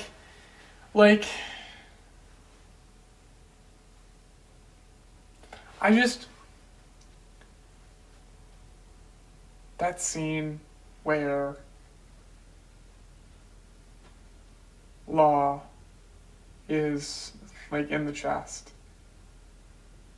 after Corazon has been shot, and Corazon is holding on to life for as long as he can to keep Law safe. Like, we have, you know, and obviously the heart is intentional, right? Corazon is heart, right? He's the heart of the Doflamingo family. We have someone like Doflamingo, someone so heartless that he uses everyone around him, and yet his brother, in the same exact position that he was in, became Corazon, became heart, right? A heart, right? Gave his everything for a kid that he didn't even know. A kid that was just gonna die anyway. Like, that's amazing. I love that guy. I love that guy. You know, Corazon's the best.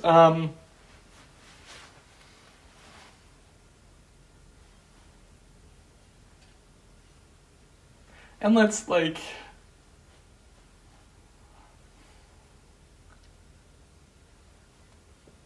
I guess that's a bit of a detail for another time, for when I talk about that thing that I'm going to talk about at the end.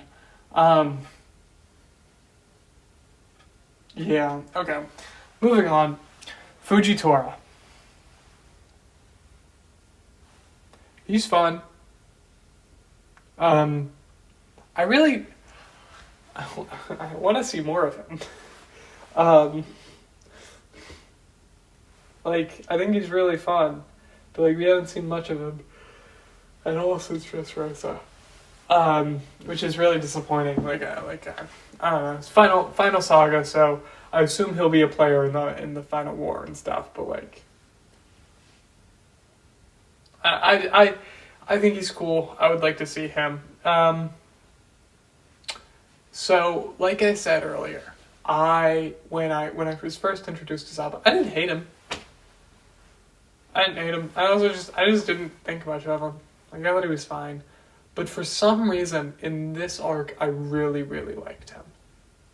And honestly, now that I'm, like, right now, this is not a thought that I've had before, but, like, right now, perhaps part of the way that I feel about Sabo, although I don't really love Sabo that much, but I do really like Sabo.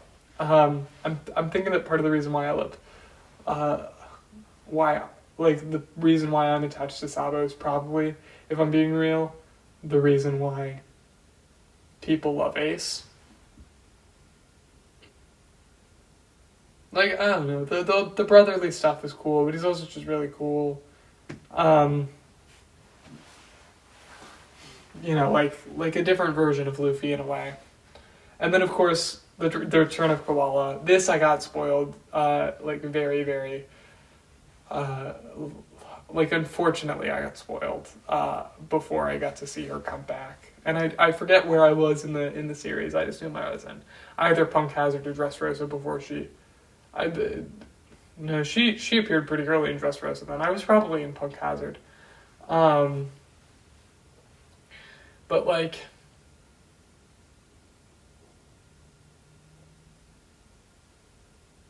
you know, it was really good seeing her, and I think that's also part of the reason why I love Sabo, because of Koala. And I don't know, the Revolutionary Army is really cool. You know, I'm excited to see more of them in the end game if they ever make their move. And for all the jokes, it would like. With the jokes about how Dragon doesn't done anything, it would be really, really funny if they don't. It would suck. It would be so bad if like the series ends and like they defeat Emu and they defeat Blackbeard or whoever is like I assume it'll be Blackbeard. I assume they defeat Emu first. And then Dragon pulls up. He's like, "I'm here to help." Luffy's like, "Who are you?" And then it's just like the battle's already over, so it doesn't matter. I think that would suck. It would be a terrible, terrible ending. The Grand Fleet. I really like the Grand Fleet. I think that's really fun. I like the whole it's how Luffy refuses to have. Oh, excuse me. I really like how Luffy refuses to have, like, the Grand Fleet and, like, accept them, but, like, they just say, well, fine, but we do it anyway. We're gonna fly your flag anyway. I think that's really funny. It's very much like, I refuse your refusal, like what he does with Sanji in East Blue. You know, like, it's a very Luffy move to have pulled on Luffy, which is part of the fun. But like individually, Cavendish is really fun. I think he's a really interesting character, and I'm obviously really interested to see more of him and more of the other members of the Grand Fleet.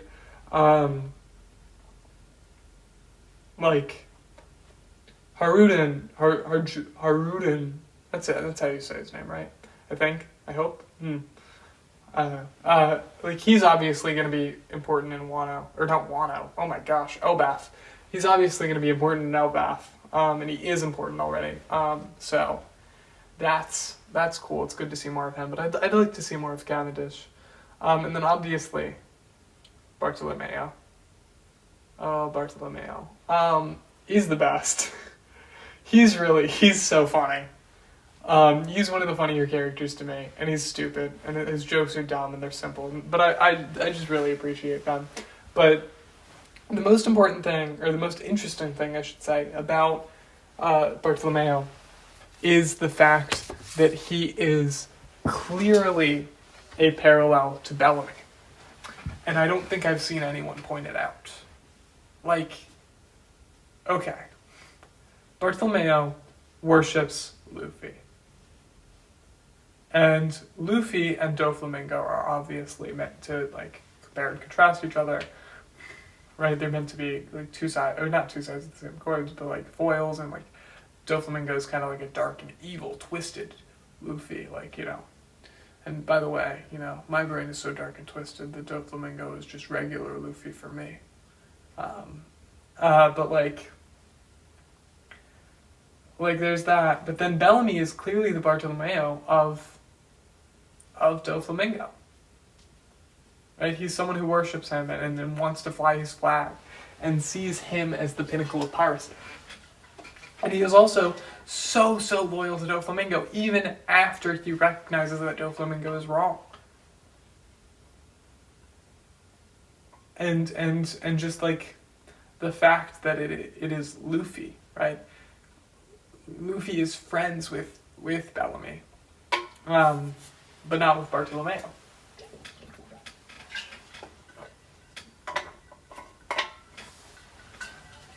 Right, Luffy wants better for Bellamy. He wants him to leave him, but Luffy can't get it because Luffy has never been a follower in his life, but Bartolomeo has, right? And so I think that we really missed out on seeing an interaction between the two of them, because, like, and I don't think Bartolomeo is dead. I don't think anyone thinks that he's dead. He'll survive somehow, but like.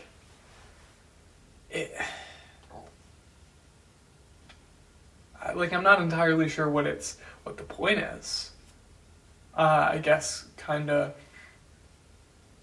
I don't know. I mean, like, Luffy is also a man that inspires loyalty, right? And so I guess specifically in Dressrosa we see a lot of the danger of what would happen if a man like Luffy decided to use his influence for, like, selfish gain and to harm others, right? And so we also get these mirror characters, one of which we've already seen, right? Bellamy. And when we think about Bellamy and the lengths he has gone to, and will continue to go, I think that kind of informs a lot of what Bartolomeo will do, right? Which I guess we do see. You know, we see how Bartolomeo ends up drinking what he thinks is poison for Luffy, and the lengths he will go to. But ultimately, in a very similar way, like, Doflamingo doesn't really, similar but different, right? Doflamingo doesn't really care about Bellamy at all, just what he can do for him. And Luffy doesn't by any means, like, hate Bartolomeo or any of the Grand Fleet members. He just doesn't care about the Grand Fleet. He isn't organizing it. They're doing their own thing. I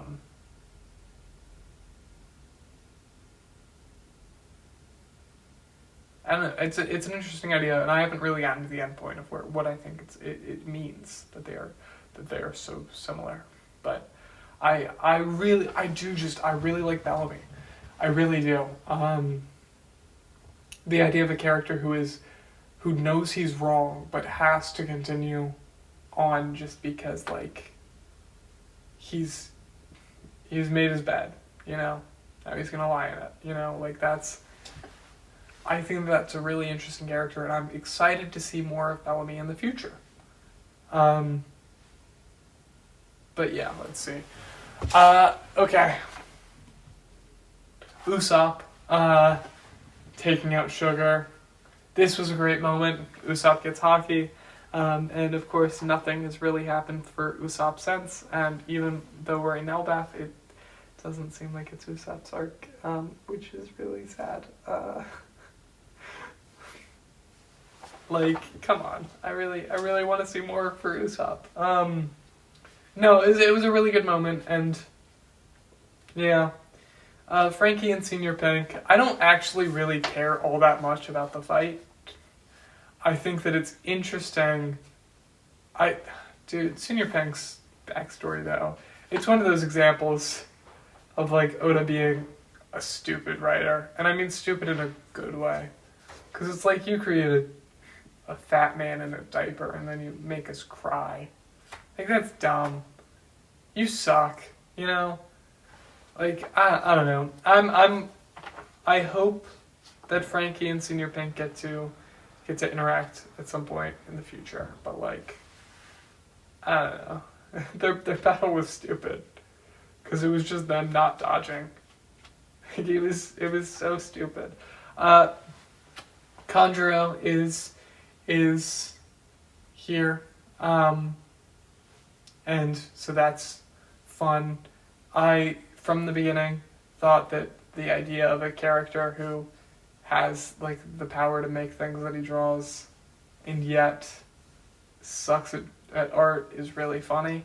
And little did I know that that's it's not a gag, that's actually a lie.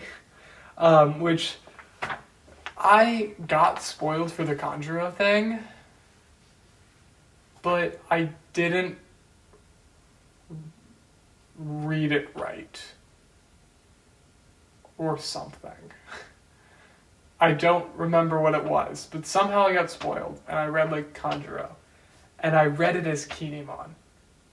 Right, so I thought, and it was one of those posts that, like, talks about, like all the traders in One Piece or whatever, and so I think it also probably had, like, Lucci and Kaku and all that. But, like, I read Kinemon. And so I thought, oh no, Kinemon is going to betray us. And so when we'll get to Wano, I'll talk more about it. But, like, when it was Kanjuro, I was like, what? Because I was so expecting it to be Kinemon, because I had been spoiled, but I read it wrong. I don't know. One of those cases where spoilers kind of heightened my surprise. And then the last thing that I want to talk about in Dressrosa is essentially just like, dude, this arc was paced so poorly in the anime. Like, it was so long and so, like, drawn out. It did not need to be nearly as long as it was. And so after this arc, I actually made the switch to manga. This was the last arc that I watched in the anime, because it was the last arc that I had access to watch in the dub, because I don't have a Crunchyroll subscription, so I could have watched sub with ads after that, but I didn't want to, because I didn't want to watch ads, but also because I didn't want to watch 300 episodes subtitled. Like, that's just me. I thought that would be not a fun time. And so I didn't want to do that. And so I didn't do that, and I switched to the manga.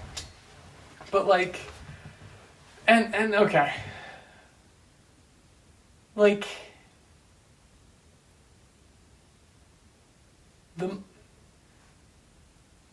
why is the anime bad? Like, why do they do that why do they make it paced so bad? Why can't they just pace it better?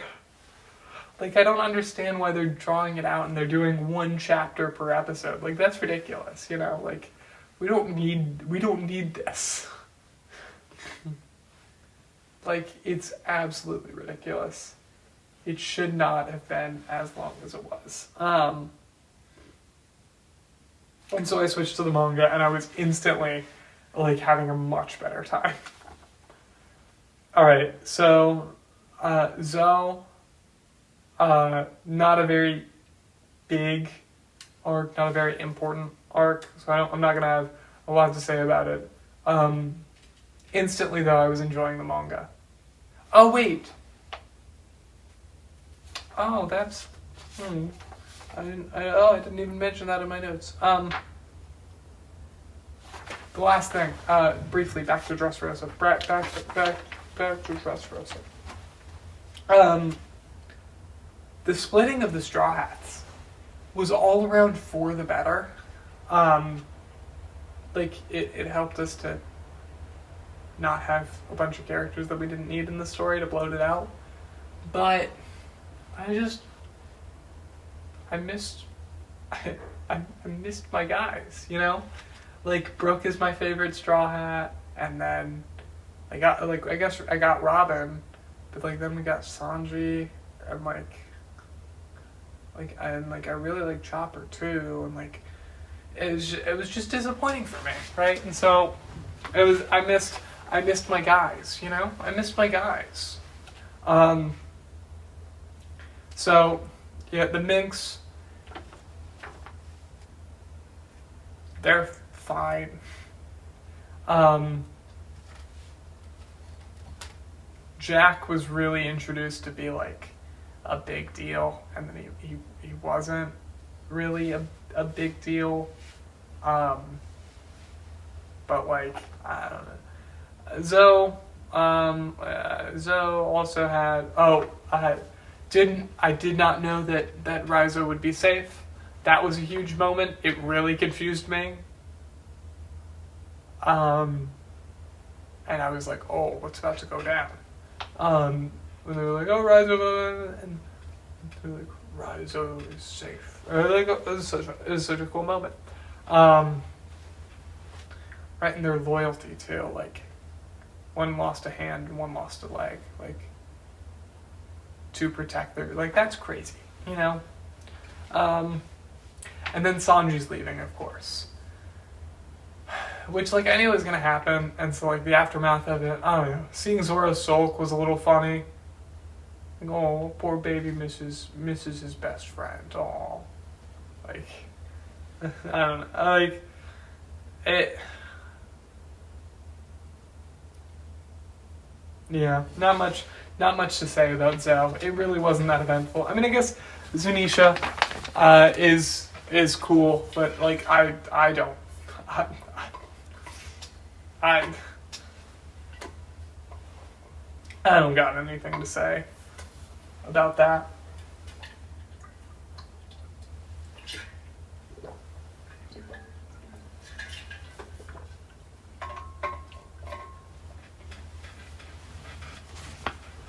Let's see. Okay. Let's talk about Sanji.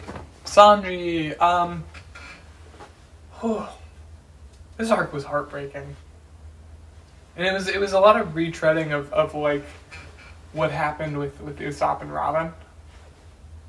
Because Sanji is leaving his crew to keep them safe. Right? And he's just he also thinks that he is inadequate and all this stuff, and it's you know, it was sad. It was a lot of sad, and then obviously Pudding made things worse.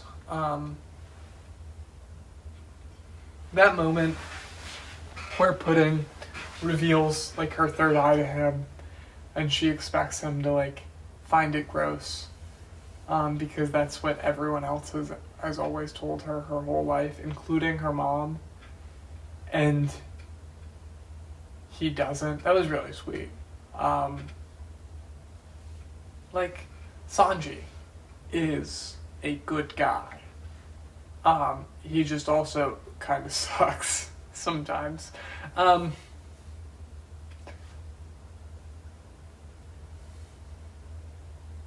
Let's see what else. I mean, I could rehash the plot or whatever, but oh, dude, the okay, yeah, because Sanji, that moment where Sanji gives Luffy the food, and Luffy, I love, oh man, Luffy telling Sanji that he's not gonna eat until anything but Sanji, or not gonna eat anything until he can eat Sanji's food next. Right? Like, he's on this island of food, and he's not going to eat any of it. Right? Like, such a cool moment. And then, like, he doesn't, you know? Which, like... But then he eats, oh my gosh, he eats the little box that Sanji made, where Sanji made all of the crew's favorites, just instinctively. Even though it's covered in mud and it's wet and it's gotten soaked. Luffy says that it's delicious, just like how Sanji's mom did. Which, like...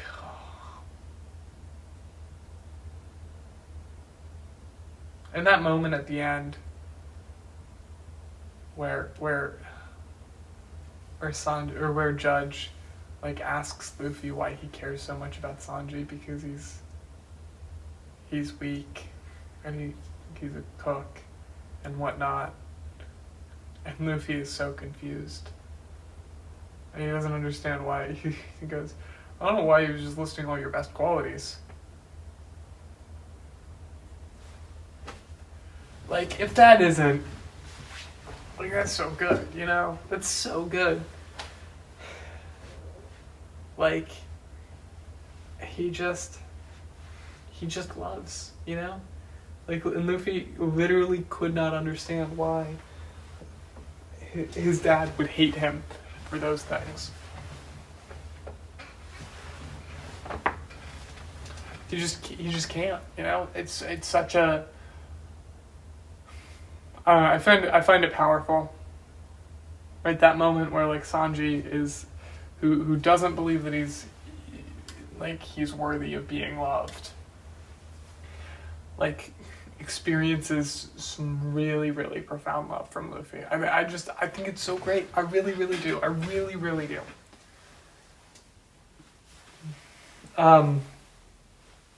Let's see. And like Luffy, this whole arc. He's the best. He's the best. And he's this is once again, like I said, it's a rehash of a lot of the stuff with Robin and Usopp. But he's obviously handling it a lot better, right? Because he's not, right? Like Usopp needed to feel needed, and Luffy did not make Usopp feel needed, but he made Sanji feel needed, and he gave him the time that he needed. But just like with Robin, he would not let him pretend that he did not want to leave.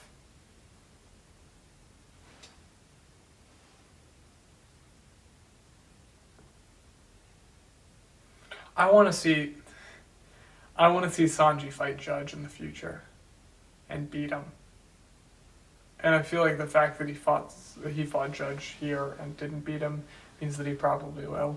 I mean, like, an argument could definitely be made that like it would be better if he didn't, if like he didn't win or whatever, or like not that he didn't win, but like he didn't fight him or whatever, because he doesn't need to. Like, Judge isn't his dad, Zeph is his dad. That one panel.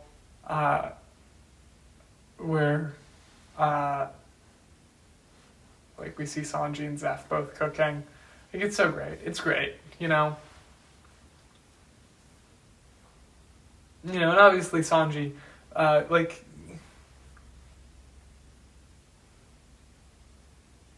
Yeah, he's look, I'm a Sanji, yeah. I'm not a Zoro fan, I'm a Sanji fan. I do love Zoro, but like...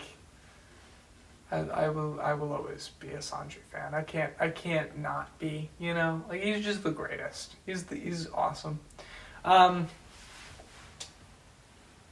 Judge sucks. It really is amazing how good Oda is at making villains that you just hate. Like, I can't stand Judge. Everything about him is awful. Every single part of him. Like, gosh, what an awful guy. Pudding. I think Pudding is interesting, but I also don't feel like I have a lot of things to say about her, you know? Like,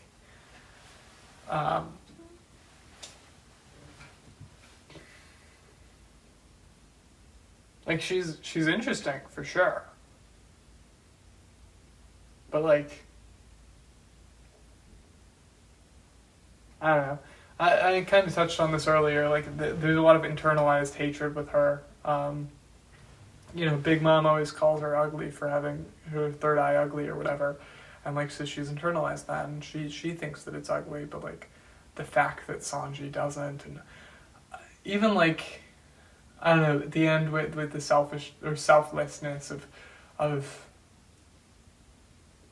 like, I guess, I forget whether she just kissed him or whether she confessed to him or something, but then she removed his memories because like she wanted to she didn't want to hold him back, I guess. Like, that's I like her, I do, and I'm excited to see more of her, which hopefully will happen soon. Dude, when Sanji realizes that Blackbeard took her, he's gonna be upset. Big Mom, I don't really care about Big Mom. She's fine. But like, in the same way that I don't like... Yeah. I wrote that down. I don't know what I had to say about Big Mom. I don't know, I mean, I guess you could... I could mention the familial stuff, that's interesting. This is like how Big Mom is a literal mother, right? Right, she has all of these children that are biologically hers. And she treats them terribly, right? In contrast with someone like Whitebeard, right, who has so many like adopted children, and he treats them all with so much love that even when one of them betrays him, he still hugs him. Right? He doesn't even really care that he was betrayed, and like so much of the series is all about found family, right, and how your family doesn't define you. Especially, I mean, this arc, right, is certainly all about that, right, with Sanji. But like, right, and even we see this with like Katakuri, who wants Big Mom to be defeated, specifically by Luffy. And so like, the only thing that connects Sanji to his dad, and the only thing that connects Big Mom's children to Big Mom, are their blood. That's it. They are not, like, like, Zeph is more of a father to Sanji than Judge will ever be, and the Straw Hats are more of a family to Sanji than his brothers and sister will ever be.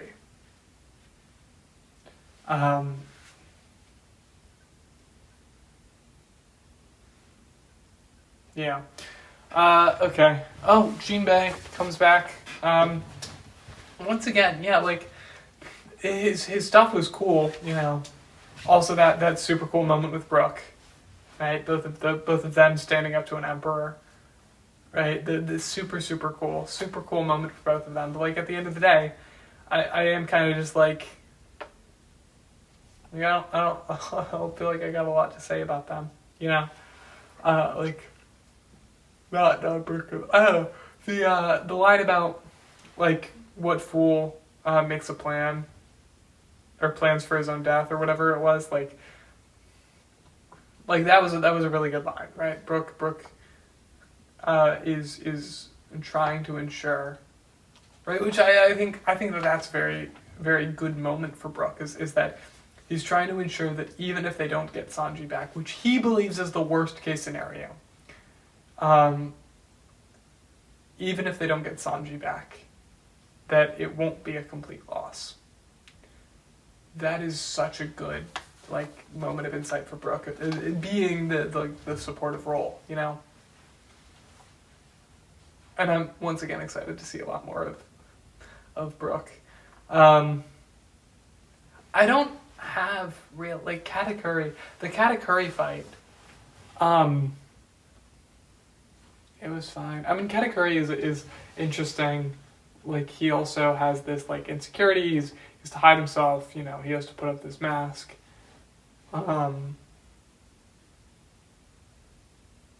But like, you know, like I don't have a lot to add about this. I don't know. Maybe I'm just getting to the end of my rope as I approach the 5 hour mark here. Okay. Can't remember. Okay. The Reverie. I mean,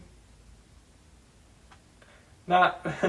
It was good to see like the princesses again, like Princess Phoebe and even like Rebecca and you know, it was good seeing all them. You know, even seeing them interact. But like for the most part, I'm seeing the horrors of the celestial dragons, right, and seeing Mjosgard stick up for like Shirahoshi was a really, really cool moment. Of course, that ended up actually leading to his death, which is interesting. I don't know why I said interesting like that. And then, of course, seeing Emu, right, with the whole encounter with Cobra and whatnot, and learning that Cobra is a D-Clan member, and which means Vivi is a D-Clan member, like, that's really, really cool, you know. And I'm not sure what that means for the story, but like it sure does mean something. Okay, let's get to Wano. Let's talk about Wano.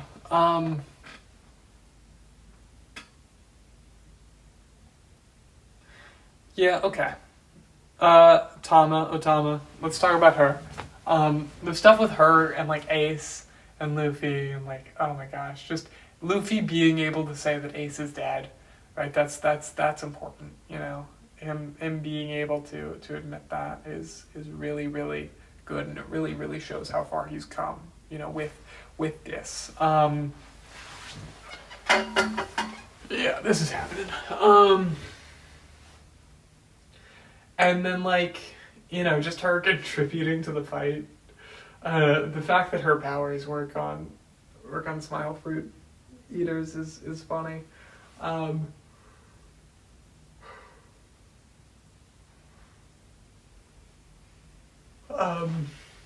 Yeah, no, she's great. Like, just, let's see, anything else I could say? Nah, not really. And then Otoko is heartbreaking. Dude,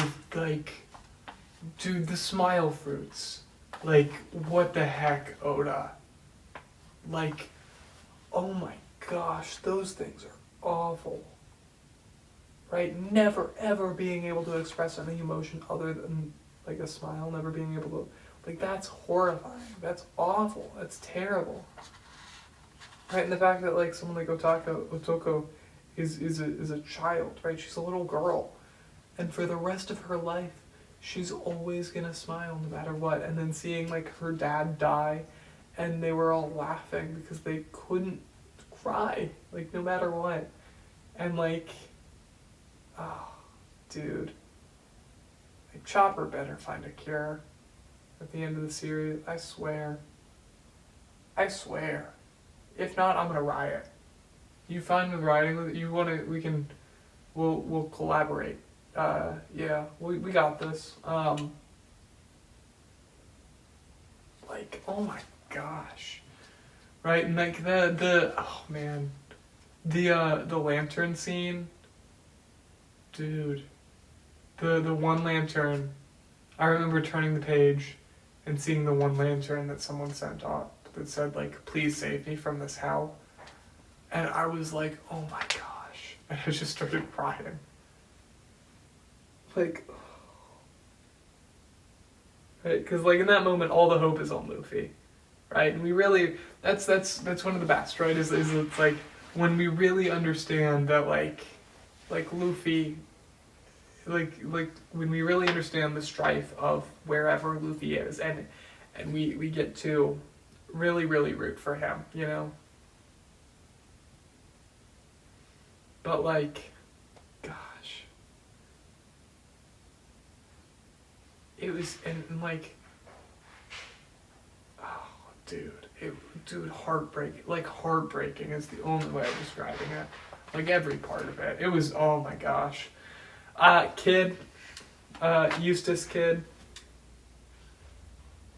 I really like him, and I especially like him, Law, and Luffy together. I mean, they're great, and like, I really do like seeing how they are able to bring out the childish side in Law.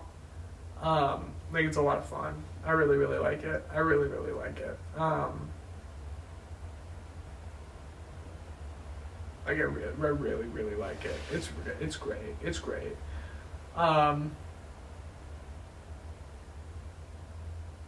Yeah, I don't really have a lot to say about Kid or Law for that matter. Okay. Like I said earlier, I have the betrayal of Kanjuro written here. Like, yeah, no, I was so surprised because I thought for sure Kinemon was the traitor. And as they're like leading up to that, they're like, oh, dude, I can't believe it's him. And it didn't make any sense for it to be him. But like, I was like, what?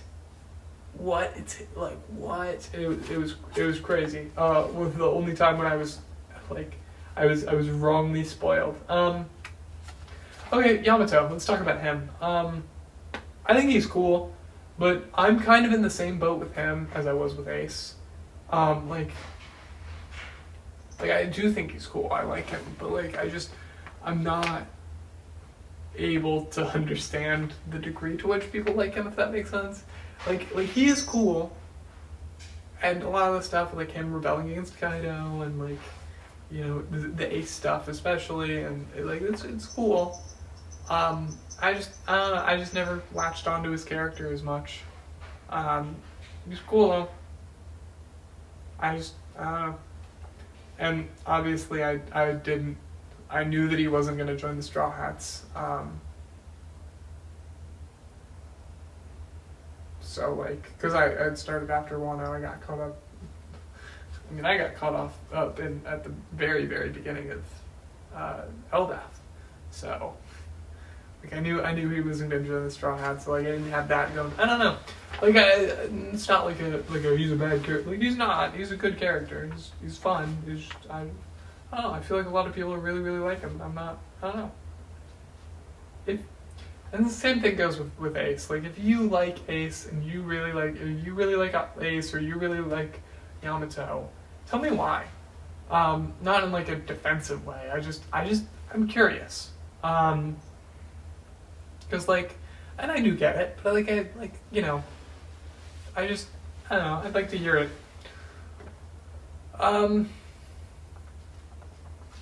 Let's see. Chopper and the Oni virus. That was great. I really, really liked that. I really liked the stuff with Chopper.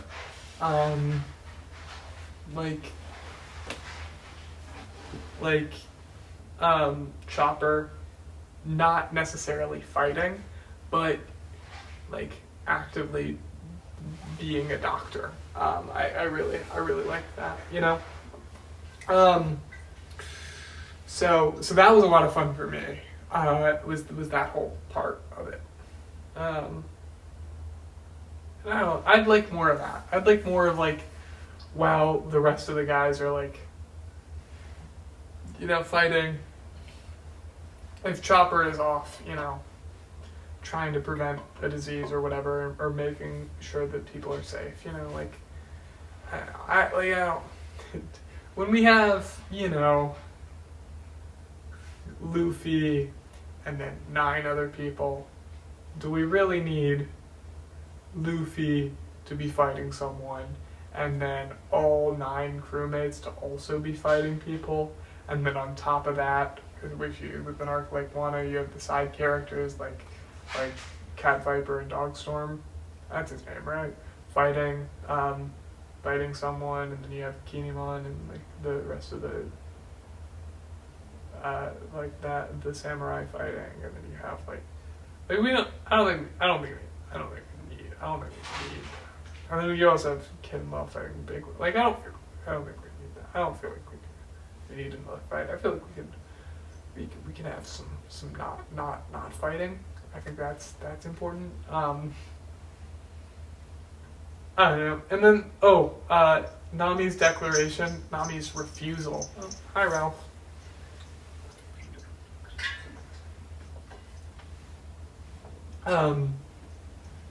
Like Nami's refusal to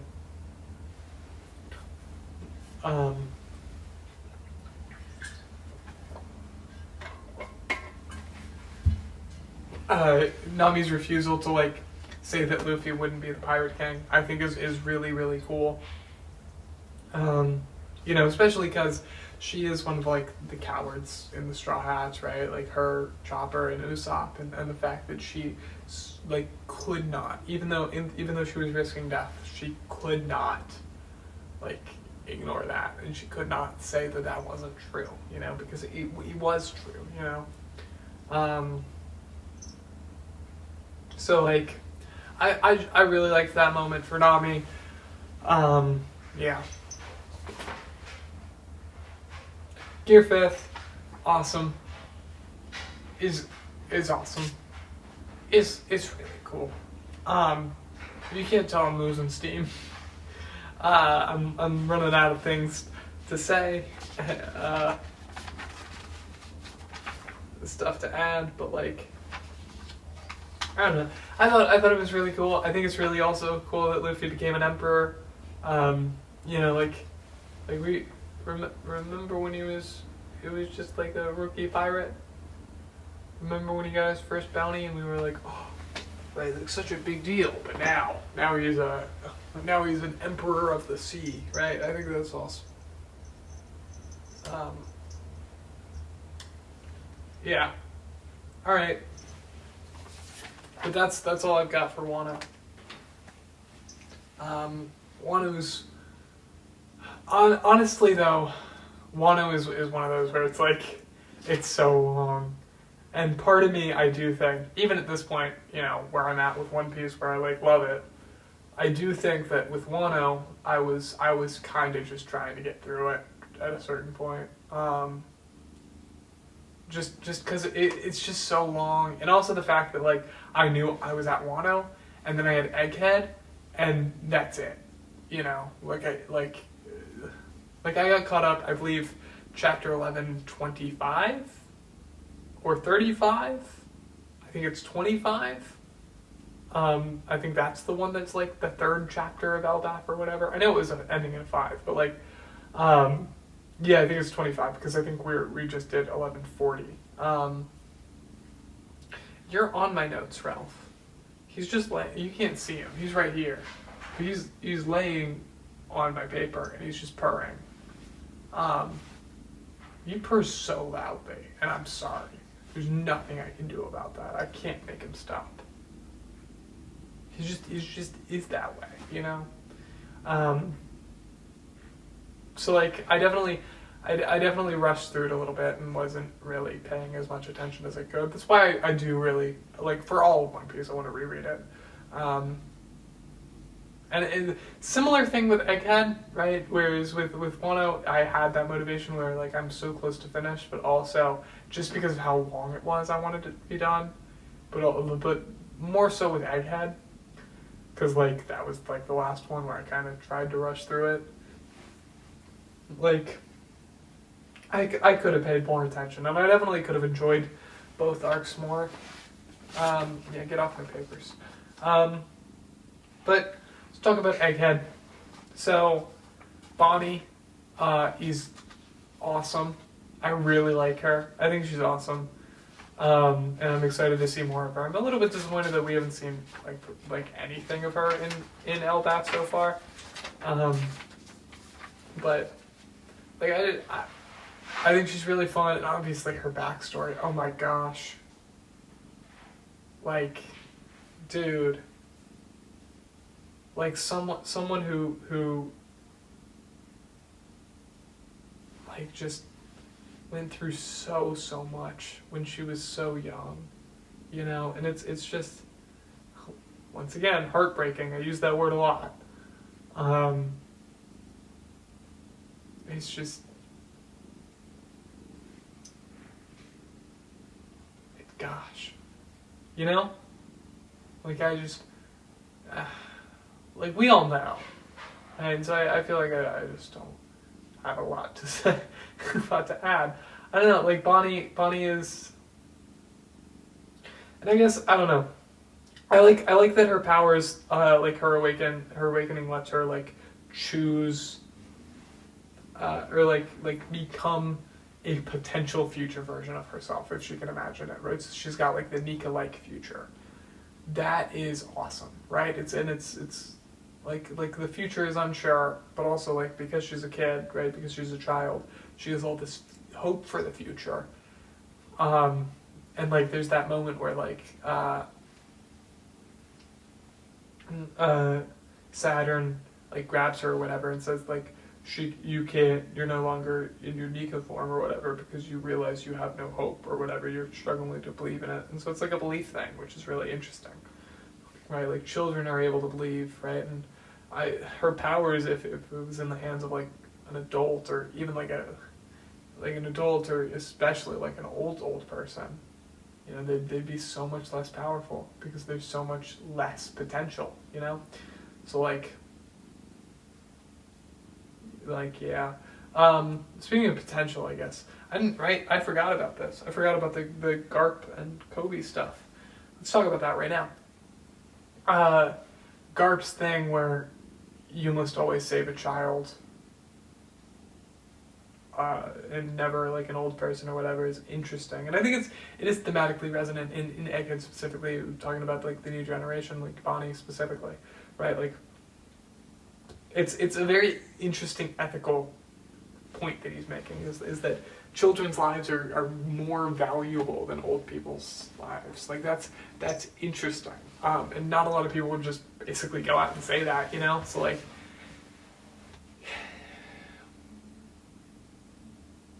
I don't know. And then of course seeing Kobe again is amazing, right? I love Kobe and seeing him like be cool, like be super awesome. Love that guy. Was awesome. Like Honesty Impact was great.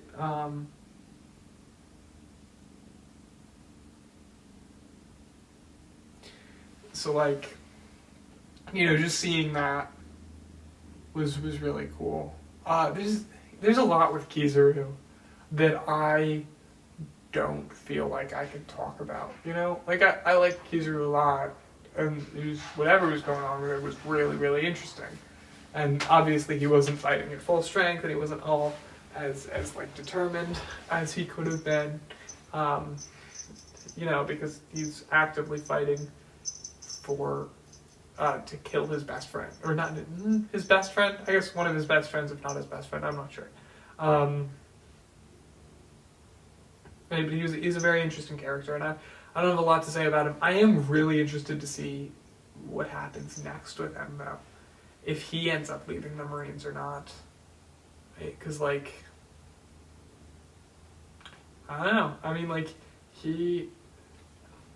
well, you don't need to dig into me with your claws. That's not nice.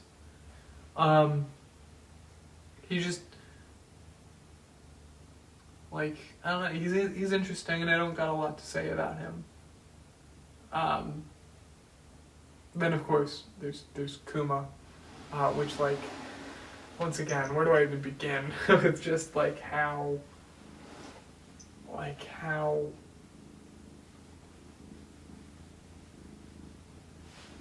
heartbreaking that flashback was.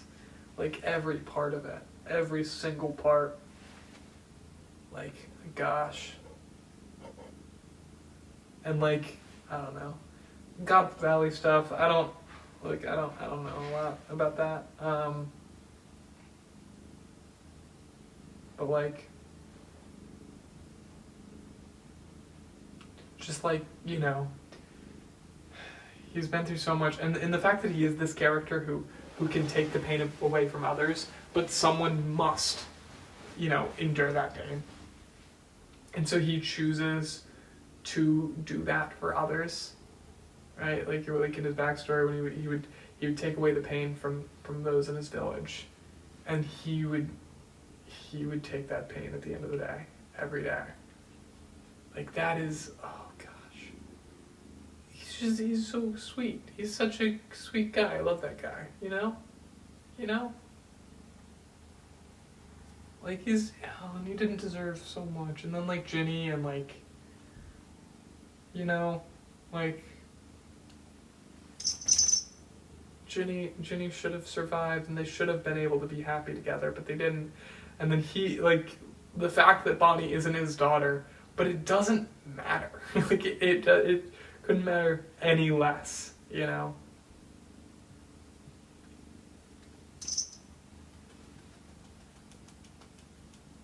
Like it's just great. It's just great. It's just great. One Piece is great. I love the show. I love the series. It's great. Okay, let's talk about Elbaf. And this is going to be a little bit interesting, because obviously Elbaf isn't finished. Dude, what the heck's going on right now?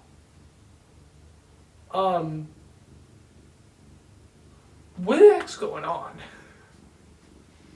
We're in Elbaf, and Emu's there, but it's not actually Emu. It's like Gunko possessed by Emu, I guess. I don't think if that's Emu, if that's just like actually Emu. No, but that means that Emu this has to be a weaker form of Emu, right? And Emu's doing some reverse eye crap, meaning that how this is gonna be undone, how to turn the people back from their demon ways is gonna be by surrounding them, I guess. I know Ohara, the channel, not the place. He came up with this theory about how it would be specifically Bonnie and Luffy, in their Nika forms in Year 5th, right? Who do this, right? Because they'll be white pieces. But I don't know how convinced I am of that, because when it especially in this chapter, when it shows them being surrounded and then it shows the board, they're already the white pieces. So I think that just anyone could do that, which makes me think that honestly, it's going to be more of an Usopp thing, or it's Usopp that organizes that or figures it out or whatever, and that's how he saves the day or something. I could see that happening. That would be an interesting thing, But also, they got significantly bigger when they did that. So what if Loki is already in a demon form or something? And I'm not fully convinced, if I'm being honest. I'm not fully convinced that Loki is a powerhouse. I'm not fully convinced. Right? My first impression of him was I was no, he's going to be a trickster guy. He's Loki, right? And he's going to be the Usopp type. And honestly, I'm still not entirely convinced that he's not that. I don't necessarily believe it too much anymore. I feel like it's probably going to go in the other way. But I feel like it makes more sense for him to be bluffing about all of this. Take when he stood up like that as a threat. It was a threat and it was a bluff. It's I don't know, and I feel like part of his whole thing is whatever is going on with Harold, he's kind of lying about it, right? And so he's lying to protect his island, just like how Usopp did. And I feel like this has got to be Usopp's arc. Please have to be Usopp's arc, right? So if it's Usopp's arc, then we're gonna there's gotta be something happening, and there's been nothing happening, and whatever's going on with Brook, and Gunko, and whatever's happening there, Brook, Gunko doesn't look like she's older than 50, but Brook was already a pirate 52 years ago, but also 52 years ago was when he died. So like, I don't, look, I don't, look, I don't, I don't, I don't, I'm not, and this is 5 hours in, and I'm not,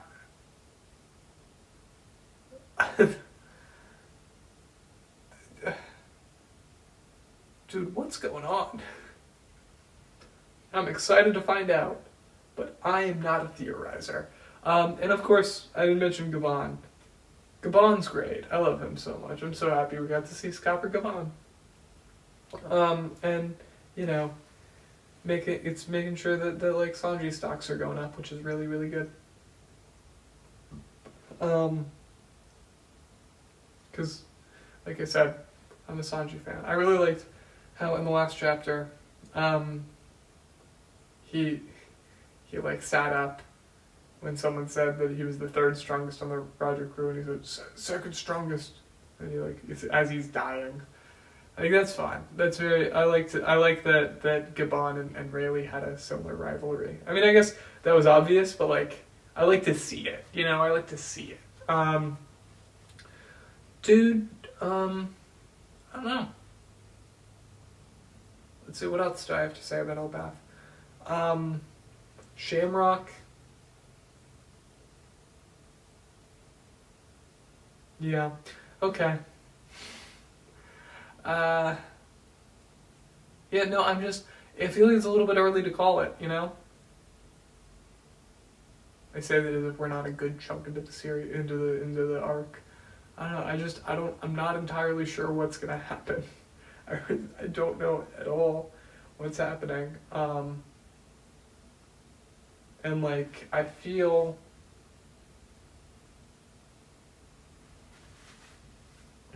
like something important's going on.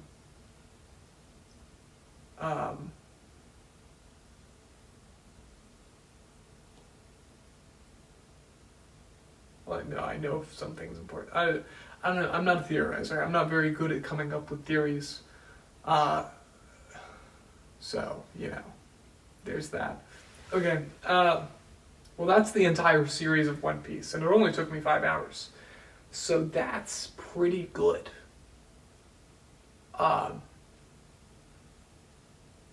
But I do have other things to talk about after this. But we're getting close to the end here. I'm feeling it. It's not. It's. I'm losing steam. I'm not. This is not gonna go on for too long. Here I have the rankings of every Straw Hat. And this is gonna make some people mad. Obviously, I said this whole time, Brooke is my first, Robin is my second. Love them so much. I love them so much. They are great, and they will always, I'm almost certain, be my number 1 and 2. And then in third place, I really have a 3-way tie, and it really depends on the day. I have Usopp, Luffy, and Sanji. And any one of those could take the spot, depending on the day. They're all kind of even in my eyes. It really, really depends. Some days I'm really more into Sanji. Some days I'm really more into Usopp. And some days, of course, I'm really way more into Luffy. Next, we have Chopper. Chopper's just great. And, like, I just really like him. You know, he's just the greatest, you know. And he's a very, very adorable reindeer. So, you know, there's that. And then after him is Nami. She's great, obviously. She's one of the most important characters. She's definitely one of the most important straws. I also really like how, like, I think Nami this whole time hasn't really grown. Like, even Sanji's grown as a cook, you know, over the time skip. But like, I don't know if I mean, I know in Witheria she like got better at predicting weather patterns. So I guess she must have gotten a little bit better as a navigator. But like, Nami, from basically the beginning of the series, has been the best navigator in the world, which is really cool, you know, like because that's just not what she's about, you know. Like, different kind of character. Like someone like Zoro, someone like Luffy, they have this goal to reach, and this goal is about, strength. Not just strength in Luffy's case, but strength. Next, I have Jinbei, and I have him here because I just, I feel pretty neutral on him. Like, I like him. I obviously love all the Straw Hats, right? But I feel pretty neutral about him. I think he's good. I do think he's good. But, like, for me to put him any higher, I would need to see more of him. For me to put him any lower, I would also need to see more of him. After that is Frankie. And I do really like Frankie. And at a certain point, Frankie would have probably been in my top. He might have been in my top 5, at a certain point. Like, right after Enies Lobby. But just, like, he's not gotten anything, right? And so, like, everyone else, I'm kind of just, like, my opinion of them and like, how much I love them, like, increases over time. And Frankie has basically just stayed the same, right? And, like, he's still great. He's obviously still great. But, like, I could use more of him. And then Zoro's my least favorite Straw Hat. And it's not because I dislike Zoro. Because I don't. I do really like Zoro. He just isn't my kind of character. Dude, what was that? You guys hear that? Ralph came back. And, like, he made a weird sound. I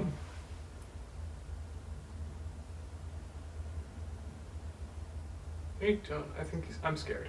I'm scared he's about to attack me. I promise you, I do like Zoro. I do.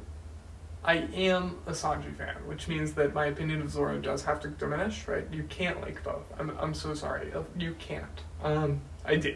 I do like both, but if I had to rank them, it would be about this. But, like, really, it doesn't matter. I love them all. I do. I really do. They're all great. Okay, I want to talk about, like, the theory that I believe in the most. Because I mentioned some theory channels over the course of this video, over the hours that we've spent together. Which, by the way, just to check in with you. Listen, dude, my guy, gender neutral, by the way, 5 hours? Are you okay? Do I need to call for help? Like, genuinely, right? Like the 3 hour mark or wherever I was at when I said, like, I want you to tell me why. If you're still watching, please tell me why. Please. Like, what? Is this fun for you?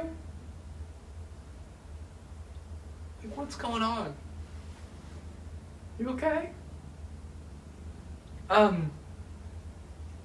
So the theory that I most believe in is Free AZ's 31 crewmate theory, that Luffy will have 31 crewmates, and he's a smaller channel. I mean, obviously much bigger than me, but, like, he's a smaller channel, and so you very likely probably haven't heard of this theory, and it's basically the fact. It's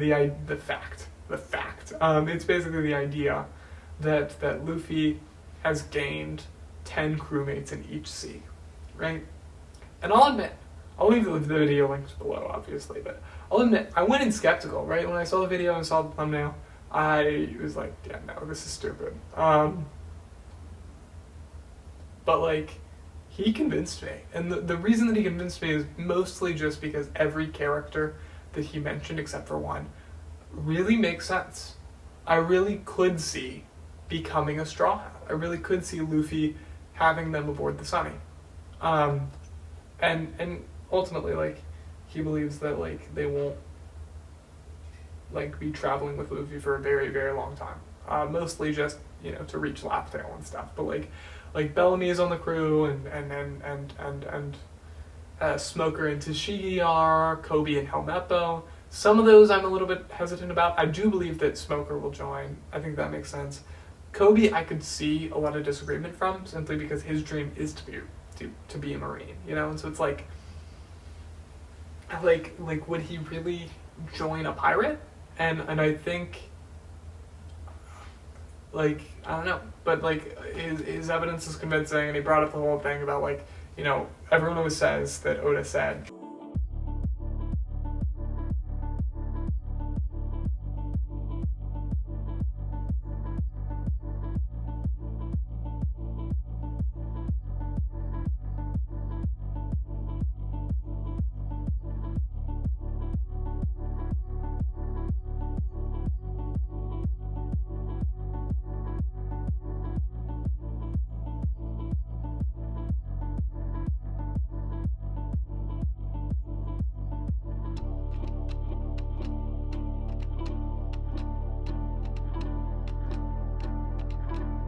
Sorry about that. Ralph was using his scratching post, and it was loud, and so I'm gonna like mute that in post and just sit here, and maybe put some music. What is he? He's being a menace. All right, he's impatient. He wants me to be done, I guess. I don't know. It's just, and like, ultimately the idea that this whole time, all of these characters that Luffy met, they were all important, and they were all eventually meant to be in the end. And he brought up like the whole thing that everyone says about like how Oda originally intended for One Piece to be 5 years long. But like the issue with that is the fact that, well, like Oda did say that, right? But like the issue with that is that like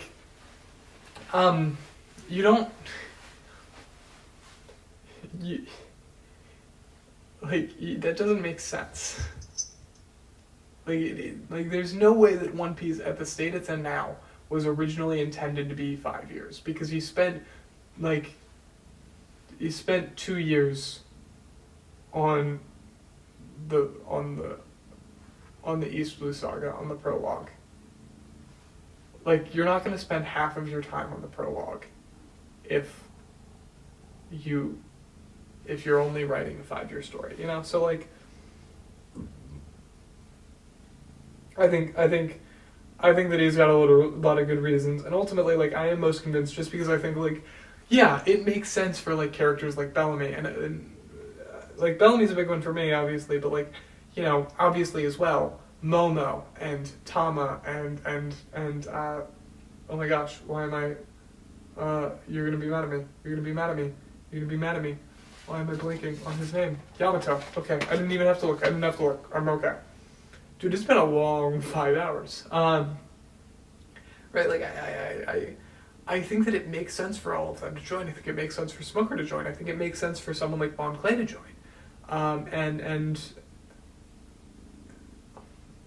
And so like, not all of the details make sense fully, but like ultimately I think that it makes sense. And honestly, the biggest thing for me is it's how I hope it happens. Like a lot of other theories, I take issue, I think. And I still watch them, and they're still entertaining, of course. But I think I take a little bit of issue with a lot of theories, because a lot of theories end up in like one of two camps, right? And it's like, oh, this is an interesting idea.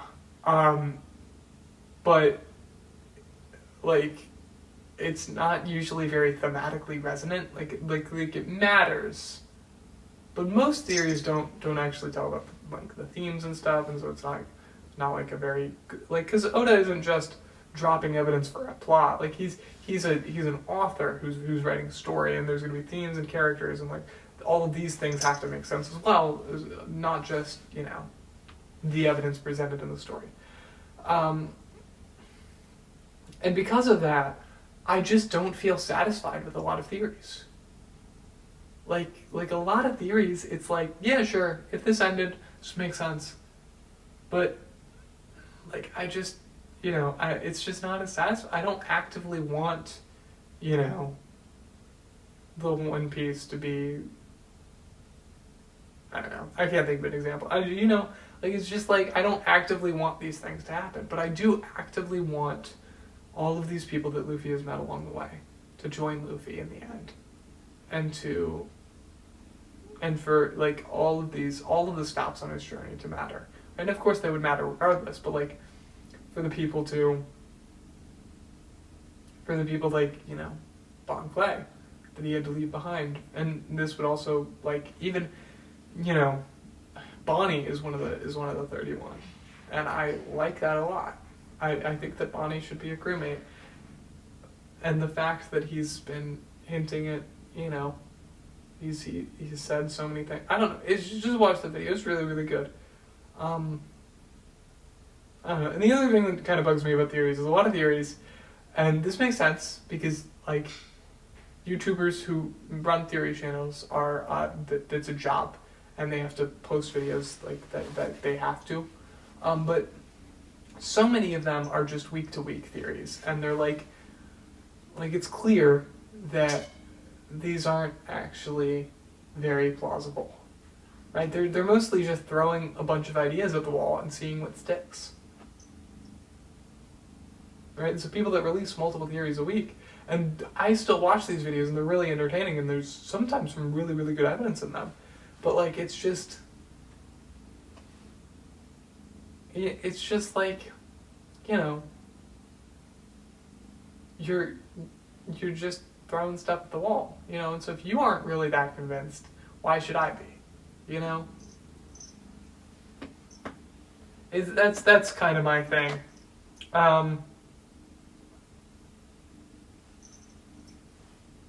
Like, I still watch them, and they're still entertaining, of course, and there's a lot of work put in, and obviously we should support these creators. But like the 31 crewmates theory really, really makes sense to me. It really, really works for me, and I really hope it's true. I really do.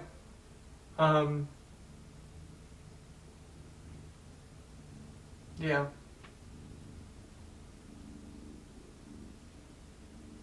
Or at least a lot of it is true.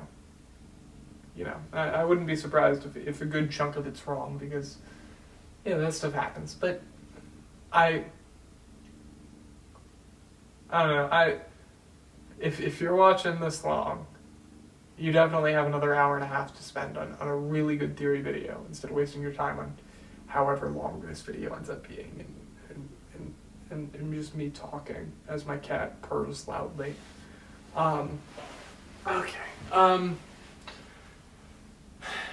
Okay. I basically got two more things. And then if nothing else comes up, then nothing else comes up. So I gotta end this. So next I want to talk about like this whole, everyone who says that like One Piece has biblical themes or One Piece has biblical references. And like, yeah, but like as a Christian, and as someone specifically who like, you know, spends a lot of time in the Bible, and like there's a pretty big asterisk there. Because it's kind of just like it's kind of just like, you know, if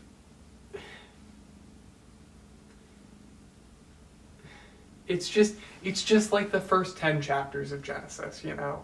It's, oh, Adam trees, Eve trees, right? There's the idea of angels and demons, and there's like the ark, right? Noah, the Noah and the Ark Maxine, right? Both of those, and like the idea of a global flood, I guess, right? Like, sure, those are there. But like the Bible is more than 10 chapters. And then also like what else it draws from is like Dante's Inferno, which is not the Bible, right? Like Impel Down is based on the circles of hell. But like that's not biblical. That's like Bible fan fiction. Like it's, I don't know, it doesn't actually really bother me. And like, okay, I've seen people make comparisons between Luffy and Jesus, which like, okay, not really, but you do you. I see it, right? He's a liberator, and like, you know, he has a group of close followers, and especially if he does end up with 12, because that's the common theory. The common theories are either 10 or 12. If he does end up with 12, then okay, yeah, sure. Um, like I see some of the stuff, but it's just like I mean, he's also not like he's not. I mean, you can sure you do you, but like you know,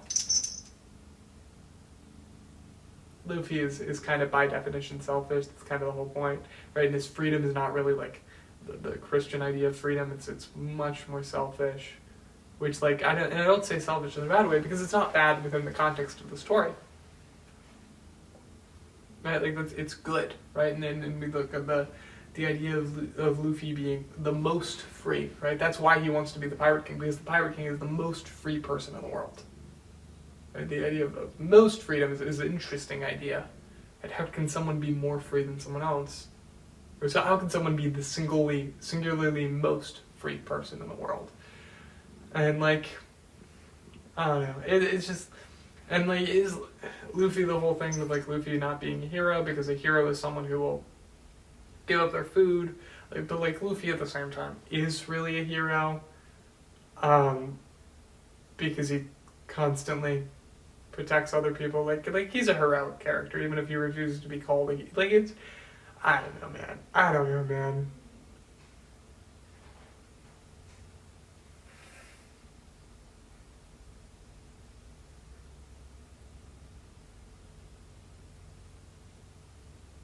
No, okay, yeah. Hold on, 1 second. Let's see. Anything else? Anything else? I think we might be done.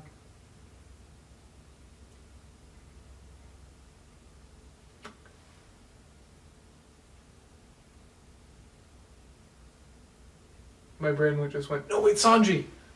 I've talked about Sanji so much in this. Yeah, no, I think that's it. And so, I guess, yeah. Yeah. That's all I have for you guys today. I pray that each of you has a blessed day. And remember, don't try to find a reason for someone else's love.